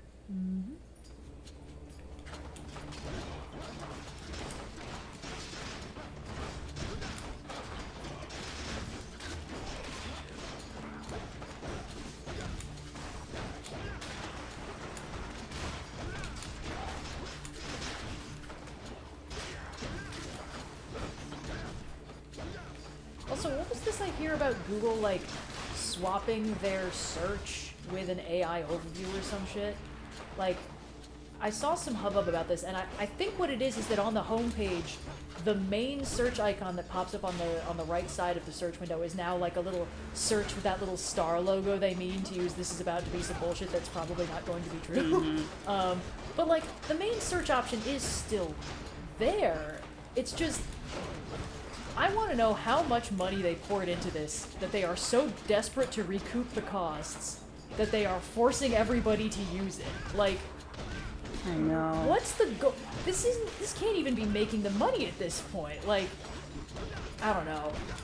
It's always annoying to be at this part of the bubble cycle, you know, where it's like, we all know that you're not gonna make money off of this, but the person who blinks first is the person who definitely loses money. So, yeah, it's part of the reason that I am able to justify my resistance to ever upgrading my operating systems, because I have all auto updates turned off because none of my Chrome browsers have that feature baked into it yet. Yeah, it's frustrating. With AI in particular too, it's just like the most transparent in I think years. Bubble that nobody asked for. You know, it's something that's only cool if you think, oh, well, artificial intelligence is a term that's showed up in sci-fi before. Would it be cool if we could make sci-fi now without thinking about any of the actual use cases for something, or why people might want it or not want it in certain cases, whether it's actually better than simply doing the work yourself. Yeah. It's just an incredibly frustrating thing to have to live through and wait for it to crash and burn horrifically, as I'm sure it's going to. Yeah. Well, in the process of doing it, I think it's interesting too, because like when this whole thing started, there were a lot of people who were like, oh wow, the novelty, or oh wow, AI, just like my best friend Data from Star Trek. And it's like, yeah, that works. And then they get to know what it actually is, and they're like, oh, this is actually worse than useless. Like, there was an anecdote where it's like, everybody I know knows that their job could never be actually properly replaced by AI, because they're like, no, obviously, but they all think that somebody else's job could, you know, where it's like the CEO's like, well, obviously running a company, that requires a human touch, but all my employees I can replace with AI, and then I have to stop paying them, or, you know, something like that. And the thing is, like all new technology, there's gonna be a use case for it. And like with analytical AI in its current form, it's medical. Like, analytical AI is really good at spotting cancer cells before we can tell they're cancer cells. That's super good. I am sure there is going to be a use case for generative AI. It might be that thing, I've heard from a friend of mine in a programming job that it is getting better at generating code. So that's possibly going to be it. Like, there's always going to be a use for it. But the thing is, someone was like, we can make $10 billion off of this if we can sell it to everybody in the world. And then they put it absolutely fucking everywhere. And as a result, everyone's mad about it. There was that news story about that, like, small town where they were one of the places where, like, the people in charge of the town forced through a data center without, like, actually letting and the town was like, okay, cool, we're gonna vote out every single one of you, and then we're gonna start a petition to get rid of the ones that we can't vote out. And it's like, oh wow, if Joe Middle America is that fucking steamed up about this, you've already lost, my guy. Like, there's no conceivable way you're gonna win these guys over with this.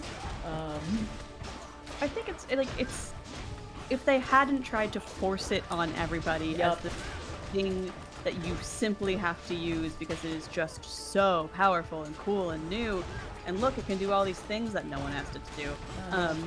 I think that it would have been a much more charitable, and possibly we would have been able to find a use case for it that's good. Because, like, I get people in my family ask me all the time, are you worried about AI? Video editor, isn't that one of the jobs that it's most able to take over? And I'm like, well, for one thing, it's sort of a mutually assured destruction, because every single one of my clients is like, if I ever start to use AI, then I'm the next one it's going to replace. So, like, no, I'm not going to try and replace it, which is I appreciate. But also, there is any art, the human element of, I need to make something new for the first time that AI can't do, because it can only be based off of, you know, existing work. So it can never create something new, it can just remix existing things. Yeah. But also, on top of that, like, if the conversation around it and the use cases around it hadn't been, this is going to fully replace you and do the work for you, and had been, here's how this tool can help you sort through hours of video footage to, you know, get rid of flubs or something, you know, like any file that is, you know, a weird length or like doesn't include the information you wanted to include. If it was a tool, then I wouldn't hate it, but it's not a tool. It is attempting to be a person, and that is not a use case. That is just a mistake. I think the worst possible thing that happened to the growth of AI is that the people who latched onto it within the first, like, week of its announcement were some of the most absolutely fucking insufferable, friendless people on the internet who immediately were like, that's right, artists, you were gatekeeping by going to school and practicing your craft. By telling me that you're a better artist than me, you were actually being mean. And now how's this? I'm gonna make sure that you never work again. And it's like, okay, cool, so like, you have to imagine that the AI devs were like, you're not affiliated with me, but it was too late. Those were the guys who were the most loudly and obnoxiously talking about how this was going to be great because they were never going to have to rely on a human artist again. And it's like, and that was the narrative around it. And then they were trying to, like, I saw ads for it that were like, hey, CEOs, are you sick of paying your employees the pittance you already do? Fire them. And it's like, you know, everyone can see those billboards, right? Like, yeah. And then, what a fucking time to be saying, hey, would you like to stop paying your employees? It's like, we've been in a recession/economic slump for what feels like my entire life. The audacity to be like, hey, fellas, how would you like to eat more cake while your employees starve in the street like the dogs they are? And it's like, cool, man, don't say that with an earshot of, you know, the 99%. Yeah, it's like, I'm sorry, my health insurance doubled in price in 1 year. I'm not gonna start celebrating that you've added AI tools and up to the cost of my subscription either. I think I'm just going to choose a lower tier where I don't have to use that shit. This is a pro tip for anyone who has the Adobe suites. A while ago, they sent an email around that they were going to be upping the price by $10 a month for the suites and including a bunch of AI features. If you go into your Adobe subscription, you can bump it down a tier, and it will just take out all the AI feature costs and just give you the same shit you've been paying for this entire time. So, yes. If you haven't done that already, save yourself that $10 a month. But, yeah. Also, if you use Google Chrome, look up Google Chrome 4 gig download, because they have been downloading a 4 gigabyte zip file into like the most hidden of hidden library files on your computer to run some sort of AI model locally for reasons unclear. And it's just needlessly taking up space on your computer. When I went in to delete it, I found that it had actually downloaded it twice, once in a different folder next door. So if hard drive space is at a premium, like it is for me because I video edit, yeah, you might want to go in there and get that shit out of there. And also, while you're at it, there's articles about how to do this, and they also usually tell you how to get into Chrome flags and disable all the AI bullshit that they just started doing. So I recommend doing that. It will dramatically improve your quality of life. Also, switch to Firefox, but like, the thing is, even if you have switched to Firefox, if you have Chrome on your machine and you've opened it in the last 6 months, it's probably done this. So just as a PSA, oh shit, something to do, clear up some space. It's a frustrating time. It is, yeah. It's getting less frustrating though. I think it was more annoying the first few months because I think I and a lot of people could see like, okay, this is just crypto and NFTs again. It's the exact same fucking people talking about how this is the thing that's going to make infinite money. So it's probably also a bubble and a grip. But then you have to wait for everyone else to figure that out, and that is the frustrating part. So. I don't know, it's still pretty frustrating to live through nonetheless. That's fair, yeah. I find myself taking a world-building standpoint on a lot of these things, which sort of makes it easier to zoom out and just be like, where are we at and what's going on? Yeah, I try to have a good attitude about it, but it's okay to also get frustrated on occasion. Sure, yeah, totally valid. Yeah.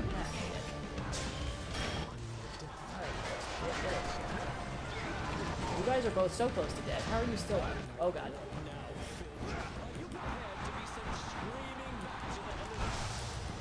The game that Theseus thinks he's starring in sounds very exciting.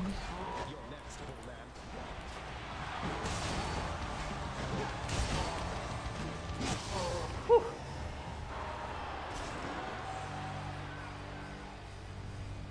I guess I win this round. Got them again, my shade.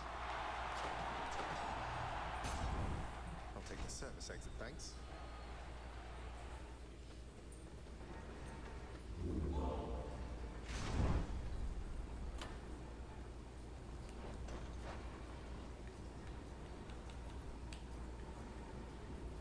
Oof, that's pretty good.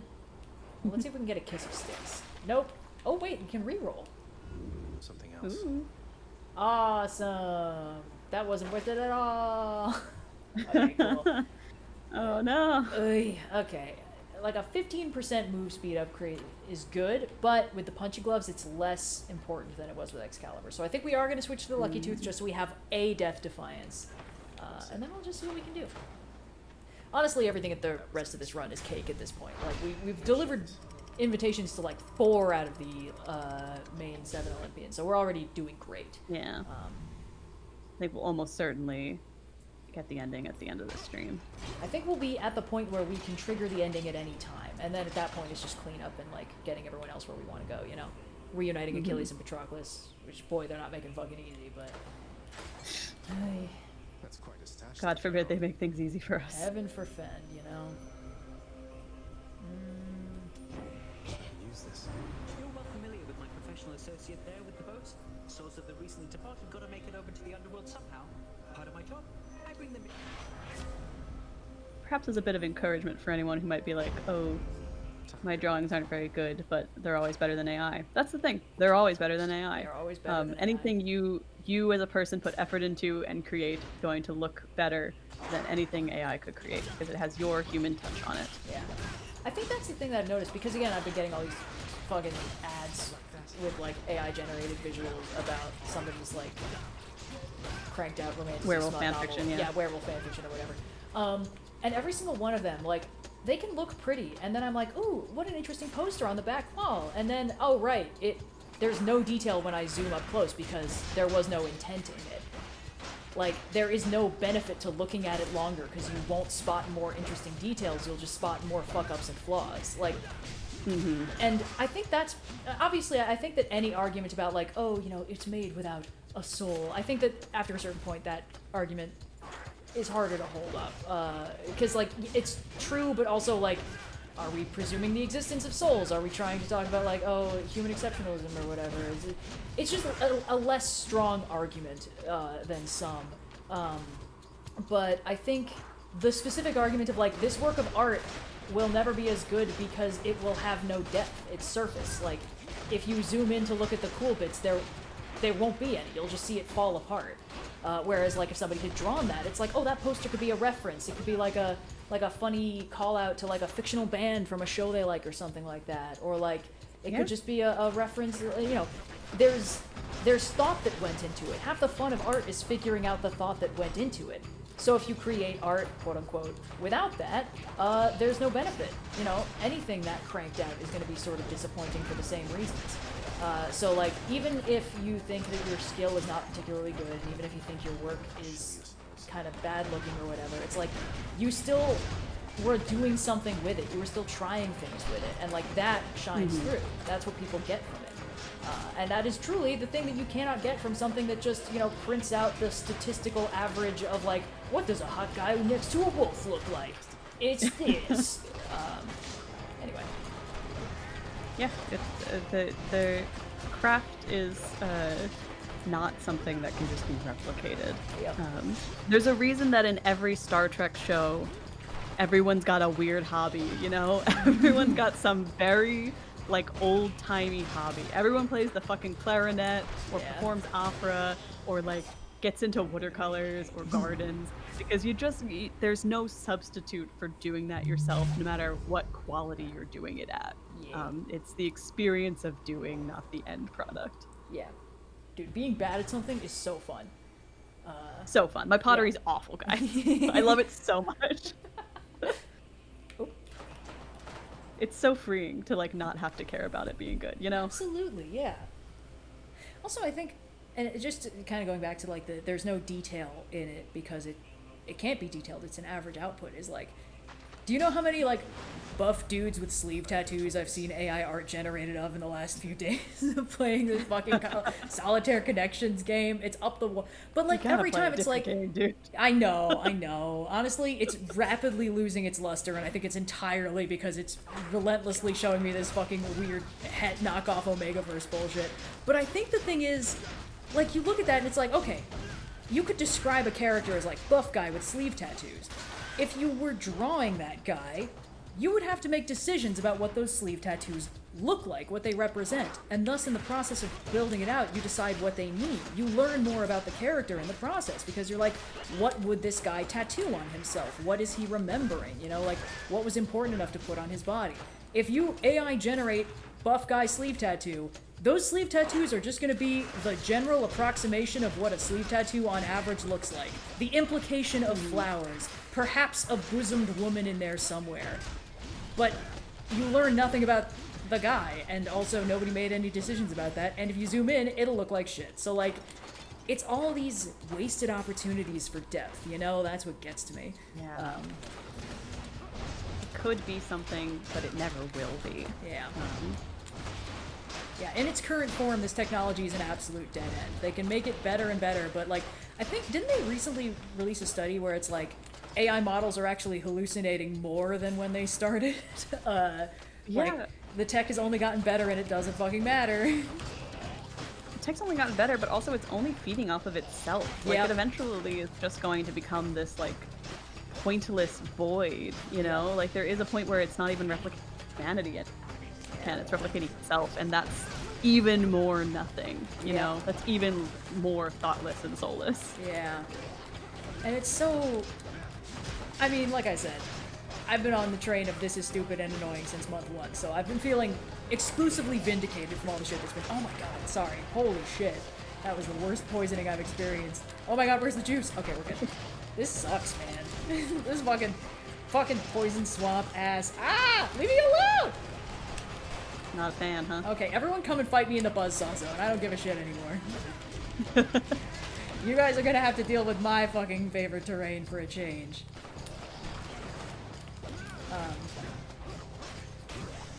But yeah, the fact that when an AI feeds on AI output, it immediately starts to degrade and become incoherent, I was like, boy, it sure is a shame that all these fucking people have been posting unlabeled AI content everywhere, so the AI data scrapers have no way to identify.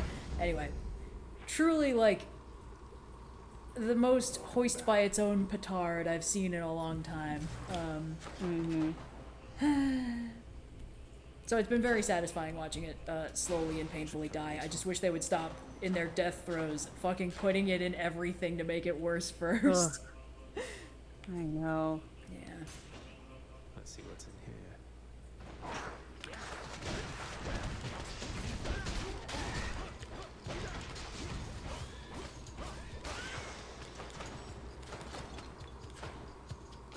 There's so much money and basically nothing to spend it on at this point.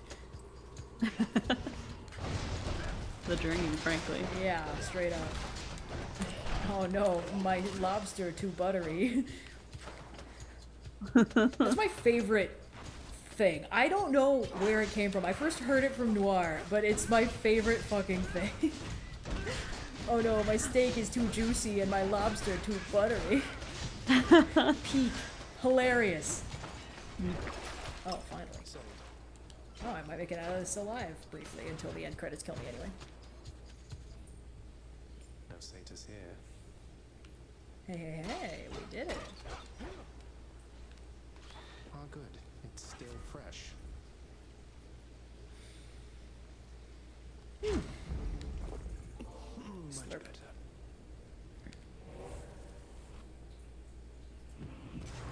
Should I go fight some satyrs or get out of here? Oof. Okay. Boy, huh? Just what I need.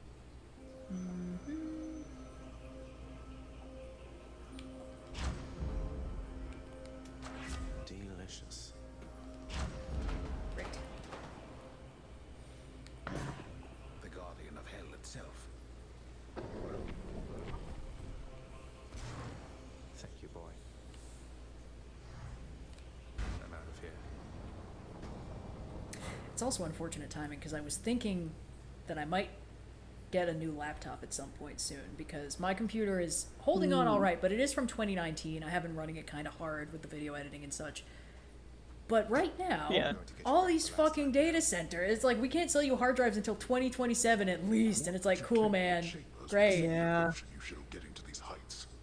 No, I'm glad I got my I work off of a desktop. I have a Mac Studio from a couple of years back. Oh gosh, I guess it's like 5 years at this point. But even then, it runs really reliably. And I did a lot of my whole job is on my computer, so I did a lot of research before I invested in that. Yeah. And I'm really glad I did when I did because now it would be an absolute nightmare to have to replace any of my rigs for editing. My laptop, which I use for audio editing and like when I'm on calls like this, I like to run 2 separate devices, is from 2011, and I will make this bitch last until the day she has to explode, you know? Yeah. There's no anything short of that, and I will make this computer run. So it's every time I have to do anything even vaguely tech related. Horrible. Like I use a lot of external hard drives for storing client files and working on projects, and I'm like, oh, I may need to like I needed to basically stock up. Like I got more hard drives than I need because it was getting so prohibitively expensive. I'm like, if the price hikes at all, I don't know that I'm gonna be able to like continue to afford to store the files I need to store. Just for the working files, because I don't keep files forever. You know, that's not good file management for one thing. But like, I try to hold on to originals for a long time, or like final versions of projects, so that if someone like loses their whole YouTube library or something, I can send them the backups basically. Yeah. But I can still like I have to start optimizing storage a little bit more than I used to, and it's very frustrating that is where we're at. Because it's the same fucking people who are like, well, you don't have to do your job anymore because I fixed it for you, and I'm like, you've made everything worse. I think it's made like everything harder and worse. If you invent a technology that's like, hey, good news, everybody, mass unemployment, it's like, cool. If you don't partner that up with universal basic income, nobody is going to support this fucking idea because everyone needs money to live. I don't know if you've heard the adage that money can be exchanged for goods and services, but actually it's that money has to be exchanged for goods and yeah. Kind of participation in the system is not currently optional.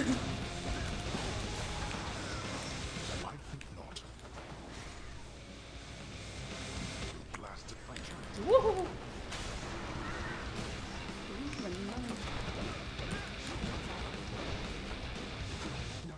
it's one of those things too that's like a confluence of events, because like, when it rains, it pours.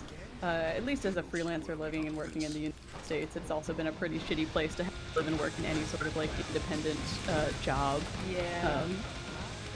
Between the changes to how the healthcare system tax breaks worked, which like I pay like $500 a month for health insurance, and that was a lucky rate for me.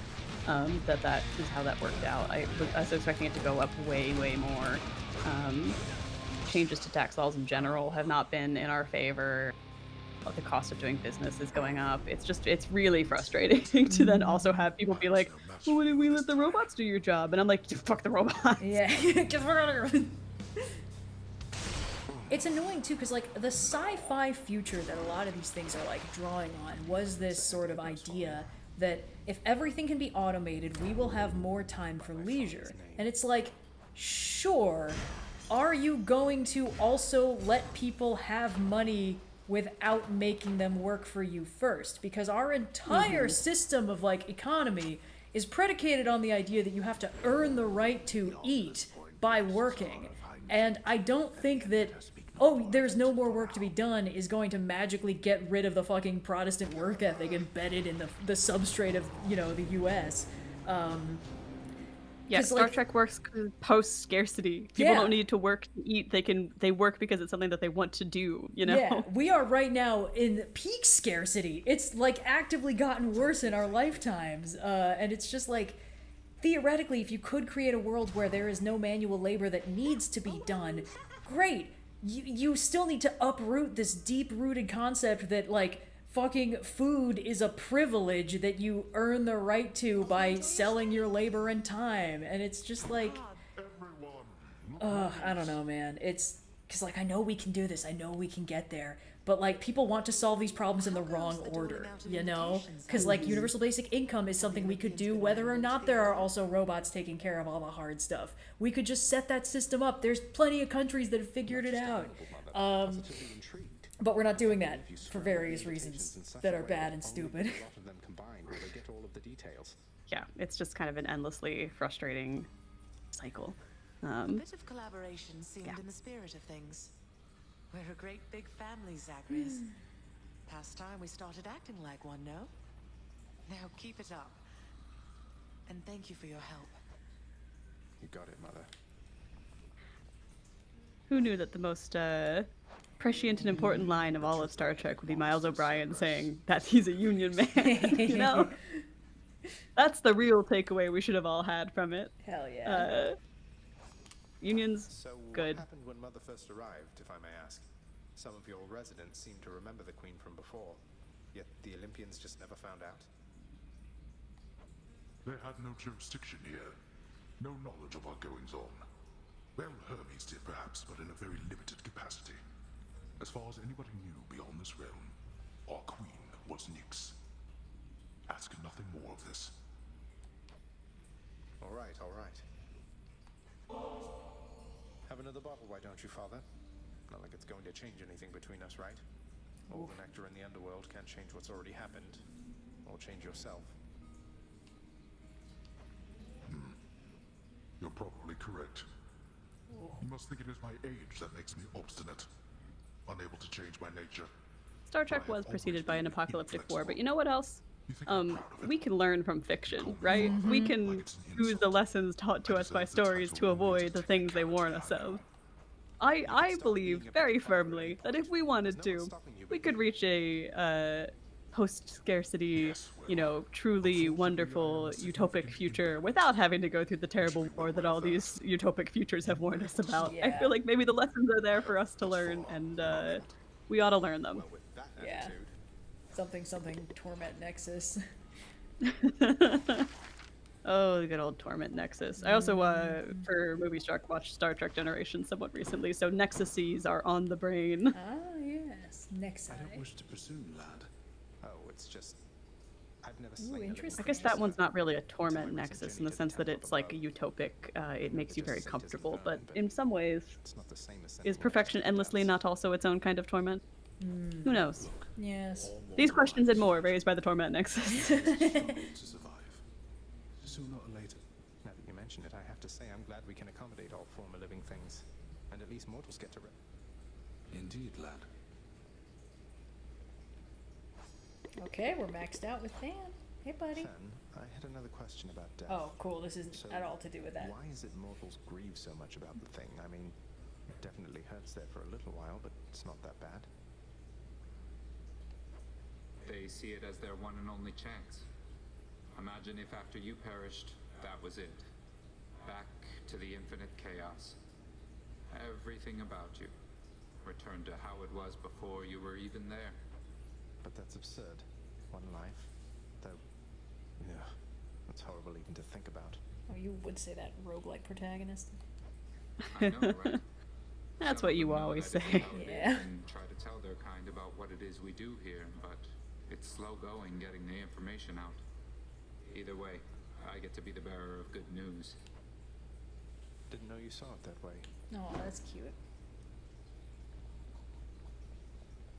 All right. Oh, cool.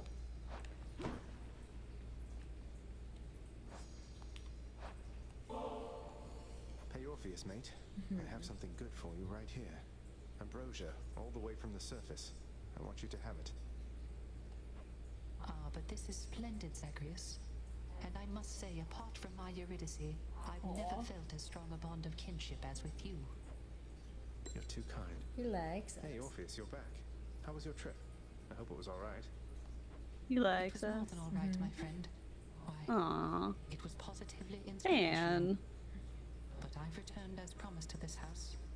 My love is there, whilst my responsibilities are here. You sound despondent again, mate.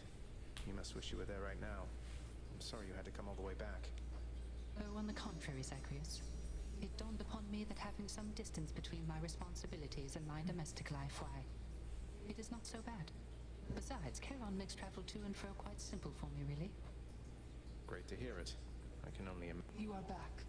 You are still in a difficult predicament, my child. Ugh, And I wish will Nyx would you let me in turn. upgrade the fucking chaos Those on thing. Olympus think you seek Guys, more please, now. I'm trying to get everybody You are happy. Elmstone by birth. Our deception, well intentioned as it was, has multiplied in size. You're right. We have to do something. We can't just keep pretending with them.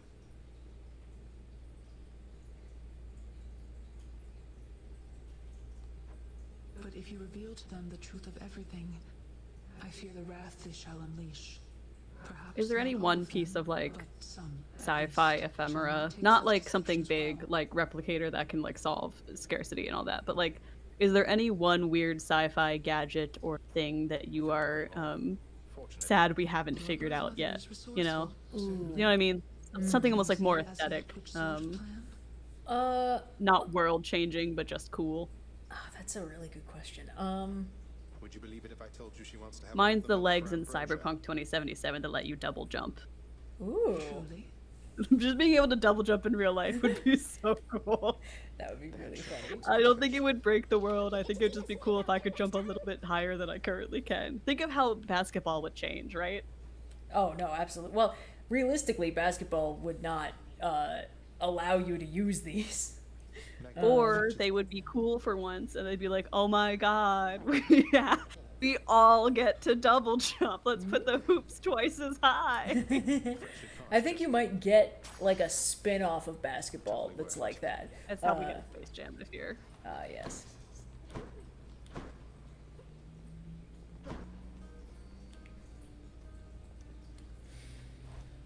Okay, let's see where we're at and who we need to get next. Okay, we need Zeus, Demeter, Athena, and Aphrodite. But we did 5 in one run. Pretty solid. Alright, let's get Zeus's trinket so we make sure that we see him. And then just kind of do it like that. Let's see what that one does. Or like the tubes that you can use instead of the subway in Futurama. I just think that'd be fun. I don't think that they would be more efficient. I don't think that they'd be a better way to get around New York, but I think it'd be really fun to step into a tube and then step out, poof, you know? Yeah. Man, that's a good question. There's so many sci-fi gadgets that seem like way more trouble than they're worth. I think I mean, it would go catastrophically awry. I think it would be cool to have nanites, you know? Like, there's no Yeah. fucking way it doesn't turn into a Grey Goose scenario. However, before that, it could be pretty cool. Because you could get a Bloodshot scenario, or you could get Michael Crichton. Both of which are bad, but still, it's possible. Don't put nanites in people, guys. Come Don't put on. nanites in people. Nanites are bad. We gotta learn the lesson. Don't replace your blood with nanites. Never a good idea to replace your blood with nanites. There was the trailers before Mortal Kombat 2 were not particularly interesting, but I did get, and I've said this before, but I feel very firmly that the sign of a healthy cinema ecosystem is that once a year Jason Statham does a different job and is in an action movie. And there was a trailer for this year's Jason Statham annual Jason Statham action movie. And I was like, you know what? Hell yeah. Now he's doing a mutiny. He's on a boat. He's great. No, no. But it made me think of course, Bloodshot, where nanites, just great stuff. That one's not Statham, but still. Appears to be a message of some sort, bearing my thunder sigil. There's one for everybody on Olympus. That's a Vin Diesel, of course. But they fulfill similar niches. I think I talked about, I mean, I've definitely talked about it, I'm just not sure if I talked about it here. When my first exposure to Bloodshot was immediately after a friend of mine was talking to me about Fast and Furious, which until recently I'd never seen any of the movies of.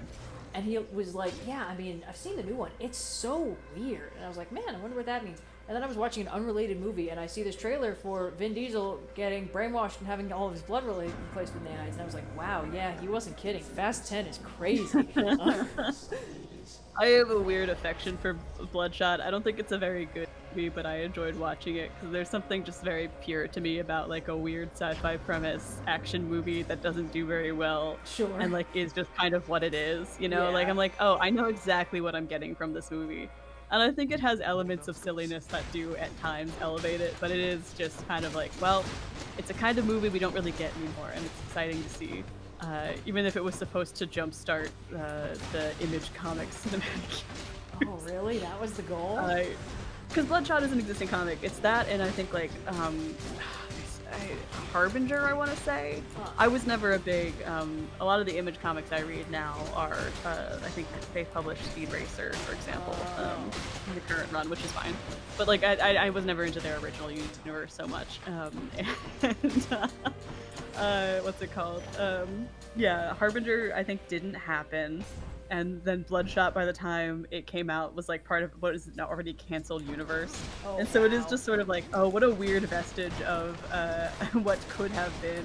And it was never going to be successful because who the fuck is like, oh, you know what I really want? The Harbinger cinematic universe. Yeah. But like, it's a great example of executives thinking every superhero is like as popular as like the fucking Avengers, you know? Like they're all like, and even then, it was Which like is thinking a every wild superhero is set. At the popular. time that Avengers came out, it was like, Avengers? Crazy. Who the fuck are It's the like Avengers? every executive thinks every superhero is as popular as Batman, and that's not Yeah. necessarily true. Yeah. That's what they think the Avengers prove, but actually that is not what was happening at all. Yeah. So it's just kind of like, huh. Yeah, I guess I'll make a Bloodshot movie. I guess that's gonna... Yeah. And in such a way where it's like, well, this could go, the adventure could continue, but they don't have like dangling threads. It's just like, well, we rode off into the sunset, quite literally. And it's like, yeah, you know, a Me Too movie. I also don't know with my, that was what I was being born into. Yeah. But they talk a lot about their nanite levels in it, which I think saves the movie for me, because like I like it when a movie is gonna just shout techno babble at me inexplicably in a terrible accent, and like nanite levels depleted.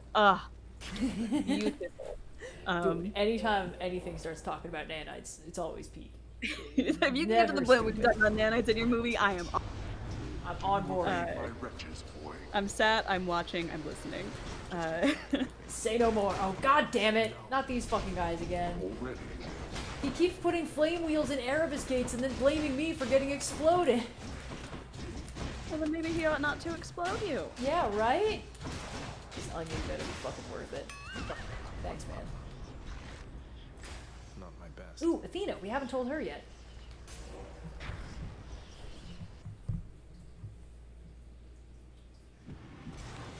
Oh! Could they give me any other boss? Any other boss? Where are those two fucking guys with the Inferno bombs? I missed them.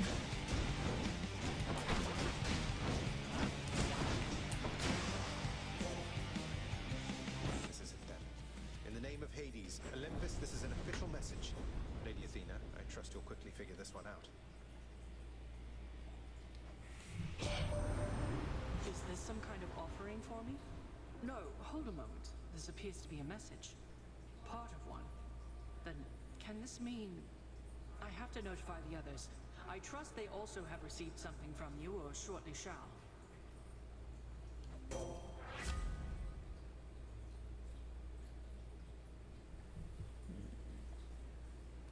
Well, we have to get Epic Divine Dash, obviously. Strength of the goddess. Denizens of the deep, arise.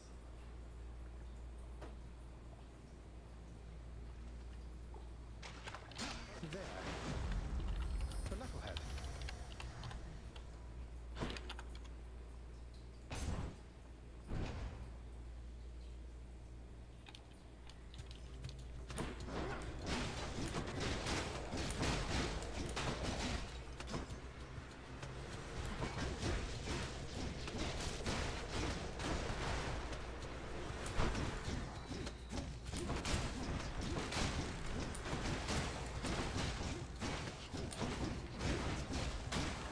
I think that's only Demeter and Aphrodite left, which is Earning my keep. super good. The other things I don't know if we're gonna need to just wait it out. When this matter with the prince is over Ooh. with, we will be getting back to how things used to be. Until such time, I'd better regularly see your boulder on that hill. Entirely makes sense to me, madam, and rest assured that Baldy, that is to say this boulder here, that I will push it regularly, moving forward, same as ever. Now, goodbye.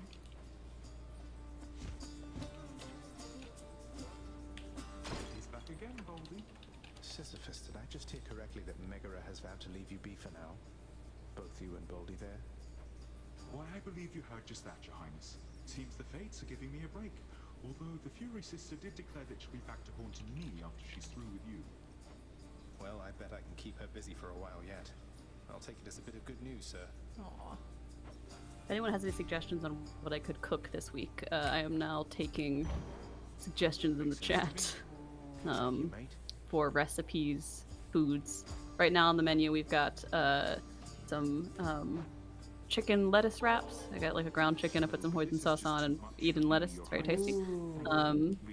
Nice, easy, quick. I do a cherry tomato pasta.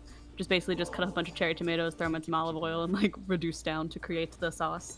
That's one good rock, But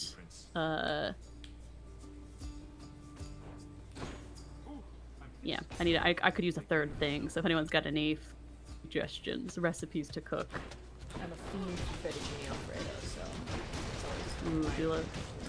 Yeah. Ooh, getting some. Ooh. Stir fry or fried rice would be good as well. You mentioning food is making me realize that I could use a snack, so I'm probably gonna have to get out of my bag of tricks in a minute after I get out of this room. More like bag of treats. Hey-o! Hey! I feel like this is the thing we talked about before, but like I try really hard to, because of the weight of the time in which we live, make my grocery list overlap a lot. Like one, recipe will use the same vegetable across multiple recipes and stuff like that. Syncing it up, synchronizing, sink or swim. One protein a week kind of guy, or at least like one meat protein a week as much as I can avoid it. But there's some good suggestions in that. Ooh, unigiri. Ooh, that's nice. Oh, I do love a beef stew. It's just been so grossly hot out, and as much as I like to eat soup when it's hot out, I don't want to inflict that upon my boyfriend because I don't know that he would appreciate it. Yeah. He's been very nice about humoring me about how often I make soup when it is gross outside, but I do think, I do think that that's not going to be super popular in the house if I showed up with a beef stew. Although I do have a crock pot that I got at Christmas, so if anyone's got a crock pot recipe, hit me up. I love my crock pot. It makes me feel like my mom. It's great. I get she used to rave about her crock pot, and now I'm like, ooh, she's right. She's so right. Hold on, cat's making a move. Cat's making a move. Buddy, what are you doing? Could make a gazpacho, a cold soup kind of She's moment. not the most graceful of animals.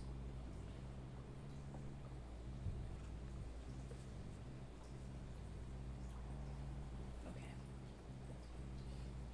Well, hard.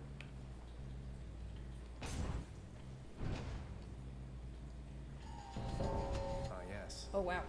Already. Looks like I got here just in time. You look like you Oh, could no. use a hand. No, no, no. I've got up 2/3 of a red bean bun and a cat in my lap. I can't be doing with all these things at once. Oh my god. Sorry, I think she's trying to lick the bun residue off of my pant leg. And here I thought she wanted to hang out. Hey buddy, you can hang out, just not there. Okay, good. Chat, I wish I could make every recipe that you're saying, because they all sound very tasty. I'll get right on it then. No, no, no, no, no, no, no, no, oh no. I can't do all these things at once. Oh no.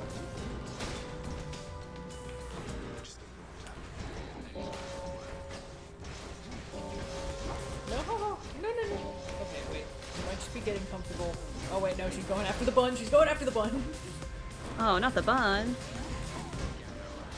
I made a Korean beef bowl, like Korean style beef bowl last week that I liked a lot. Nice. Yeah, well, I went for like a more of a, like I put my harder on the gochujang because I like it a little spicier, but like kind of a gochujang ground beef situation, and then I went with I love a bok choy, so I stir fried that real quick and threw it on the side, and that was chef's kiss. Nice. Business. And he's off. Hey now. Ooh, eggplant parm is good too. My big move in the winter was always to do a big pasta bake of some kind, just because it is very easy, and then you can have it for full days that week. Mm-hmm.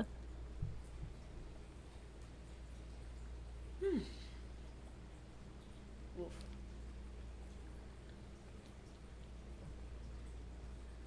Sadly, I am a city slicker with no outdoor space, so my ability to pull veggies from the garden is low, but my dad's girlfriend has a very prolific garden down the shore, so I'm hoping this summer I can get some, I can take some veggies to go. And my grandfather, Poppy, has this crazy, this crazy backyard garden in Philly. He just like, he's been retired for many years, and he absolutely fucking knows what he's doing when it gardening. Oh my god, thank you Anonymous for the $1,000 donation. Holy shit! Holy shit. Hugely generous. Thank you. Yeah. We are fundraising for UNICEF, and that is definitely going to put us over the next stretch goal. Yeah, wow. So as soon as Red dies, she'll be doing a divine intervention run. Oh yeah. All one god, baby. Hopefully a god that you haven't given an invite to yet. That would be nice. Are we gonna do randomly or? Whoa, whoa, whoa, whoa, whoa. Oh, I no, think no. I'll let you decide. Hold on. I can't hear you right now because Wolf just jumped down and ripped my earbuds out of my ears. Hold on. Oh, buddy. Okay, I can hear you again. Sorry. I think that sounds good. She's so I think you get to graceful. decide which god it is. Amazing. Well, that was really convenient because I could just do a little baby weenie mode and that gave me time to eat more of my bun. Nice, nice. Ah, shit. Well, this is actually convenient because if I get one of her boons here, she'll pop up again later. Hey! Hey! Ooh, someone's being naughty, chat. Someone reared up on her hind legs to grab my capture card cable and start biting it. Oh, she just wants a snack. Ugh. That's so bad? She has so much food in her bowl. This is the least food-motivated cat I've ever met. But it's so stringy and long and biteable.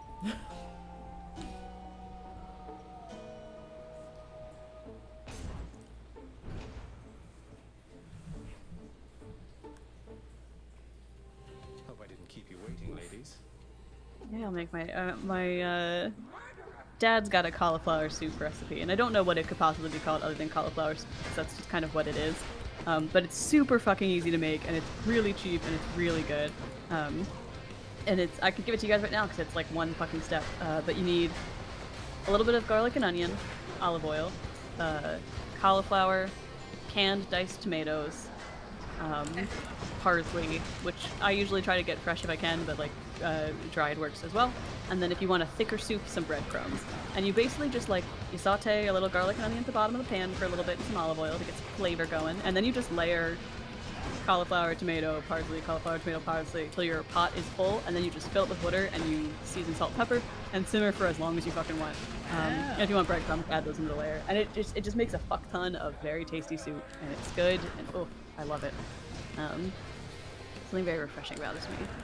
But it's one of those things where I've never really had a recipe for it. I've kind of just you just have to know how to make it.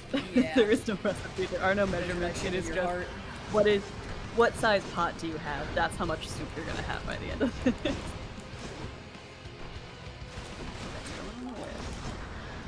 I think that's what threw me for a loop when I started like properly cooking when I was living by myself, because it was like I'm used to baking, where it's like ignore the fucking instructions at your peril. Like you do anything wrong and it's just going to be completely incorrect. And then with cooking, it's like, all right, what exactly should I use and what exact formulation should I be making? And they're like, I don't fucking know, man. Season to taste.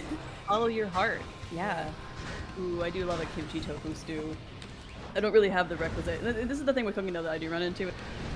Improvising. I can improvise things, particularly if it's from like a Mediterranean palate, because I just have a lot of those spices already on hand. And I've been working on, I have a lot more traditionally like Chinese and a little bit of Japanese spices and seasonings like in the pantry kind of building up. But I need to work on my Korean and Mexican. Hey! Both of those are cuisines I would enjoy, but sadly do not have the like ability to improvise in the same way. Knock it to like off. build them up. Sorry, we're fine. He's really getting into it, huh? She's chewing every different cable just to see which one is okay. It's none of them. None of them are okay to chew. Stop! Don't do it. Don't you do it. Don't do it. I'm innocent. Okay. Cool. No. No. Buddy, you're Wolf's killing me. getting naughty. Here. How about you chew on this tasty stick? You like the stick, right? Come over here. Gotta get her a worm on a string. I have a worm on a string for her. She likes it a lot of the time. Right now, it's not gonna work. But yeah, I'm pretty soup brained. I've got a good chicken soup that I really like to have like locked on. And you can make a big batch of it relatively easily without needing broth. Because this is the thing like I've learned is that I love conceptually having a lot of like chicken stock and chicken broth around, but I have absolutely no patience for making it myself. So it becomes like how much of my pantry space can I possibly have dedicated to broth at any one time? I've got a chicken soup and then the cauliflower soup where you don't need broth. You just use water and it seasons itself, which is tight as hell. Okay. I feel like it's easy to riff on that cauliflower soup too, because you could really, like, if you wanted a little bit of heat, you could throw pepper in there, add different seasonings and spices if you were so inclined. I like to keep it pretty simple, but you can absolutely get funky with it. She's innocently cleaning her paws while sitting nestled in my fucking laptop charging cable. She's just hanging out. She's just hanging out. Ooh, this could actually be worth it. Erebus, here I come. Because we need to get Demeter her invitation, and I have Yes. Aphrodite's. Oh, but I think if I fuck this up, I don't get it. So. Well, you're still on the hook for a divine intervention run away, so. Hey, tss, get off!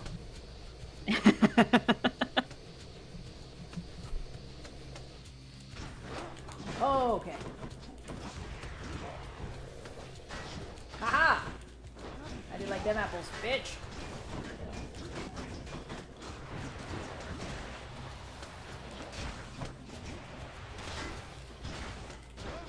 What now? Oh no, oh no. Knock it off! Hold on. What are you doing, buddy? Oh, we're having cat crimes going, chat. She's going after everything I need for the stream to happen. She was going after my capture card, man. She said you're not paying enough attention to what you should really be capturing. Me. I mean, god damn it. You know, this is your fault, Wolf. Where are you? Why are you hard to hit? Okay. Oh my god, these guys are so fucking fast. I forgot. What is happening? Chat's saying it might be time for some gay baby jail, and I'm kind of inclined to. I can put her in gay baby jail if I. Nope. Not this time. Whoa, whoa, whoa. And not that a second time. You're not about to pull the fucking headphones out of my ears again. I heard that cry of complaint. I can't believe this shit. Hey! Please hold for a moment. Oh, now you want to go somewhere else, huh? Now you want to go over here? That's so interesting.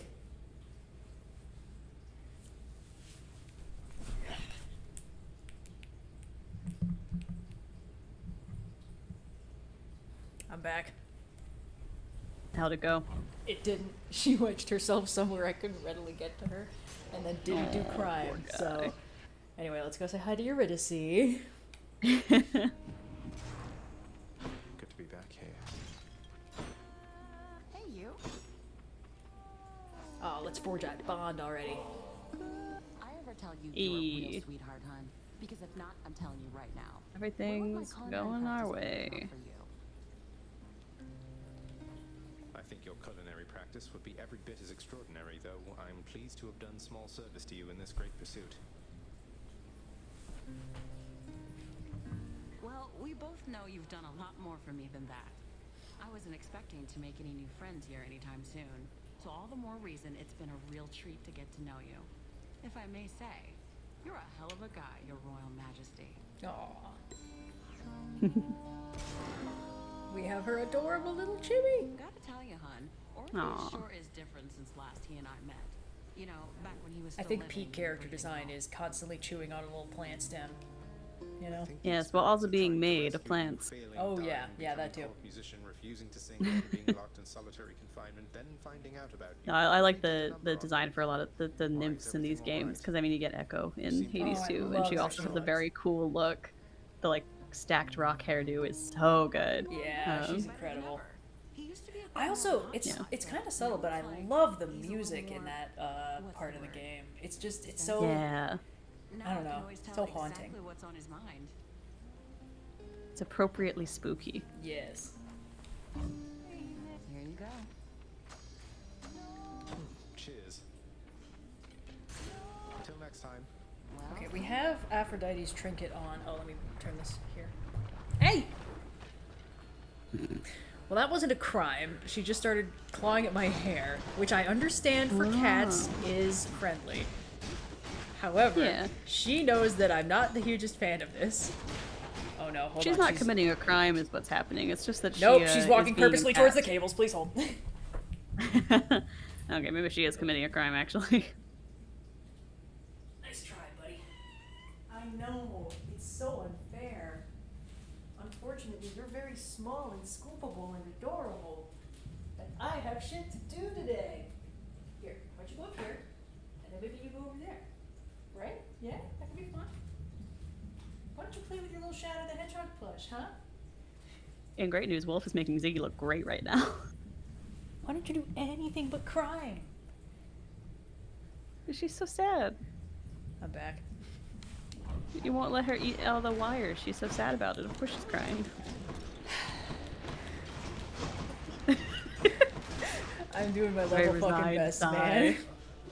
I would love to figure out what she wants, what she's getting from chewing these cables that she's not getting from her various other things she can chew on. Oh, actually, that's not a bad idea. Please hold. I have an actual idea. One sec, I'll be right back.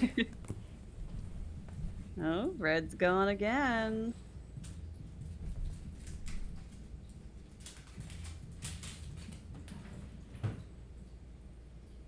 Uh-huh. Oh yeah, I knew it. Okay, you go to town on that. Have fun. Go crazy.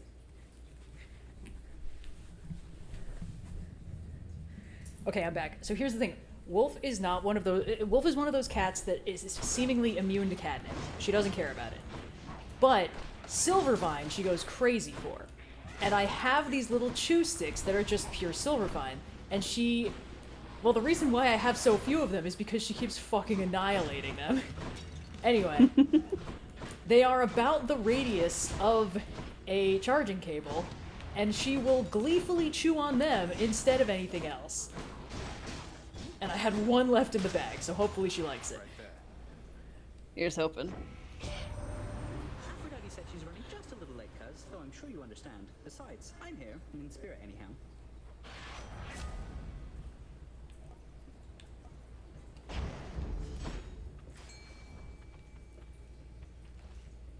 Come, fishies. Now. Okay, and then we can deliver the invitation to Aphrodite. And then we can, so we already have it. Ah, okay, yeah, we have both of them. Well, we already have a Demeter boon, which means we should get another one of her at some point. And if not, we can just make next run a Demeter run, so it'll work. Win-win. Win-win-win. Fancy running into you again. Don't do it, don't do it. Come on, buddy. Okay, well now she's sitting in front of the TV.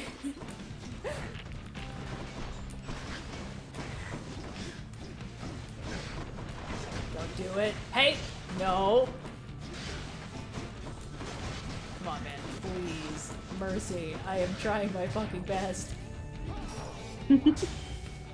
I have died twice because of this cat today. Aren't you pleased with yourself? No. Hey! Hold on, please hold. She knows she's in trouble. She knows. She runs away immediately because she knows she's in trouble. I'm back. Oh, I'm standing on fire. That's what's happening.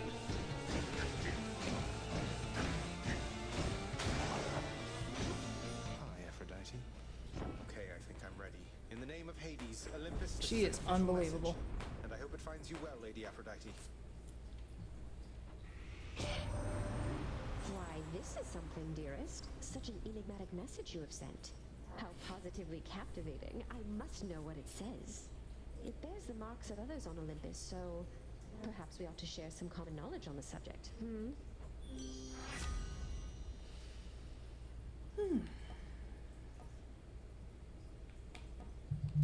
Whoop. We're good. Okay, and now I just need to get one to Demeter. This part is going as fast as I thought getting their final hearts would.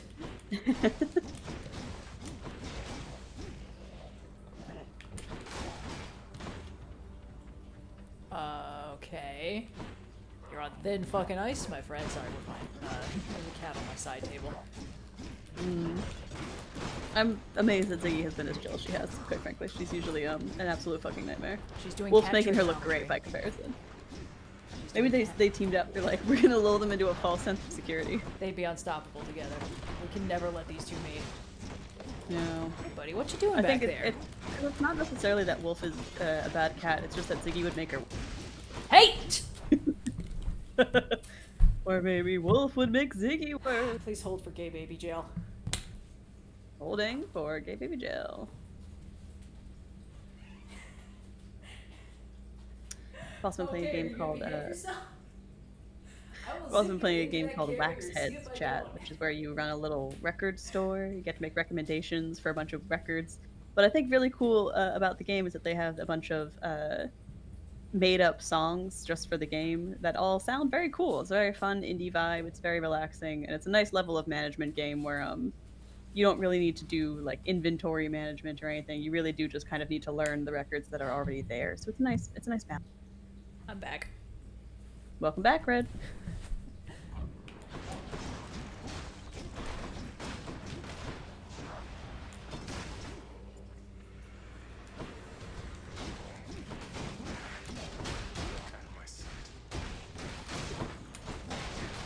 And then she's he's like, I don't understand why you don't let me into the recording booth while you're working. And it's like, I can't fucking think why. It's only got 10 million important things plugged into my computer.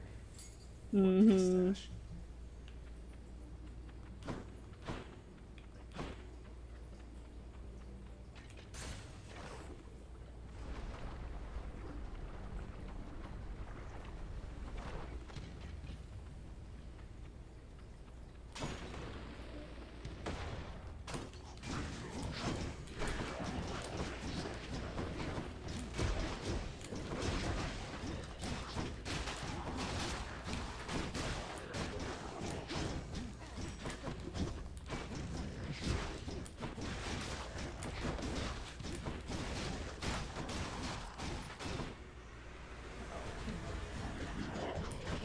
Probably fine. I guess the good thing is if it's not happening where I can see it, it can't be affecting anything that might hurt the stream, so. Oh no, I spoke too soon. Hey buddy, you gonna be normal? You gonna be chill?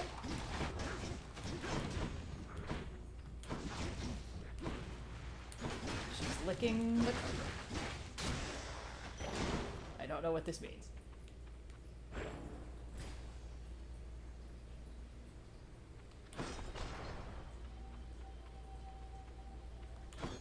Oh, she's playing. Hold on. She's playing with a literal hairball, as in. As in, she found a little swarf ball on the floor and she was like, this is something that seems healthy for me to lick. You are unbelievable. You're just inventing new ways to do crime, huh? You have so many toys! It's toys all the way down. Unbelievable. Oh no, why did I come here? I'm flat broke. I can't afford anything. Oh well. That's what we like to hear. Yeah. It'd be doing better if somebody hadn't made me die twice in a row. Uh-oh, where did you go? I'll figure it out later. Not really in a talking mood this time, Lenny. Oh no.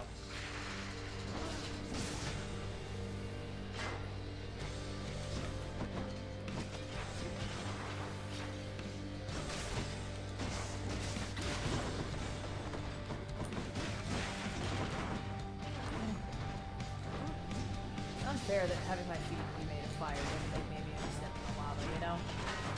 Feels like there should be perks.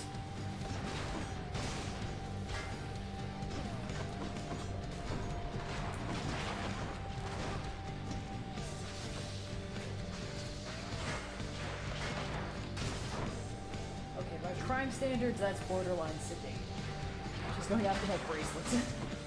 Have like a bracelet display on my bookshelf and she's just going after them. Oh my god, two good points in a dream.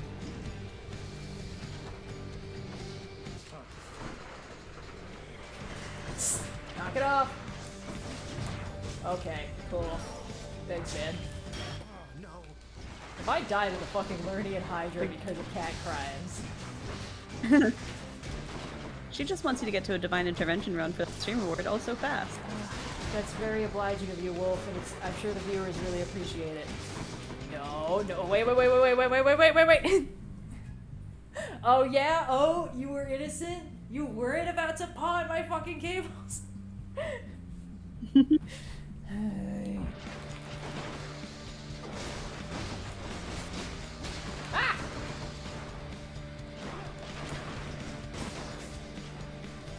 Alright, I have these things. I should really be using these more.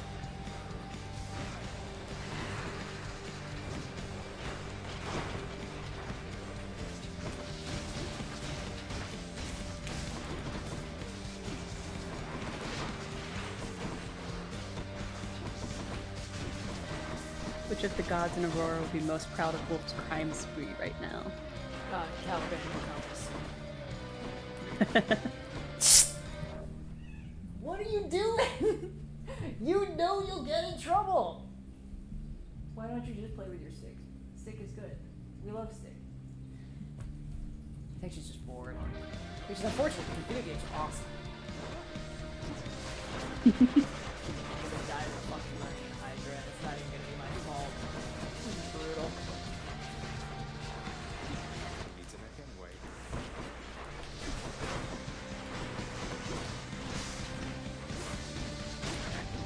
Do it. Knock it off!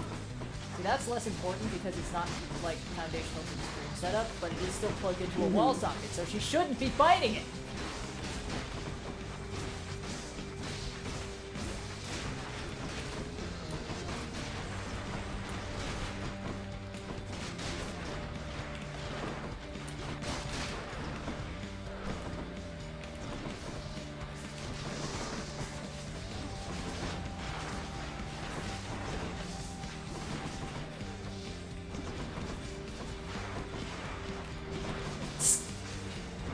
Knock it off! What are you doing? Ah!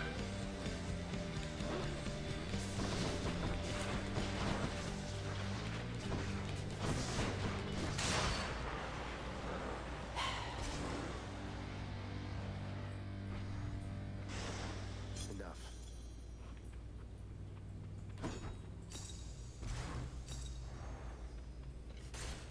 She can tell that I'm looking in her general direction, so she's not about to do a crime. But I can tell that she's thinking about it because she's staring too intently for it to be anything else. As for them, wait rapidly. God. Okay, please hold. Uh-huh. Mm-hmm. Wow, that's crazy. It's almost like you should have been doing that this entire time.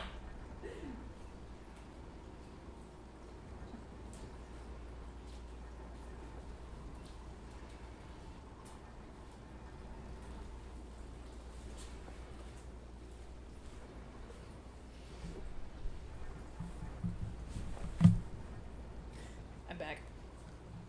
Let's see if we can get this invitation to Demeter before we die. Because we're gonna.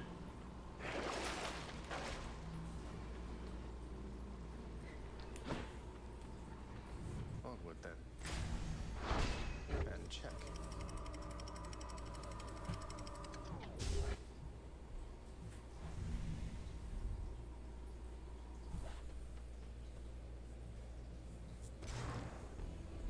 Scoop. That's right, I've got you.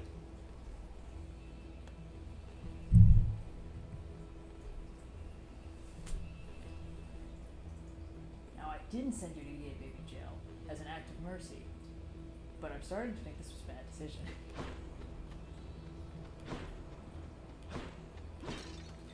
Okay, I think what happened is she accidentally booted a toy under the couch and she can't reach it, and that's why she's kind of stalking it. But that's okay, maybe that'll keep her busy.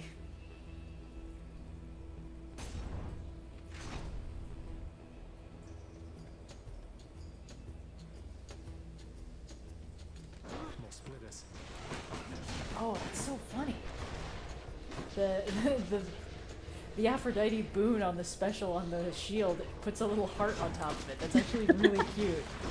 Like a little cake topper. The amount of thought they put into this, in terms of how all the different abilities affect Zag and his weapons, is so fun. Oh no.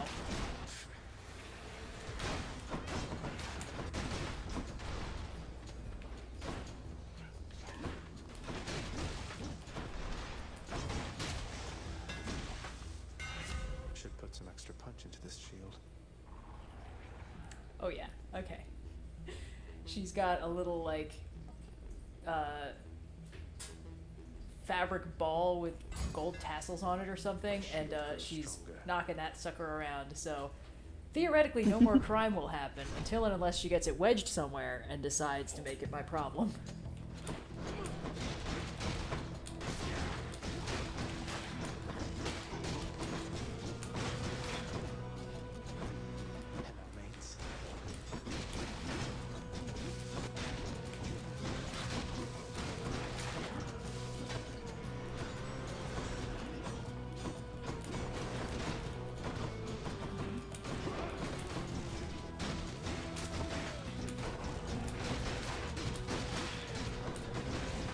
Assuming we survive this room and we can just give Demeter her invitation, I think we're gonna be We can do whatever we want for the Divine Intervention run because we will have doled out everything.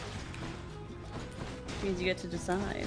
Yeah. Who do you want to have carry you through? Okay, here we go. Everyone knows what she's doing. In the name of Hades, Olympus, this is an official message. Lady Demeter, this is for you. What's all of this, young Zagreus? A message of some sort for me indeed. I can't decipher it, although it bears the marks of my two foster brothers here. And, well, it seems we'd better compare notes. That was the last of the invitations. Haha! Just That need to was tell the last Mother once I get home. invitations. Nice. It's freezing. Alrighty.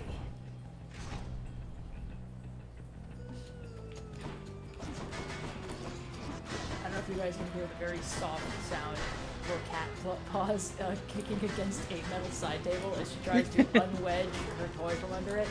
The thing is, initially I thought this was like a mistake, and then I noticed her doing this on purpose. She will like knock a toy under a desk or under the couch or under the door to a little like closet room she can't get into, and then she will like flail about to get it out from under there. That is her favorite fun, which is super interesting because it's one of those things where it's like, oh, you're creating puzzles for yourself. You are interested in this. Like, I can see your brain working, which is kind of cool for me. Wolf has a lot of characteristics that are complicated. I would not describe her as dumb.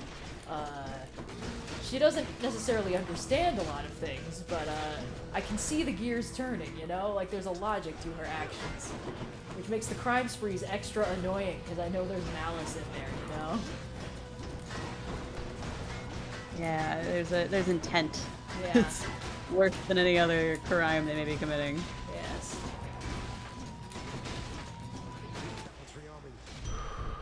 Okay. That's better. Oh boy. Hate to be ungrateful here. Oh, cool. No kiss of sticks. Awesome. Okay. We don't throw for content, but it would be convenient if I just died at this point, because then I could go back and start, you know, fulfilling the other stuff. Mother of all soul catchers.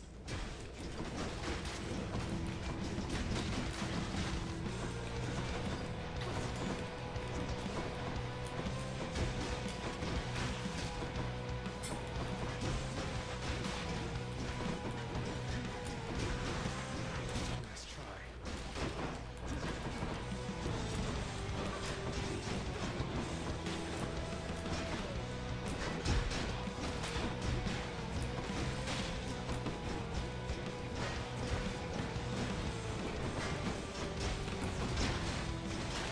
This is interesting. This is the first time I've ever fought one of the giant butterfly balls and tried to, like, oh shit! What I was gonna say was, and tried to take out the soldiers first.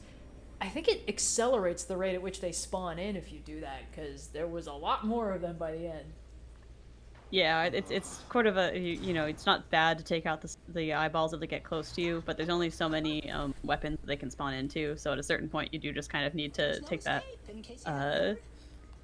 orb out. Yeah. Aw. The fallen warrior in Elysium we spoke of. He seems like a good man, though. Was he always the despondent sort?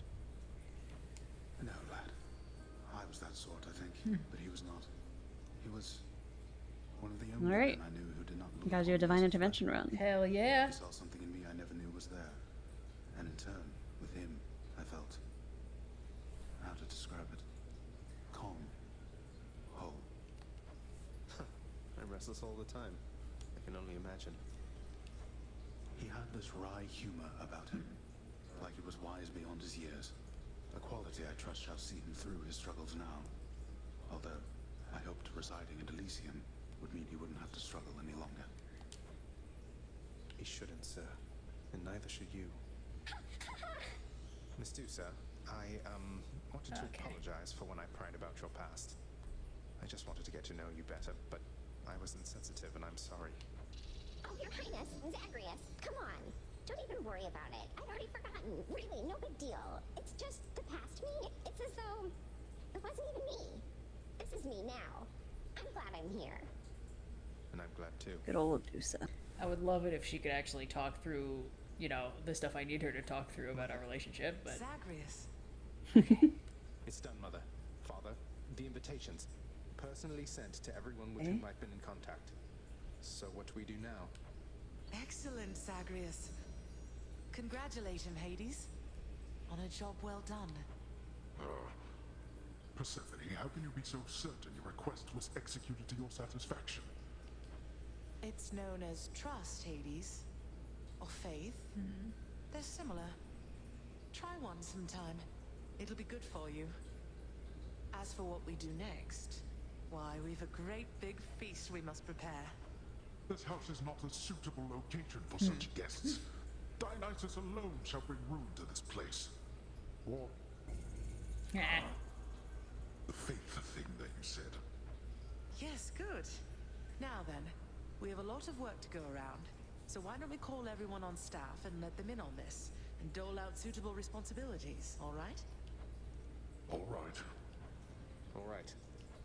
All right. Uh-oh. Thus did Yeah. all of Olympus. Oh, shit! Oh no, we triggered the true ending! The true ending! Aww. I still have more I mean, that's okay. We have more conversation topics to talk about. And told them everything she indicated to her son. She eloped with Grim Lord Hades, she said, mothering a fire-stepping prince who sought to reconnect with his extended family. Hades and Persephone at first refused his wish, but so moved were they by his relentless struggles to the surface that at last they decided to heed their will for Zagreus and reach out, for his and everybody's sake. The Olympians listened to all this in stunned silence. Then Zeus himself began to laugh. Welcome No! back into the family, he said. Sorry. After the Someone jumped onto my fucking computer. I say, big brother, you and your better half put on a positively smashing night. It's a relief for all of us, knowing Persephone is safe and sound. And mother to as noble of a son as my good nephew there. Well, little brother, the Queen and I in turn appreciate you all taking time out of your doubtless busy lives to come all this distance to my house. I'm certain it is very modest in comparison to Mount Olympus, but I trust that you were suitably entertained. Oh, of course, Hades. Now then, farewell, and let us keep in better touch from here. Farewell indeed, Lord Zeus.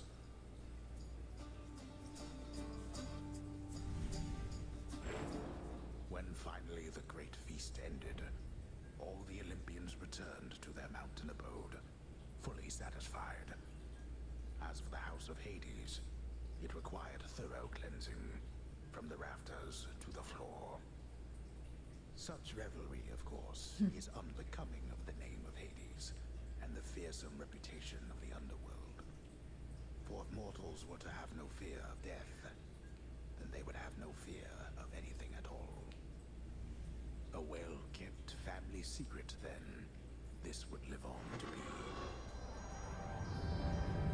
Yay! Hooray, we did it! Oh, man. I'd say that went about as well as could have been expected.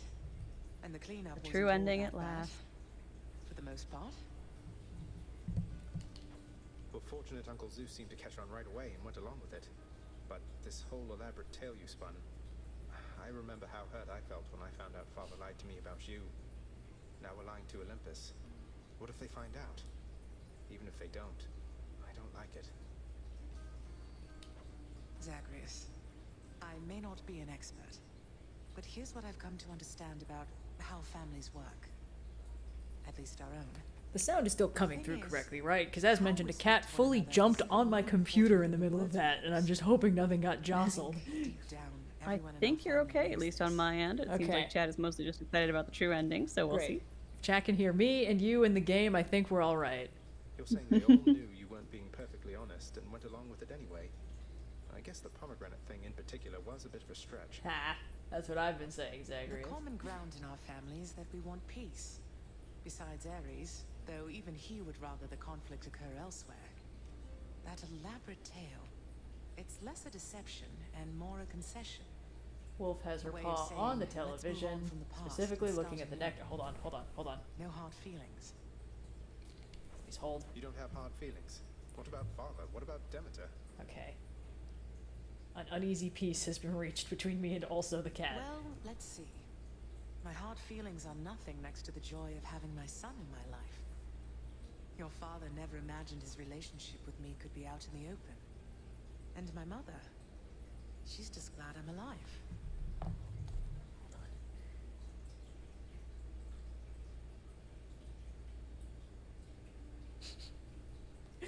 And Uncle I have a Zeus is picture glad that's things going didn't up turn Blue out Sky worse for after him. this. I get the sense he acts a bit impulsively at times and deals with the consequences later. Oh, you could say that, What can I Zagreus. tell you, Zagreus? We're family. You said it yourself to me before. We're stuck with one another. That any of us like each other in the slightest. It's a wonder and a blessing, I think. Yeah, I know. Nope. Don't do Thanks, it. Mother. Think I'll be heading out again soon. See you when I get back. Oh, I'm gonna have to send her ass to gay baby jail. I can just tell. Oh no, not baby. I'll see Ah, Gay baby. gay baby jail. Gay baby The jail. stalwart casks of wine within the House of Hades now on. Okay, yeah. They fought bravely, but Lord Dionysus was too strong. Ah. All right then. It was a privilege. I to mean, meet it's a your shame we couldn't relatives, invite the last Chaos. I child. didn't realize that we had to Athena, resolve that Ares, first. and the rest. Yeah, Confronted face to unfortunately. face, they were much more agreeable than I expected. A night we shall remember, was it not? A memorable night it was indeed, Nyx. For most of us, at least. Dionysus, he won't remember any of it, I don't think. But it was really good to see everyone having a good time. Getting along as though they didn't hold a grudge. So then we're clear, I think. Yeah, clear. Persephone told them everything they needed to hear. Sometimes that is the only way with family. Though the Olympians, they are prone to their misunderstandings, are they not? This state of kinship may not last eternally. Well, let's enjoy it while it does, I guess. A sound idea. Hello, my friend. Hey, Orpheus. You know I've just been messing with you with those Dionysus tales and all that. Just trying to liven things up for us, mate. Oh, Zagreus, there isn't need for such humility. Not when one's deeds of heroism are as great and numerous as yours. It is an honor to have heard such deeds firsthand. I was kidding. Seriously. Hey, Orpheus. You know I once wrested this bottle of ambrosia from the champions of Elysium, defeating them 2 against 1, just so I could bring it here to you personally. Please, my friend. I feel I am undeserving of Okay. such a relentless show of kindness Well, on your part. True ending achieved. Now we're basically Hell yeah, just trying dude. to do cleanup. I think however much we accomplish in the next, let's say, hour, possibly hour and change, depending on the Divine Intervention run, is however much we accomplish. And then we let a delicate curtain draw closed, and then next time I stream it will be Hades 2. I think that's going to be the move, because that was my promise to myself, that once we reach true ending, we get Hades 2. It's a roguelite. It doesn't have an ending that is conclusive. It always lets you continue playing stuff. Yes, and also both of us do need to pretty need to- shortly after yeah. this be on a different call, so maybe an hour hard out would be the way to go. Okay. Well, let's do that. Wait, go back, Zagreus. I need to ask something. Oh no! Wait, hold on. So, okay, plans will wait. It's really good to see you. Just tell me one thing, Zagreus. Did you really mean what you told me before? Hey, that Mom, I see you in maybe chat we again. ought to You might want to take our avert your time? eyes for the next couple minutes. Just it's up to you. It's fine. It's fine. I just don't mean to push you, Fan. I know all this is kind of a lot. And I wanted you to know this isn't some impulsive thing for me. I'll wait for you however long it takes. You have no concept of which impulses to act upon and which to keep in check. You say you'll wait? Well, let me ask you this. What are you waiting for? What are you waiting for? I'm here. Already. Zacharias is like, we can take as long as you need, and Ben is like, I'm good. It's cool, man. It's cool. Let's go. I've known Megara much longer than you. Who do you think talked me into this? Ha! Oh wait, hold on a second. Let me check something.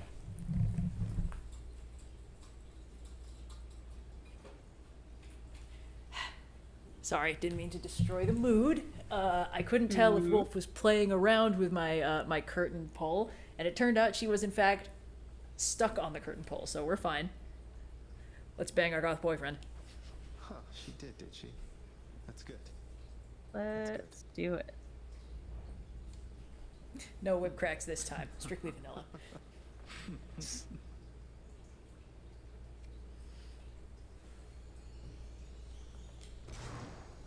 Hey, Than. Look, speak up already. I don't like it when you're quiet for too long. What's on your mind? A lot of things, and you'll have to grow to like it, Zag. What I mean is, don't take my silence the wrong way, alright? I better get going though. I'm way behind on work, but see you again, if that's alright. It is. It is.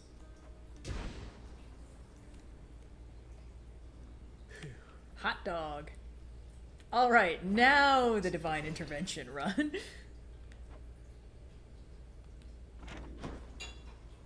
Ma'am, have you learned nothing? Look at this guy over here. You must have had yourself a real bash with all those fancy gods and stuff. Could hear all the festivity from all the way out here. How was it, pal? It went better than expected, all in all. I hope you didn't feel left out. It was a pretty limited guest list. Kind of a diplomatic mission, I would say. Not quite as good a time as it might have sounded from the outside. Oh, don't you even worry about me there, pal. I much prefer the solitary life. And besides, when things are good for you, they're good for me. Glad everything worked out. I like how Skelly is like, I could hear that party happening 2 rooms over. But I definitely didn't hear anything that just happened in the next room over in the last 5 minutes. No siree. We're good. All right. What's this one do? Because the gods, we don't need to get a specific one. How about we leave it to chance? Could you perhaps roll us a random number between 1 and 7? You're going for 5. Aries. Okay, that'll be interesting. Oh, it's what he would want. Yeah. In fact, let's do Aries plus gun. I want to see what happens. Ooh. Why not? Why not? I've never heard anybody before. No. Oh, we may as well. Won't get extra bounties this way, but why not? Oh, we can't do the Chaos Egg right now because we have to do a Divine Intervention run because somebody extremely generously donated $1,000 to get us over the $5,000 raised for UNICEF mark. Which was huge. Thank you guys so much. There, that's it. I've missed using this fucking thing. Although I think we are doing a Divine Intervention run, but if we see the option for a Chaos Gate, do you mind if we hop in there and see if we can maybe make progress? Oh, hold on. Are you gonna do crime, or are you just gonna hang out? Hanging out it is. Okay, we're good. Excuse me, bad guys? Oh, found it.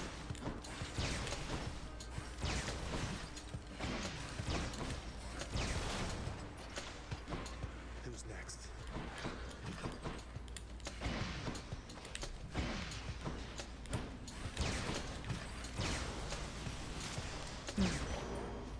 Weirdly, the piercing beam upgrade makes the laser feel less impactful because it just kind of goes through people.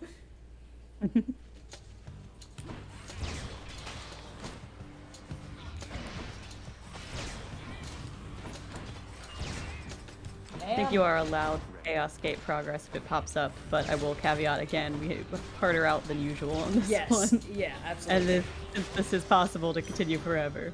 Yes. I would have liked to reunite Achilles and Patroclus on this run. Numbskull. I guess Still possible. Yeah, there is also the option that like I could come back and stream more of this at some point in the future, since as mentioned, infinite progress, it can just happen. So it's true.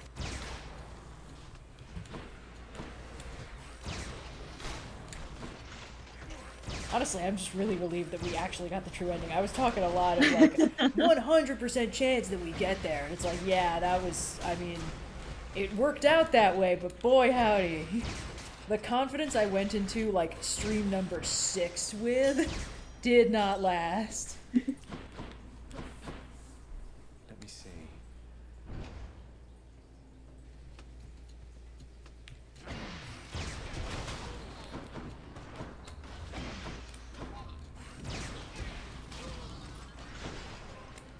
And we've only got all of Hades 2 left to conquer. Yeah. A beast in and of itself. Oh man.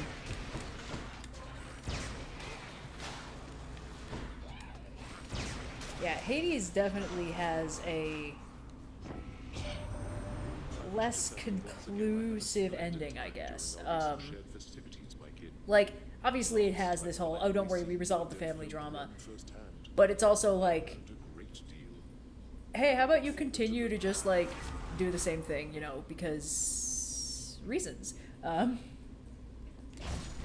then Hades 2's reasoning is also a smidge contrived. I don't know. I don't think I've ever run into a roguelite that completely sold me on it. But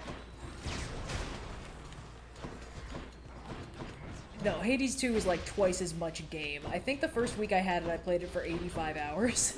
So, well, maybe not the first week. That might be physically impossible, but it was close. And if we're streaming 6 to 7 hours at a time, I better fucking hope I'm better at Hades 2 the second time through, or we will be here for years. Oof. Oof. I'm in. If he drops more fucking flame wheels on me, I'm going to scream. One false move is all it takes here.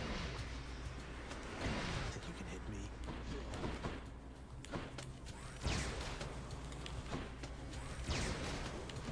Ah! Okay, well that was just my fault.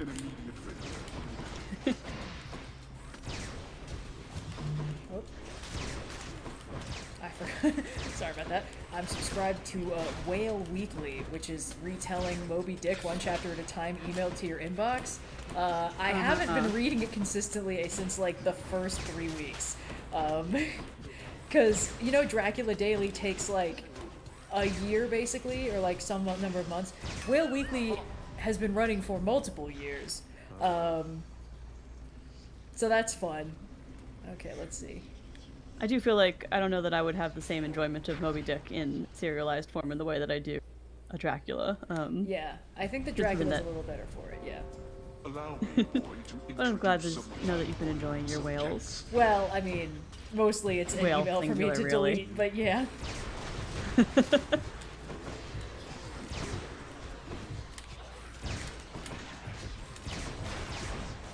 Whoop, whoop, okay. Oh, I gotta upgrade the special on this thing. Once those Hellfire bombs start pulsing damage, the game completely changes. Mm-hmm.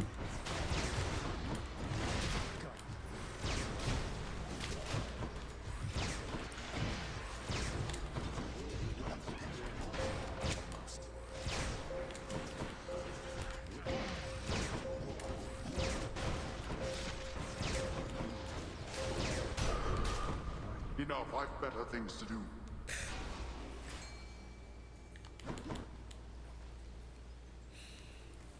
Fishing time. Oh, man.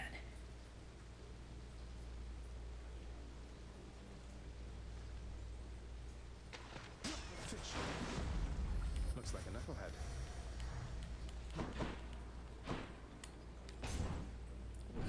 It's the having to steer clear of all the other god boons that's really rough. Yeah, the mind intervention is really more about what it forces you to not take than what it forces you to take. Yeah, it's very Trojan War coded in this regard.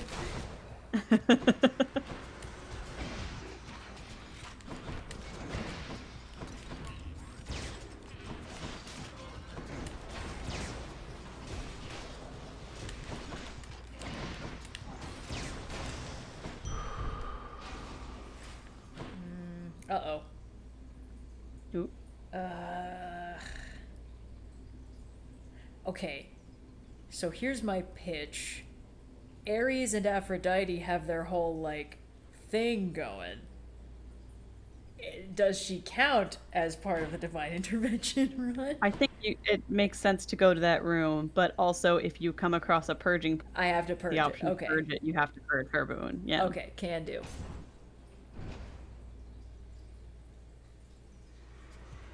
No! This fucking guy again!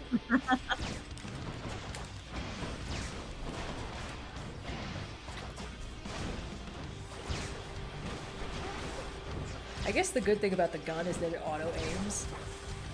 So I can just kind of let it, like, hold the button down and just kind of let it happen. Oh, dearest, you've no idea what a delightful time I had while visiting you recently. So many new sights and sounds and smells, why, it was wonderful. And you are burdened with a big responsibility, aren't you? Mind if I lend my graces to you still from time to time? Yeah, I don't have the thing that lets me re-roll, things, so. Yes. Oh, In the man. Heartbreak Flourish is really good with the Hellfire thing, but that's okay. Ooh, our boy. You get it for a little bit, and eventually you won't Yeah, get it anymore. I might need to purge it, yeah. Do Boldy boons count, do we think? I think Boldy's probably fine. I Okay. don't know that Boldy counts as a god. I've always wondered. Oh boy. Because really, if we were being that specific about it, you shouldn't have stopped him. at all. I should, yeah. Might surprise you, Highness. I have a bit of royalty in me myself. Not on your level, mind, but I'm very much. You know, I'm a bit of a royal Though, myself. I'll be honest. I wasn't much of a good man. Yeah, that's an understatement. I thought I sensed the royalty in you. Although I can't imagine you as anything besides the gentleman I know you for, my friend. Zagreus, no! Zagreus! He violated the prospects of hospitality! Zagreus, no! Zagreus. That's like the #1 rule. Zagreus, the only reason he locked up Thanatos in a box is because Thanatos was sent to kill him because he was such a horrible piece of shit before that. You take good care of Sisyphus there, won't you, Bob? Alright, let's see what we got from Boldy. Pleasure. Oh, thanks, man. There's a 1% damage bonus. There's nothing to sneeze at.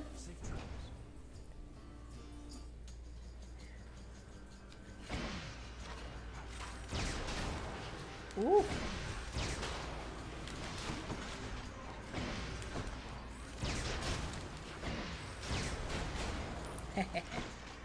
Yeah, it feels only appropriate that we use the gun for the Ares run, you know? It's what he would have wanted. What he would have wanted. And what a way to go out if this does end up being the last run. Yeah. Maybe for, like, dramatic irony, we intercut Hades 2 runs with Hades runs, so it's like, wow, simpler times, better days. I think that's the impulse to 100% the game talking, and that's a beast you must kill, Red. Yeah, probably. Good. Hope you enjoyed the feast with the Olympians, Charon. We didn't have much of a chance to chat, though it looked like you and Hermes were having a good time. We'll have to do it again sometime. Should help keep me going.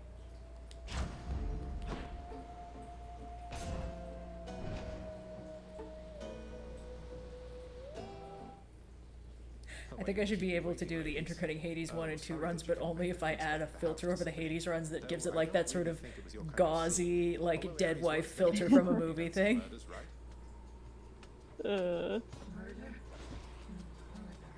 Classic dead wife footage. We love the dead wife thing.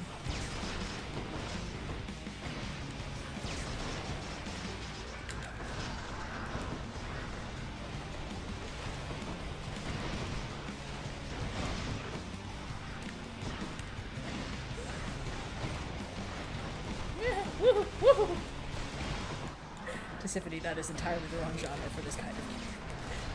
I mean, this is not Toho. Get that bullet hole shooter out of here. Just because I have a gun doesn't mean that's what this is.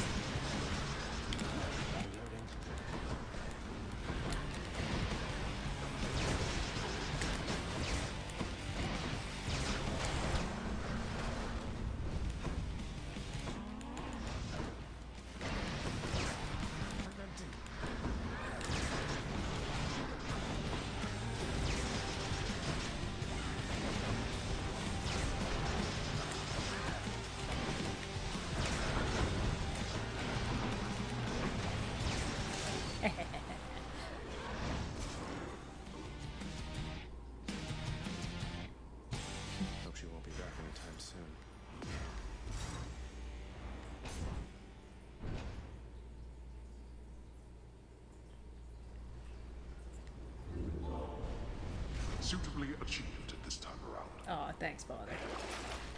Okay, let's purge Heartbreak Flourish. Alright. And now, hopefully, we get the Ares special boon, because I really miss having the Hellfire grenades actually do anything.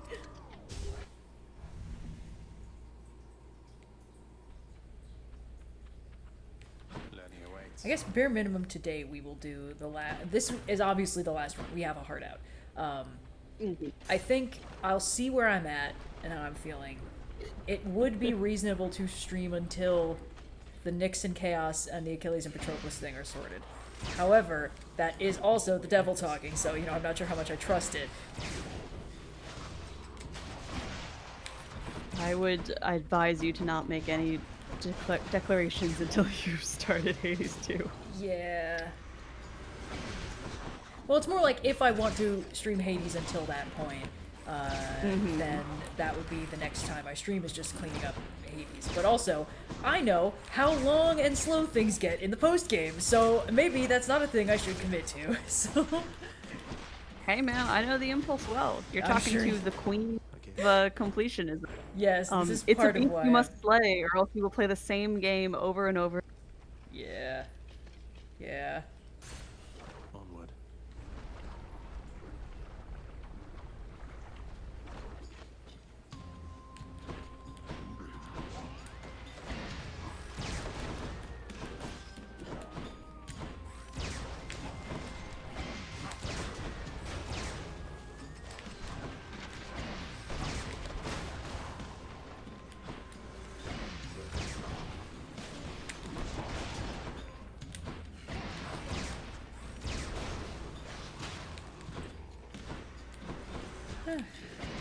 I'm kind of meditating about using the gun, honestly.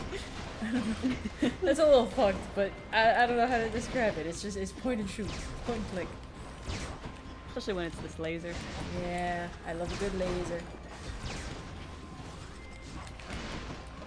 Well, this is fully unrelated, but I got around to watching the new Glitch Productions pilot, Game Overs, I think. I'm not sure if that's how you pronounce it. It's How do you like it? I like it a lot. I think that it's interesting. I guess it's a project that Ross O'Donovan of the Game Grumps has been working on since like 2013, and there's something very 2013 about the concept. It's very like old school Newgrounds kind of vibes of like, hey, we all like video games.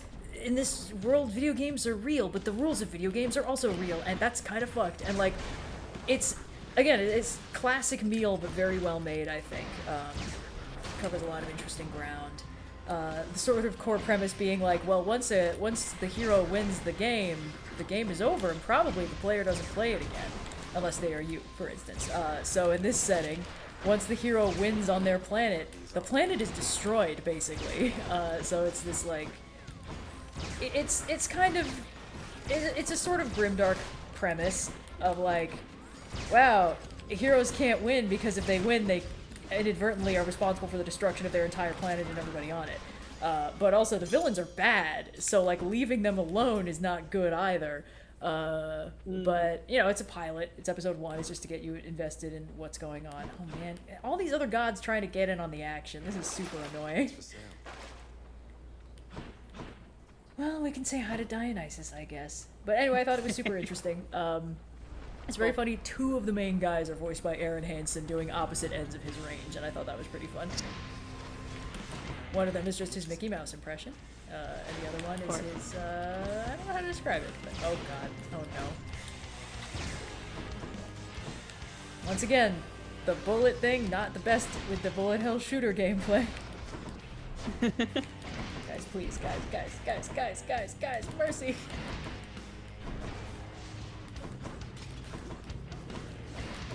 They really try to get you some other god boons in Asphodel, huh? They're like, you simply must get to it. Yeah.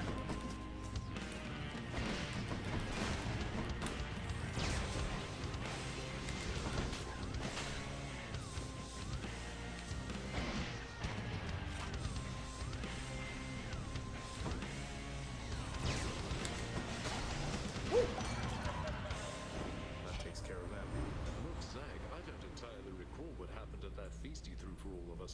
Let me tell you, I am under the impression it went smashingly. It was amazing, man. Let's have another one, son. Oh, Dionysus.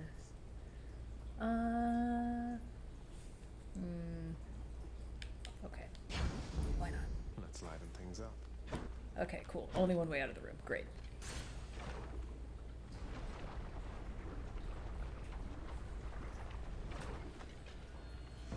Oh, here he is. Thought I'd find you here. Hey, buddy. We'll have to catch up at some other time, though good to see you anyway. It's been like 10 minutes. You don't mean me.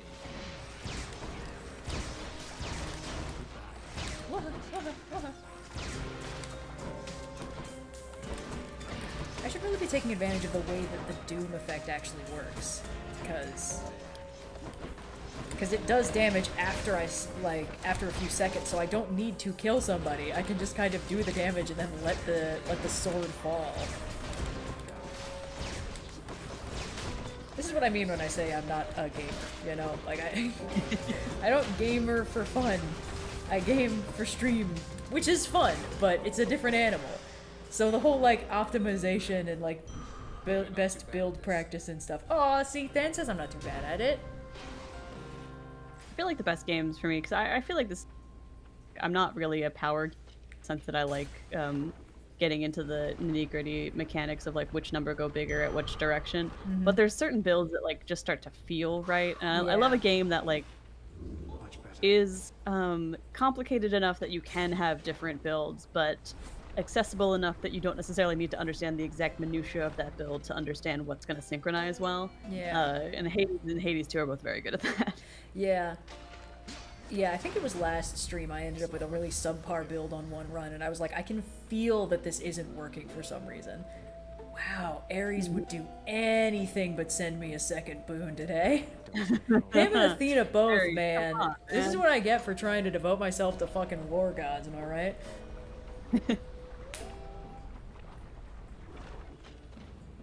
Lerny, hiss once if you think you're going to lose. Yeah. Can't do that.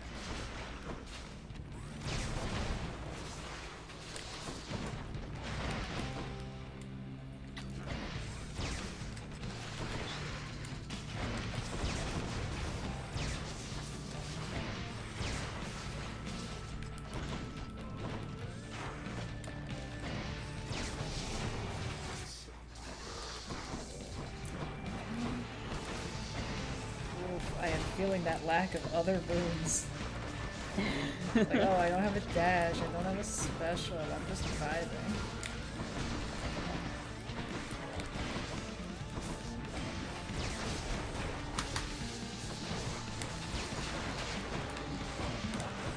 Come on. Pass by my sword. Well, you're excited to see them to death. I'll be right back.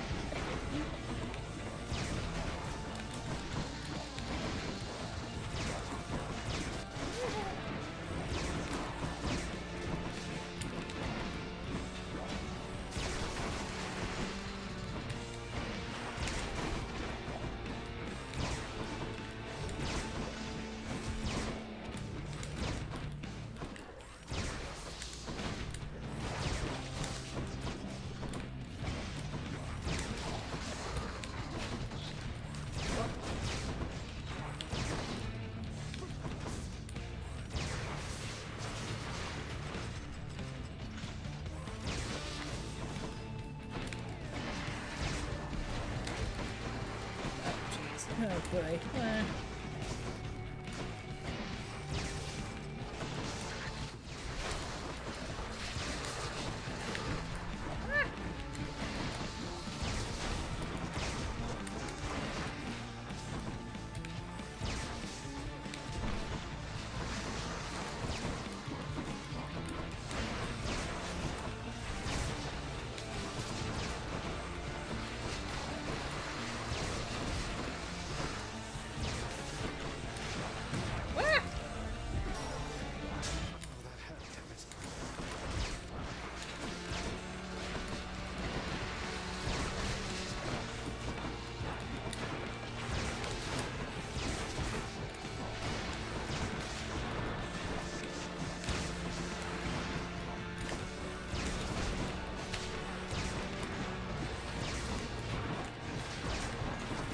And we're back. Nice. Ah! Sorry, I have to control my hand off the controller because my ear was really itchy.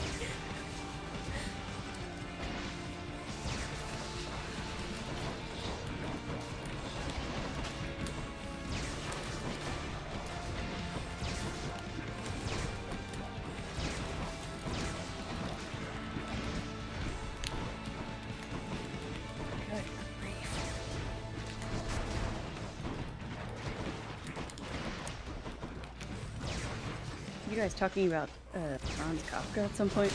I'm trying to go through the chat. Well, I haven't been saying anything about that, but chat kind of does its own thing.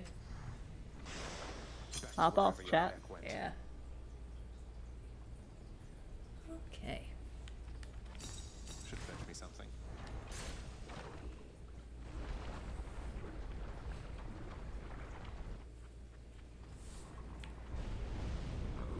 You crossed through Asphodel quite well. See? Go fast, go speedy. Ooh, that's cold. So you say. Yes. Well, he said we went fast, went speedy. Who are we to deny the words of Hades? Okay, now let's see if we can make this work. And hopefully get like 7 Ares boons in one fell swoop. That would be nice. How do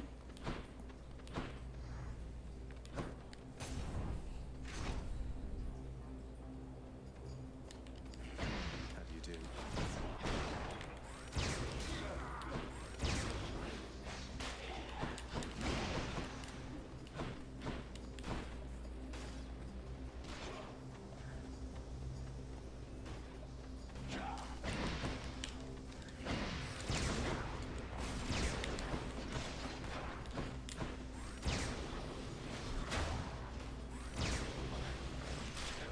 Okay, cool.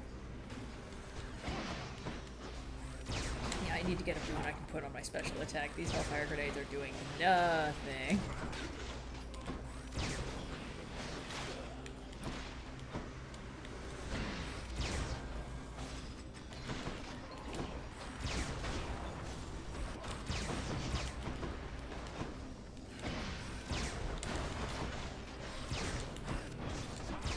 Jesus Christ.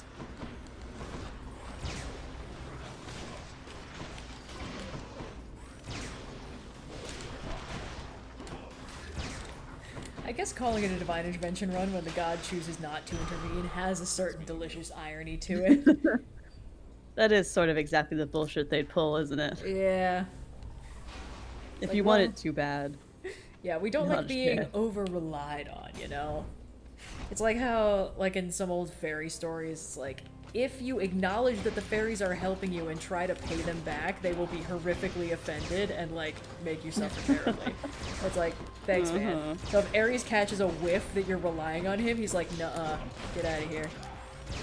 Absolutely not. Distinguish yourself in battle, fool. No, no, no, no. Ah!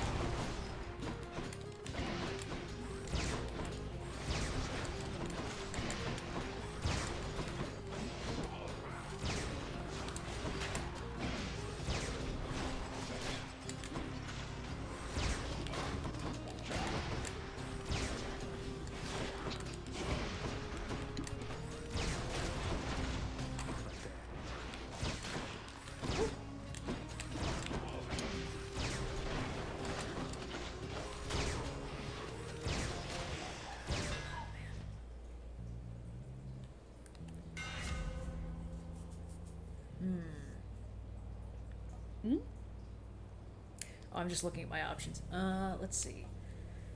3-beam didn't work out so hot. Faster ramping could be fun, but I think I've just been complaining about how the Hellfire Grenades aren't doing enough, so... Well, there That's more like it. Okay, Nectar, we don't really need anymore, but also we only have 1. Ah, that's fine. Let's get more gems. Check the old well. Nah, that's fine.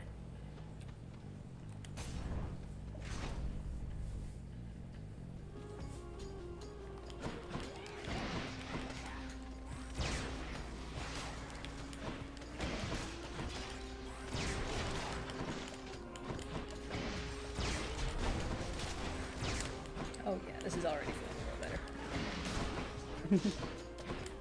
The slow and steady improvements that make the run. Yeah.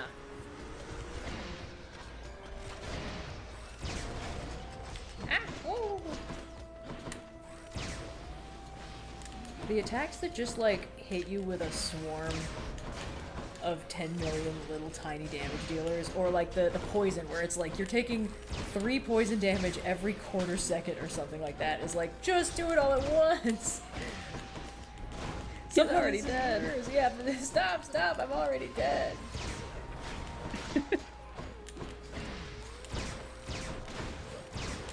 It just clicked. I only have 1 boon right now, and we've made it all the way to Elysium.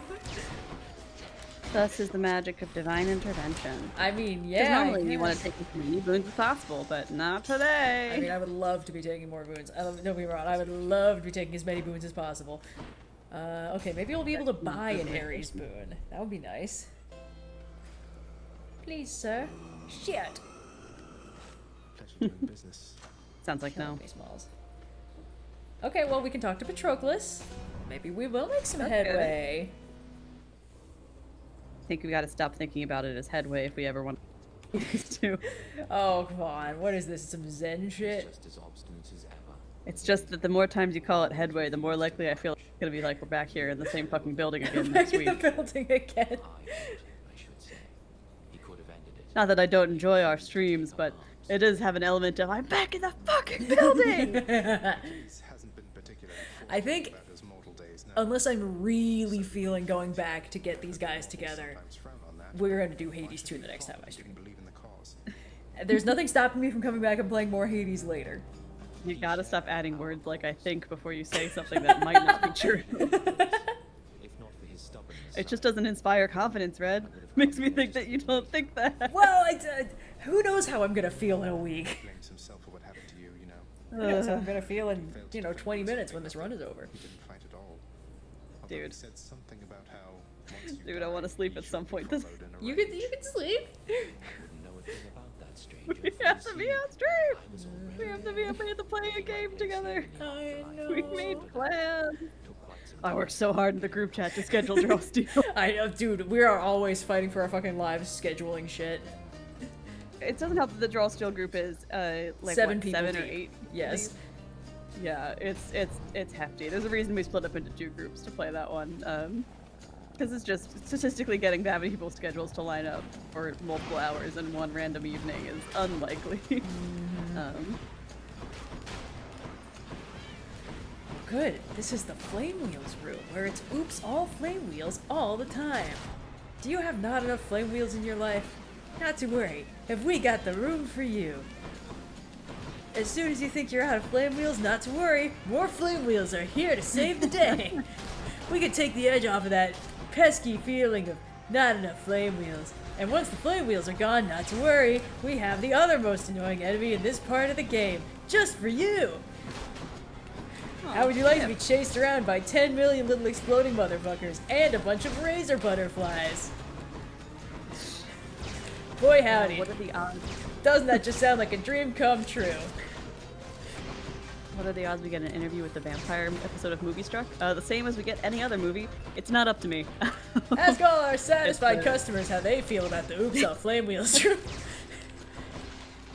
As with every episode of Movie Struck, I don't pick the movie, and I don't get to tell people what kind of movies to pick. So I think it'd be a fun episode to do, but I gotta wait for someone else to pick it. So 9 out of 10 princes of the underworld agree. Flame wheels are good. Flame wheels perfect size to put baby in mouth. Put baby in flame wheel mouth. don't put baby in mouth. Flame wheel, yes. Don't do it. Flame wheel friend shaped. I think the fucking pelican mouth copy pasta has done more for our cultural development than anything else in the last 20 years. I'm gonna be honest, I don't know what that is, but I'm What? okay also not knowing. I think some things are not for me to know. No, it's like a Tumblr post where it's like a it's a picture of a pelican's horrifying open mouth, and the caption is like misspelled, dubious grammar, like pelican mouth, perfect size for put baby in. Put baby in pelican mouth. Pelican mouth, warm, soft, good for baby. Yes, support baby neck. And it's just like, it's got the energy of like written by a pelican that really, really wants you to put a baby in its mouth. Yeah, I got that part. I got that from Context Clues. Yes, good, yes. Just have never seen it in the wild. That's that cinema analysis coming through. If someone in chat would mind putting in the penguin mouth copy pasta so we can all see what we're talking about, I would appreciate it. Take it as a personal preference. Their personal favorite.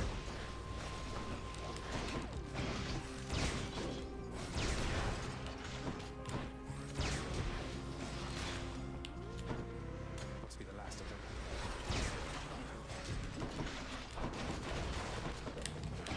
For fans of the Oops All Flame Wheels room, have we got the new deal for you? It's called the 10 million motherfuckers room. Just when you think you're done with some of these motherfuckers, not to worry, there will be more motherfuckers, approximately 10 million of them. And if you say, hey, are they gonna fill the entire battlefield with a bunch of shit that does damage that's almost impossible to avoid, especially when I only have one boon because Ares has not given me two? Yeah! The 10 million motherfuckers room, for when you really need 10 million motherfuckers to kick your ass all at once. These same two bitches have just kept respawning because the gun doesn't quite deal enough damage fast enough. The 10 million motherfuckers room problem is that the motherfuckers are infinite if you don't fast enough. Yeah.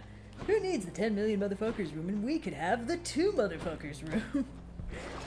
Show me, Charon. Alright, let's go say hi to Chaos. Might as well. I know Red said to put the copy pasta in the chat, but actually please don't all put the copy pasta in the chat. Chat perfect size for put copy pasta in. No, this is... God. This is a long stream, and I'm the moderator. I'm sorry. Red. I am already in Elysium. I am making decent headway with one single boon. Yeah, I don't care about that. Stop telling them to put copy pasta in the chat. They're too copy pasteable.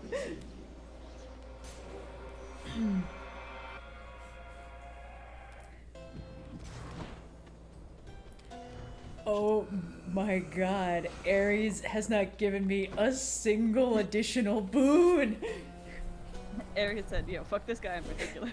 You know, I guess it is very in character for Ares to be like, yes, my kin, show me how good you kill without any help.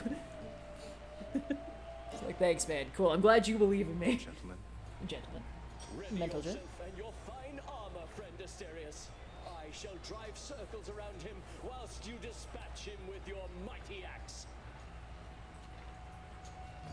I'm gonna stop pressing show on copy pasta. I will simply not be engaging with it. And I, fiend, am impressed that you yet live and breathe. A temporary state Asterius and I shall soon alleviate. To war! Do any of us really live and breathe down here? Theseus? You ever think about that? Wait, did I take the Chaos Boon that makes me take more damage? That might have been a bad decision right before this boss fight. Oh my god, Asterius, please! I would have the answer to that, but I was a little bit distracted with putting baby in the pelican mouth. Yeah, of course.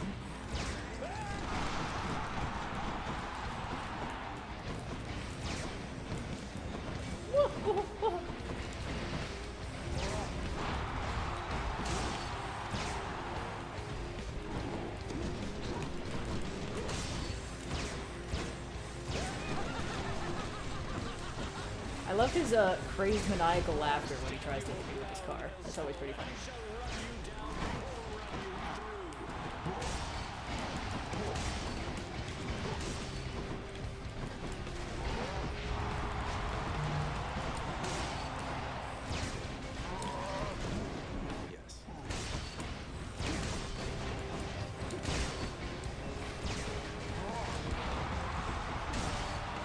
Well, hey, if I survive this boss fight, I will have tons and tons of money to buy stuff in Charon's shop with.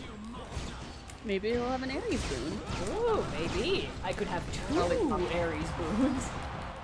But he has to survive this fight first. 2 boomerangs.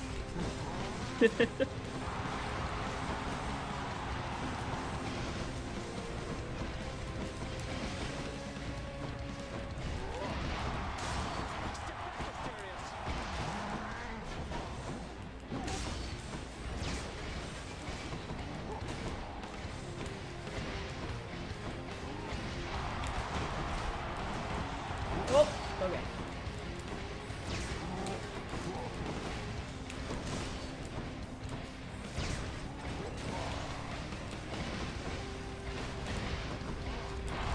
What? Oh, I'm sorry, is a gun unsportsmanlike? Is that really the hill you want to die on, Theseus, with your double rocket launchers in your fucking car? At least his looks dorky. That's true, yeah. Mine does look extremely cool and badass. So you got that going for you. Yeah. Thanks, Lucifer. Whoops.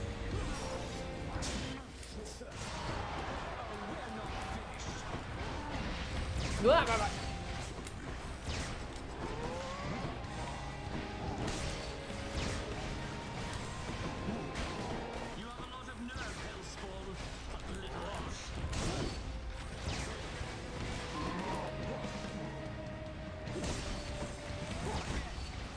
Whoa, the guys in the stands freaking out.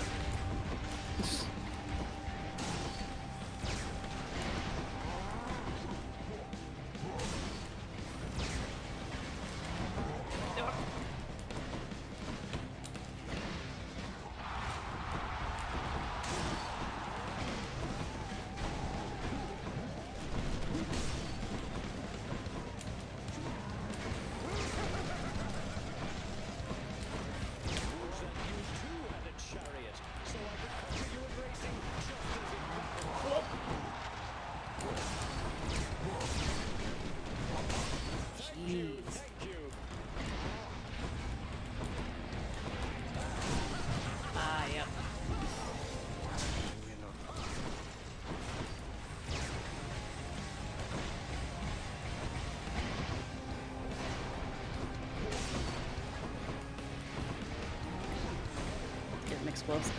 I mean, it's been explosive. Ah! Oh no.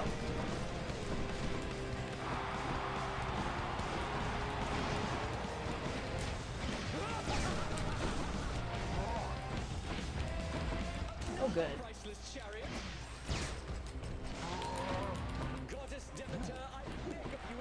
Gamemnon, no! You know I'm your grandson now! Feels like she's the one who shouldn't be able to. Yeah. Oh, but Really? also, I guess if the She's gods made some Theseus? sort of pact.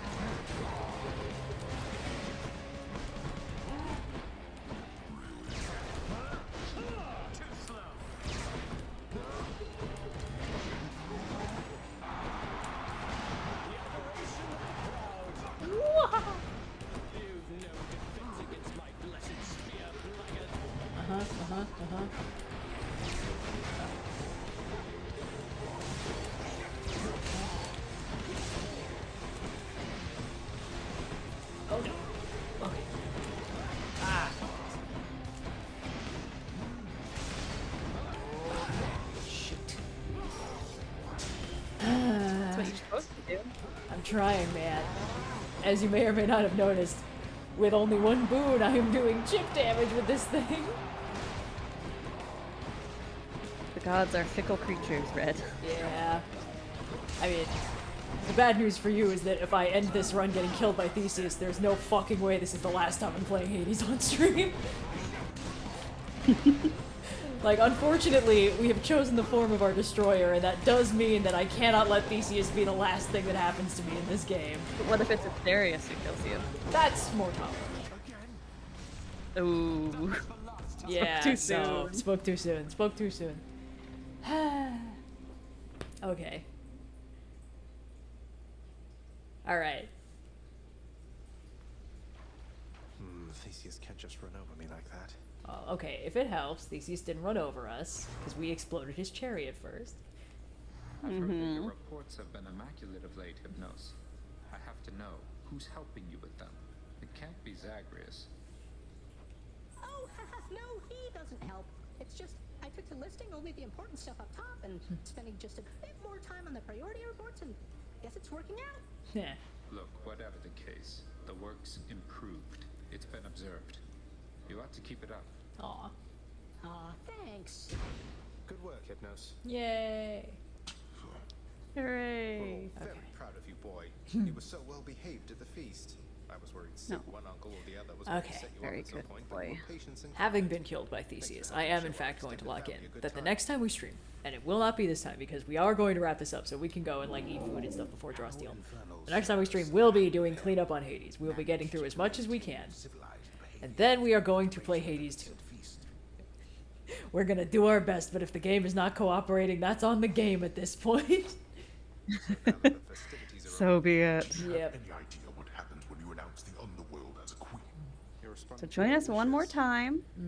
We're really close to the next stretch goal. So if we're doing Hades again, that will be a rando run. So if in the next week or so of downtime stream that fundraiser crosses over to 6,000, we will be doing a rando run to kick it off and hopefully bring it home.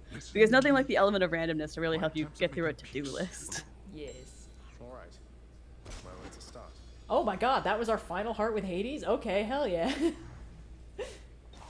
Well, sorry, I kind of clicked through that. Oh wow, yeah, he gave us back all of our nectar. That's really funny. So, I'm quite confused, I must admit, my friend. The Queen Persephone, she is your mother then? How is it that she came to reside here?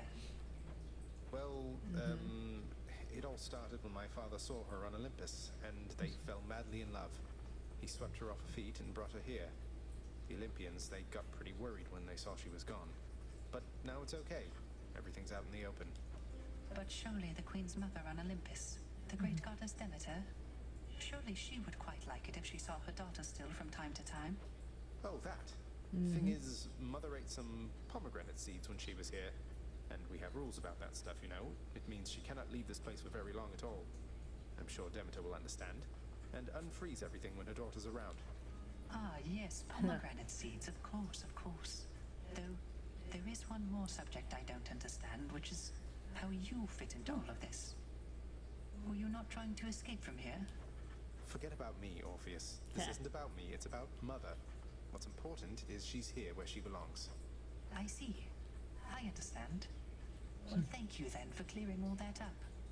It is a splendid tale, I must say, and every part of it makes sense to me at last. Same goes for me, mate. Same goes for me. Aw, put a nice little bow on everything. So tell me then. Okay. Well, I confess I was perhaps a little nervous. I quite enjoyed it too. Last time I was... She really pulled it off. But for all... Don't dwell on that. I spoke a bit with Nyx. All thanks to me, sir. Okay. And what a fearsome chair leg it would be. Yeah, I should go. Okay. And you in So, no headway has been made on getting Achilles and Patroclus back together. Nyx is not here. What's good? Your Highness. Okay, hold on. Let's get the fish. Here's all I caught. Use them wisely, my friend. Do so. This whole place. Okay. Well, you did amazing here. Okay, cool. Dusa talks to us, but did not make any progress on the thing. Oh, right. This is what I was going to show. Can't get over our gift from the Olympians. This is what we get for the true ending. A majestic gilded edifice of Mount Olympus, crafted with the utmost care from the true mountain stone, now shines forever brightly, even in the dim light of the House of Hades, as a parting gift from the Lord Master's kin. The handiwork of Lord Hephaestus himself. Sounds like he's been rather busy. And I'd love to go and see him in the sequel if I didn't have shit to still do here. Oh, Hades. There's so much game in this game. Something inevitable I can do. All right, well. Thank you all so much for tuning in to this, I'm going to call it now, penultimate Hades stream. We the got third or fourth penultimate Hades stream in a row. This one is for real because we got the true ending. The true ending was all I actually needed from this game. So, next time... planning her next attempt at it already. Yes, just a little bit. But my point is, next time we will do what we can to resolve everyone's arcs, get everyone up to their final heart with us. However, what we accomplish next stream is going to be all we accomplish for this game. And then we are going to pivot to Hades 2, possibly after a little bit of a break, depending on how things work out. So that's my cunning scheme, my immaculate plan. I hope you guys enjoyed the stream.